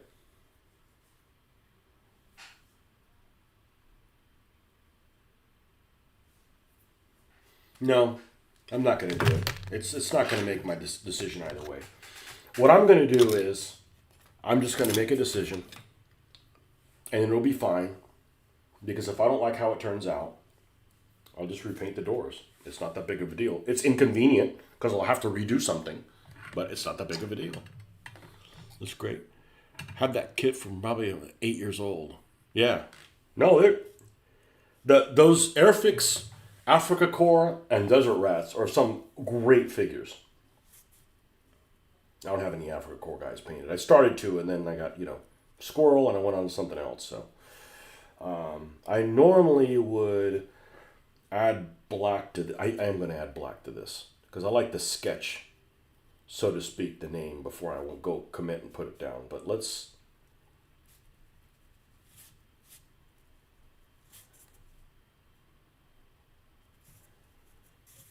a little more paint, less water than that. All with craft paint. All with an inexpensive brush.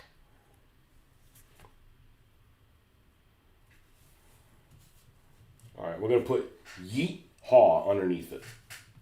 Okay, and remember, this is hand painted, so we want it to look neat, but not neat at the same time. Having it this angle just keeps me from having to hold it at that angle.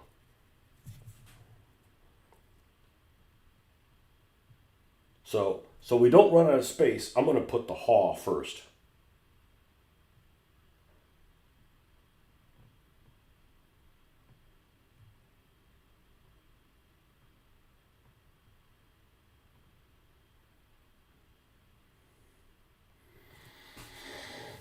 Now, when you're doing these letters, do the verticals.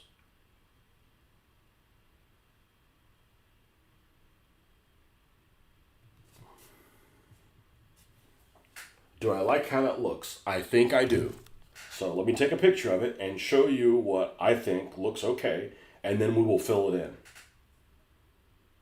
Okay, and I just did it in a sketchy way, so it's easy to correct.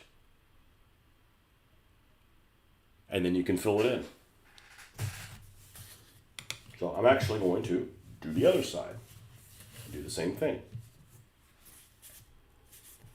This is how I normally do all my writing. I kind of sketch it. So it's easy to, it's kind of watered down. So if you need to that line didn't go exactly where I wanted it to, it's easy to correct.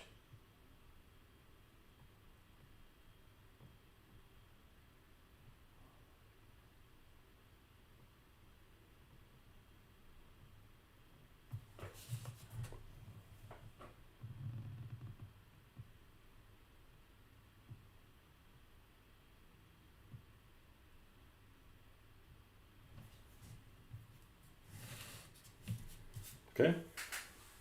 Same thing on that one. Now we'll go back to the first one and we'll fill it in with proper white.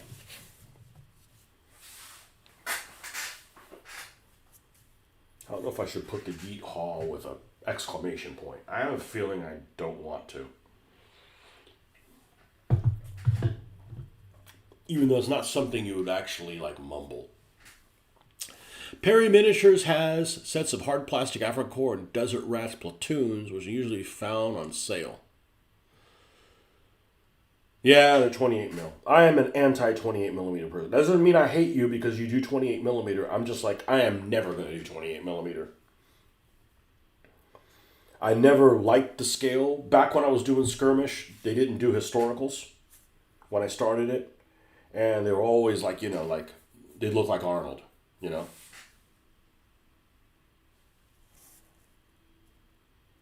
Yeet Hog?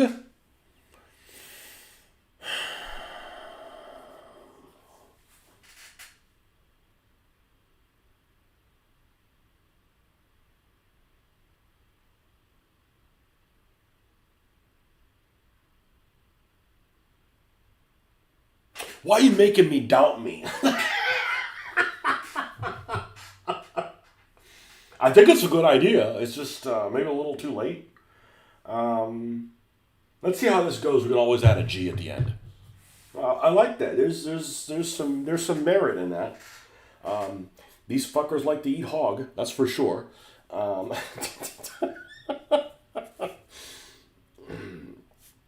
I know. I live amongst them.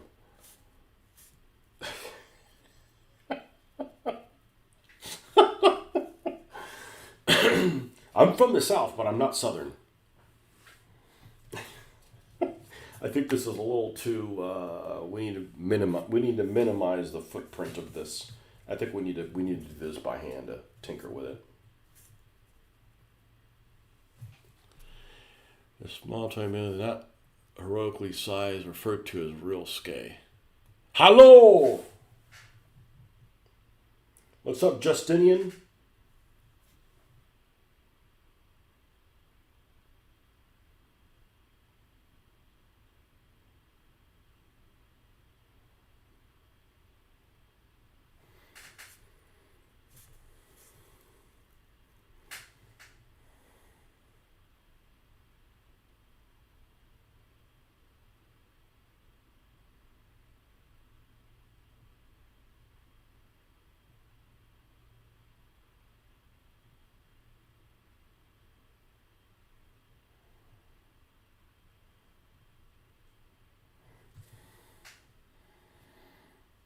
I think it's going to look good. We haven't even done the drippings yet. That makes a huge difference.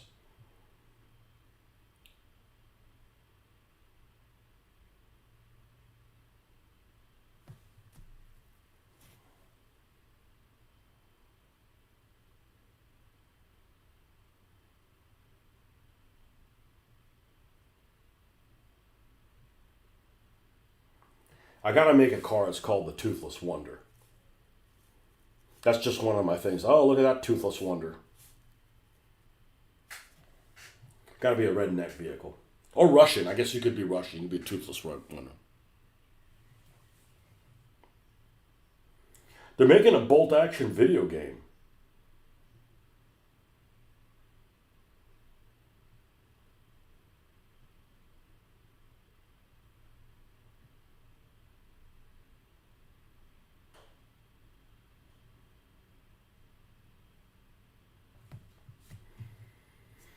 Okay. That looks pretty sweet. That looks pretty sweet. Now, we need to ditch this. This one's dry by now, right? We got one of these sides we haven't used? Nope. Alright, well this is dry at least. Let's get the three sisters out here. Tony's Tones. Light tone. This right here is a game changer. These army painter things, these are a pleasure to deal with. And soft tone, and where's this red brown son of a bitch, whatever the hell it's called, mid brown.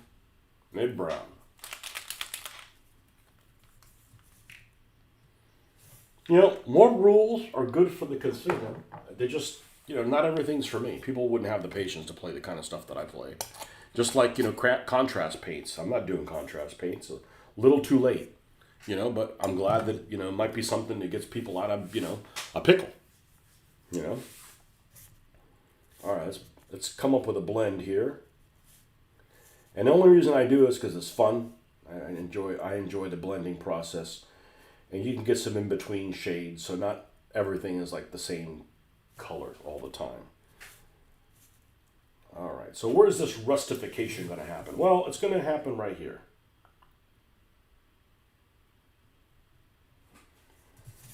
Okay, and I like bringing it up on the doors.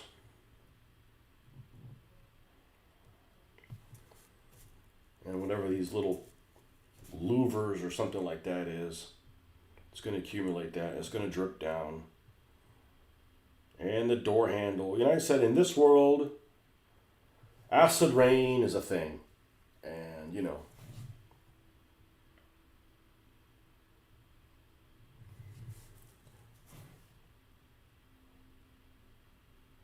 they don't care about the environment. But I sound like a hippie. I don't want the world to be ruined, but these people don't care. These are bad folks. These are bad folks.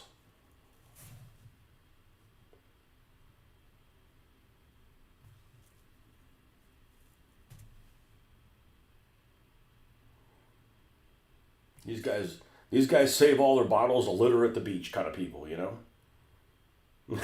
That's...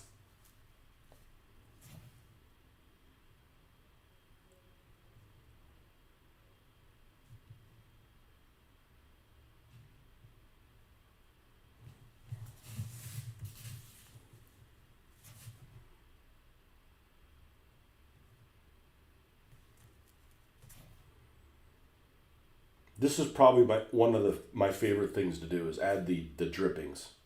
I don't know why.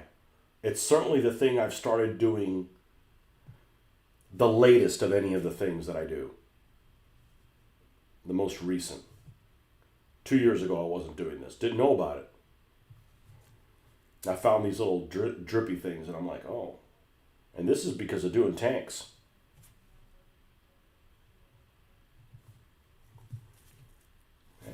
So this is a weld, and it's starting to rust from there. Then it rained, and it dripped there, and it dripped down there also.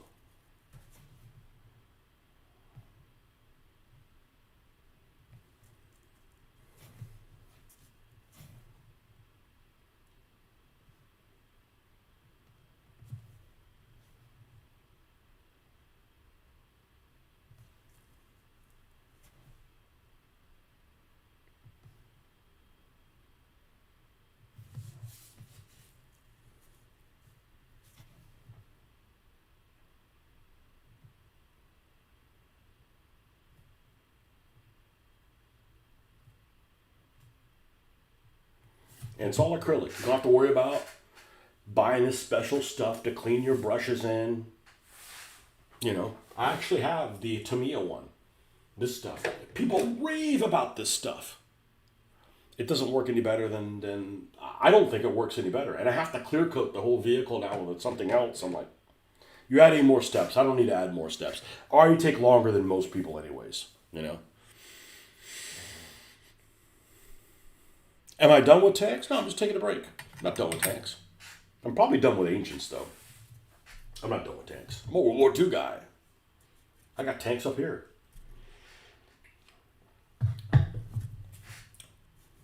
I'm probably done entertaining playing World War II shit on my own, though. It's a whole lot of effort. If I did, I would just solitaire it. You know, it's one of those things that I don't care if people don't. Oh, you can't play that game. It takes too long. Okay, well, don't play it. You know?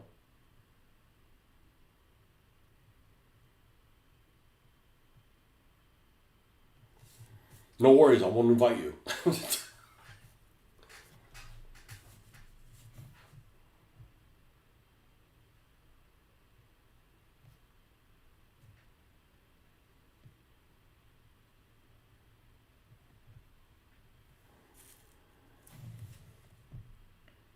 But no, I'm not done with tanks. I'm done buying them for a while.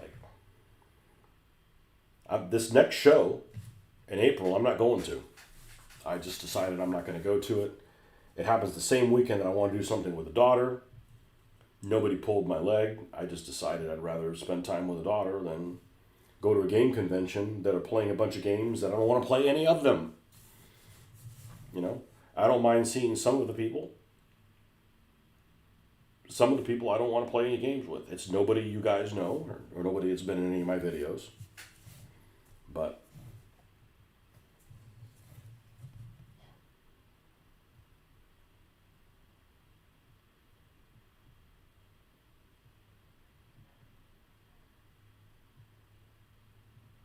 several things are happening that weekend, and you know,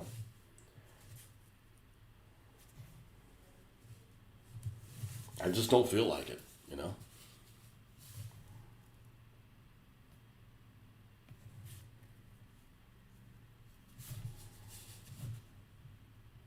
And I don't need to buy anything at the flea market because it'd just be more tanks. And I didn't finish the tanks from the last flea market. I don't regret buying them because they were like $2 a piece, right? But I don't need more tanks.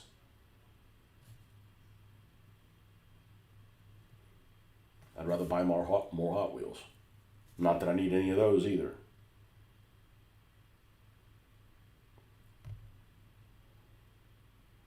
But these will eventually, I'll play with them. The tanks, I don't know that I don't know that I will. You know, I need somewhere that I can leave set up, and you know, it isn't a problem. It's just it's a whole lot of work for me. You know, and right now I got a lot more work at work than anybody I play with, so it's very difficult to get me to want to do more for people that have less on their plate, if that makes any sense. I don't know, maybe they don't have less on their plate, but it sure seems like they got less on their plate. So, and this is what I'm enjoying. I'm enjoying the therapy this is bringing. You guys help a bundle. I mean, you know, don't discount you guys. I mean, you guys are just watching while you're doing your own thing. I appreciate you guys loads. Loads. So I don't want to do no Patreon or anything. Just come hang out with me if you can. We'll talk shit together and we'll get through doing cool stuff. You know? For free. You know? You canceled running events at your favorite convention for your knee. Yeah. Well, the problem with running stuff at a convention is there's multiple reasons with running things at a convention. I'm never going to run something at a convention, and here's the reasons why. Lighting and temperature. I'm used to playing in a comfortable... I am spoiled by extremely good lighting. Like, I put a lot of effort into this stuff for it to look a certain way, and if you're like in a dim thing, like, it's kind of a bummer. you know?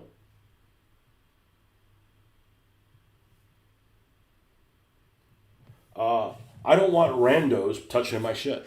All the people that play with me that are regulars that you guys have seen on my videos, they're all cool, right? But random people, they're just some people that just I don't want to play a game with. They just have a bad attitude. Well, you have a bad attitude saying they have a bad attitude. Well, I guess I do, you know?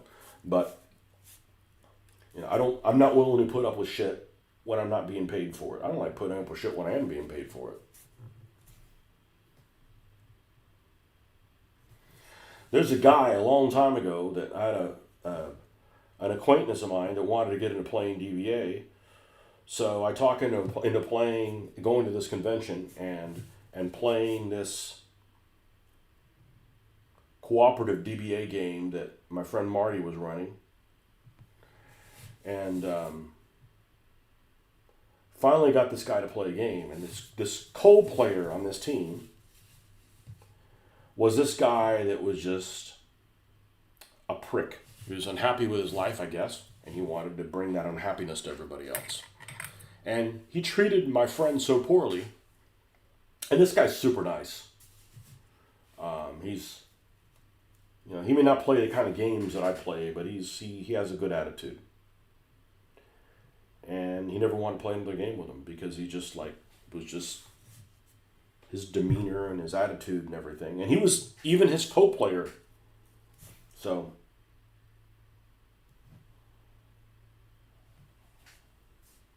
well, that guy won't bother anybody anymore because he's not around. But I just don't want to deal with people like that, I really like the way we're playing Gaslands recently. It's almost like, I hate to sound like it's kumbaya and everything, but we're helping each other out. Like, hey, I don't know, maybe you should do that too. It's just not personal. Like, that guy in the vehicle is not me, He's not named after me. It's not my vehicle versus your vehicle. We're not making stupid decisions like, hey, let's watch this guy do a flip and die. Like, we're not doing stuff like that. But I don't know. I really enjoy the attitude or lack thereof in this game. I don't bring out the good stuff for conventions. My convention's a small one. Lighting and temperature were never an issue. Yeah. The convention in Orlando, the temperature isn't an issue. It's all, people complain it's too cold. Whatever. Put on a jacket, Francis.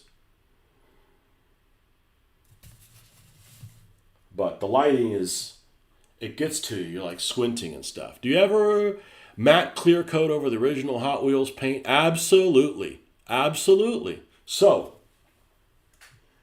I hope you're subscribed because I do this all the time because I don't frequently repaint. I repainted this one because it was dark blue and had a big Hot Wheels swash across the top of it.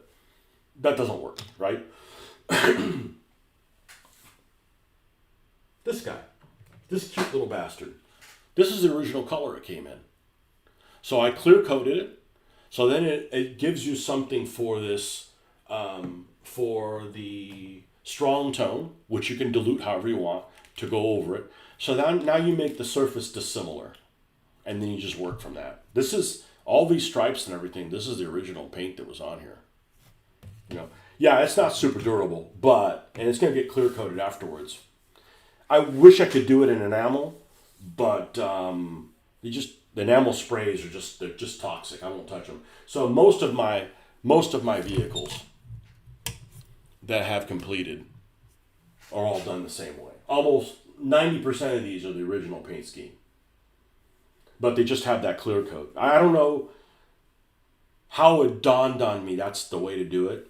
I don't think I read somebody else doing it, but I've done it enough paint that I know that it gives it an abrasive surface where you start putting the wash on one of them and it doesn't stick. You're like, all right, well, how do I get it to stick? Oh, maybe giving it a surface where it could stick. So yeah, I do that almost all of the time. Almost all the time. Oh yeah, enamel would definitely be more durable. The problem is that I don't want to airbrush enamels, and the rattle cans they don't make Model Master anymore. The Model Master rattle cans were great. and it's their successors. Well, they won't have one. So yeah, it would definitely be more durable. You know, definitely be more durable. I don't know. I think this beautiful girl is done. I don't think I'm gonna. I don't think it needs weathering over the writing. I don't know. I'll show you guys a picture. See what you guys think. I'll try to attempt to take a good picture of this thing. This thing's beautiful. Now, let's tone down this reflectiveness. Is it light balance? Yeah, a little bit of that. Brightness? Yep. And then exposure is the big one. There we go.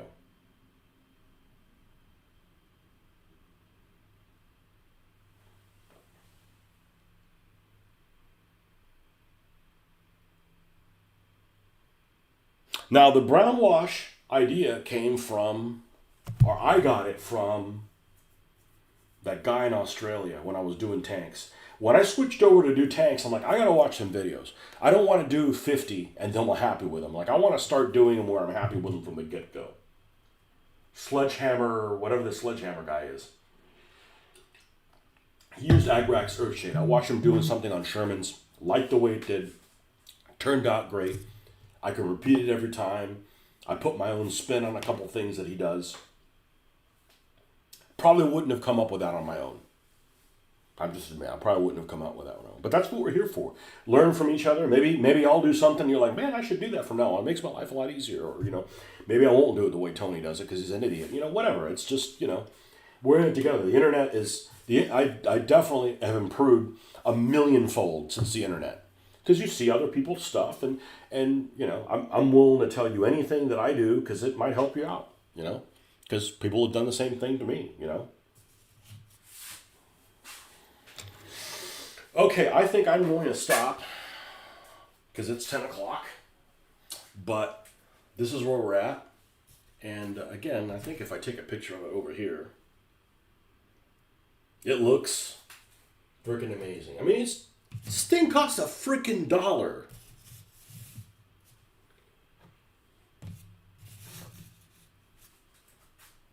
I love this game. I mean, this is, this is, yeah, most of the ones I have are definitely have not been repaints. I'll repaint certain parts of them and not repaint others. You got something like these, some of them just have graphics that are just too beautiful to repaint. Like this one of the hoodlums, that's what I should have called them, the hoodlums. It has some graffiti, it's called the Bully Goat, and it has Bully Goat written on the side of it. Let's see if I can get this in the right thing. If I repaint that, I lose that. So this entire thing was clear coated. Now, it had like this magenta blue in it, okay? And like this part here was magenta blue, and I think it was magenta blue. And these two pieces of plastic were magenta blue. So we just changed that so it's like a natural metal finish. But this is as it comes, We just painted the headlamps. Oh, let me show you the Ford Escort. The Ford Escort's not my favorite vehicle, but it's probably the biggest transformation. The people that designed this thing were like brilliant. But this was all one color. And by the way, this windshield is not painted. It is just frosted. And look how dark it got. But there's frames etched in here in the dividing between the front and the back doors, but they're not painted. This RS logo and the Ford logo were there, but they weren't painted. The lights were all green, but they weren't painted. It's like, dude, you went through all the effort of putting that, but you didn't paint it. And yeah, the laser's supposed to be off to one side. But yeah, you've got the RS logo, you've got the Ford logo there, you have a sponsor, which is, I don't know who it is, because it's covered in mud and, and slop. So, the headlamps are all there, all little etchies that you can go online and see, okay, this is red, that's yellow, that's orange. I really enjoy doing that kind of stuff. But most of these are just have a brown wash on them. They're just too beautiful to repaint. Novapaint. Novapaint's gorgeous. Now, I'm not a fan of muscle cars, like I've said before. The paint scheme on this is absolutely beautiful. It already had the striping. I just added the drippings to it. Painted the cute little headlamps. You know? Just a gorgeous car. But, you know, headlamps aren't going to be painted. Grills are like this ridiculous chrome. It was chrome on the inside. You know, that stuff doesn't work. But the actual body of it, that's the color it came in. And it's like, why would you repaint this? Now, if I had a second one, sure, repaint the second one. But, I mean, it's got 502 written on it. There's all kinds of details that are just ruined by, you know, not putting it on there. You know, it's, you know, the Mexican lowrider, this Impala. Look at this crazy paint scheme. It's cool. It's appropriate. Could I paint it by hand? I don't have a lifetime to do that. You know, so we just weather it. You know, we put some armor on the front and the back, color match it. This has got a little door so they can access the machine guns that are on the roof there. It's a great hobby. And you know what? It doesn't get any cheaper than this. It's not cheaper than this. So, all right, folks. Thanks for coming by. Don't forget to like, subscribe. See you soon. I appreciate you coming back. Impalas make wonderful cars for this. Wonderful cars. So, I appreciate all you. Hello. Welcome. And we'll see you guys on the next one. Bye-bye.